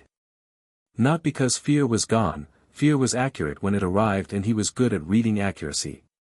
But because fear was not the same as unready, and he was not unready. He was 11 years old and he had the best people he'd ever met beside him and a castle that knew his name and a godfather learning to sleep again 3 corridors away and enough knowledge of what was coming to look at it squarely. He was not afraid. He was ready. Or he was going to be. Which was, he had learned this year, always enough. Outside, the snow was melting. The grounds were finding their way back to themselves after winter, the way things do when the conditions finally change. The lake was dark and the trees were the gray-brown of February wood waiting for spring, and somewhere in the grounds Hagrid was probably doing something loud and warm and enthusiastic and entirely characteristic. The castle breathed around him. Harry picked up his book. He read.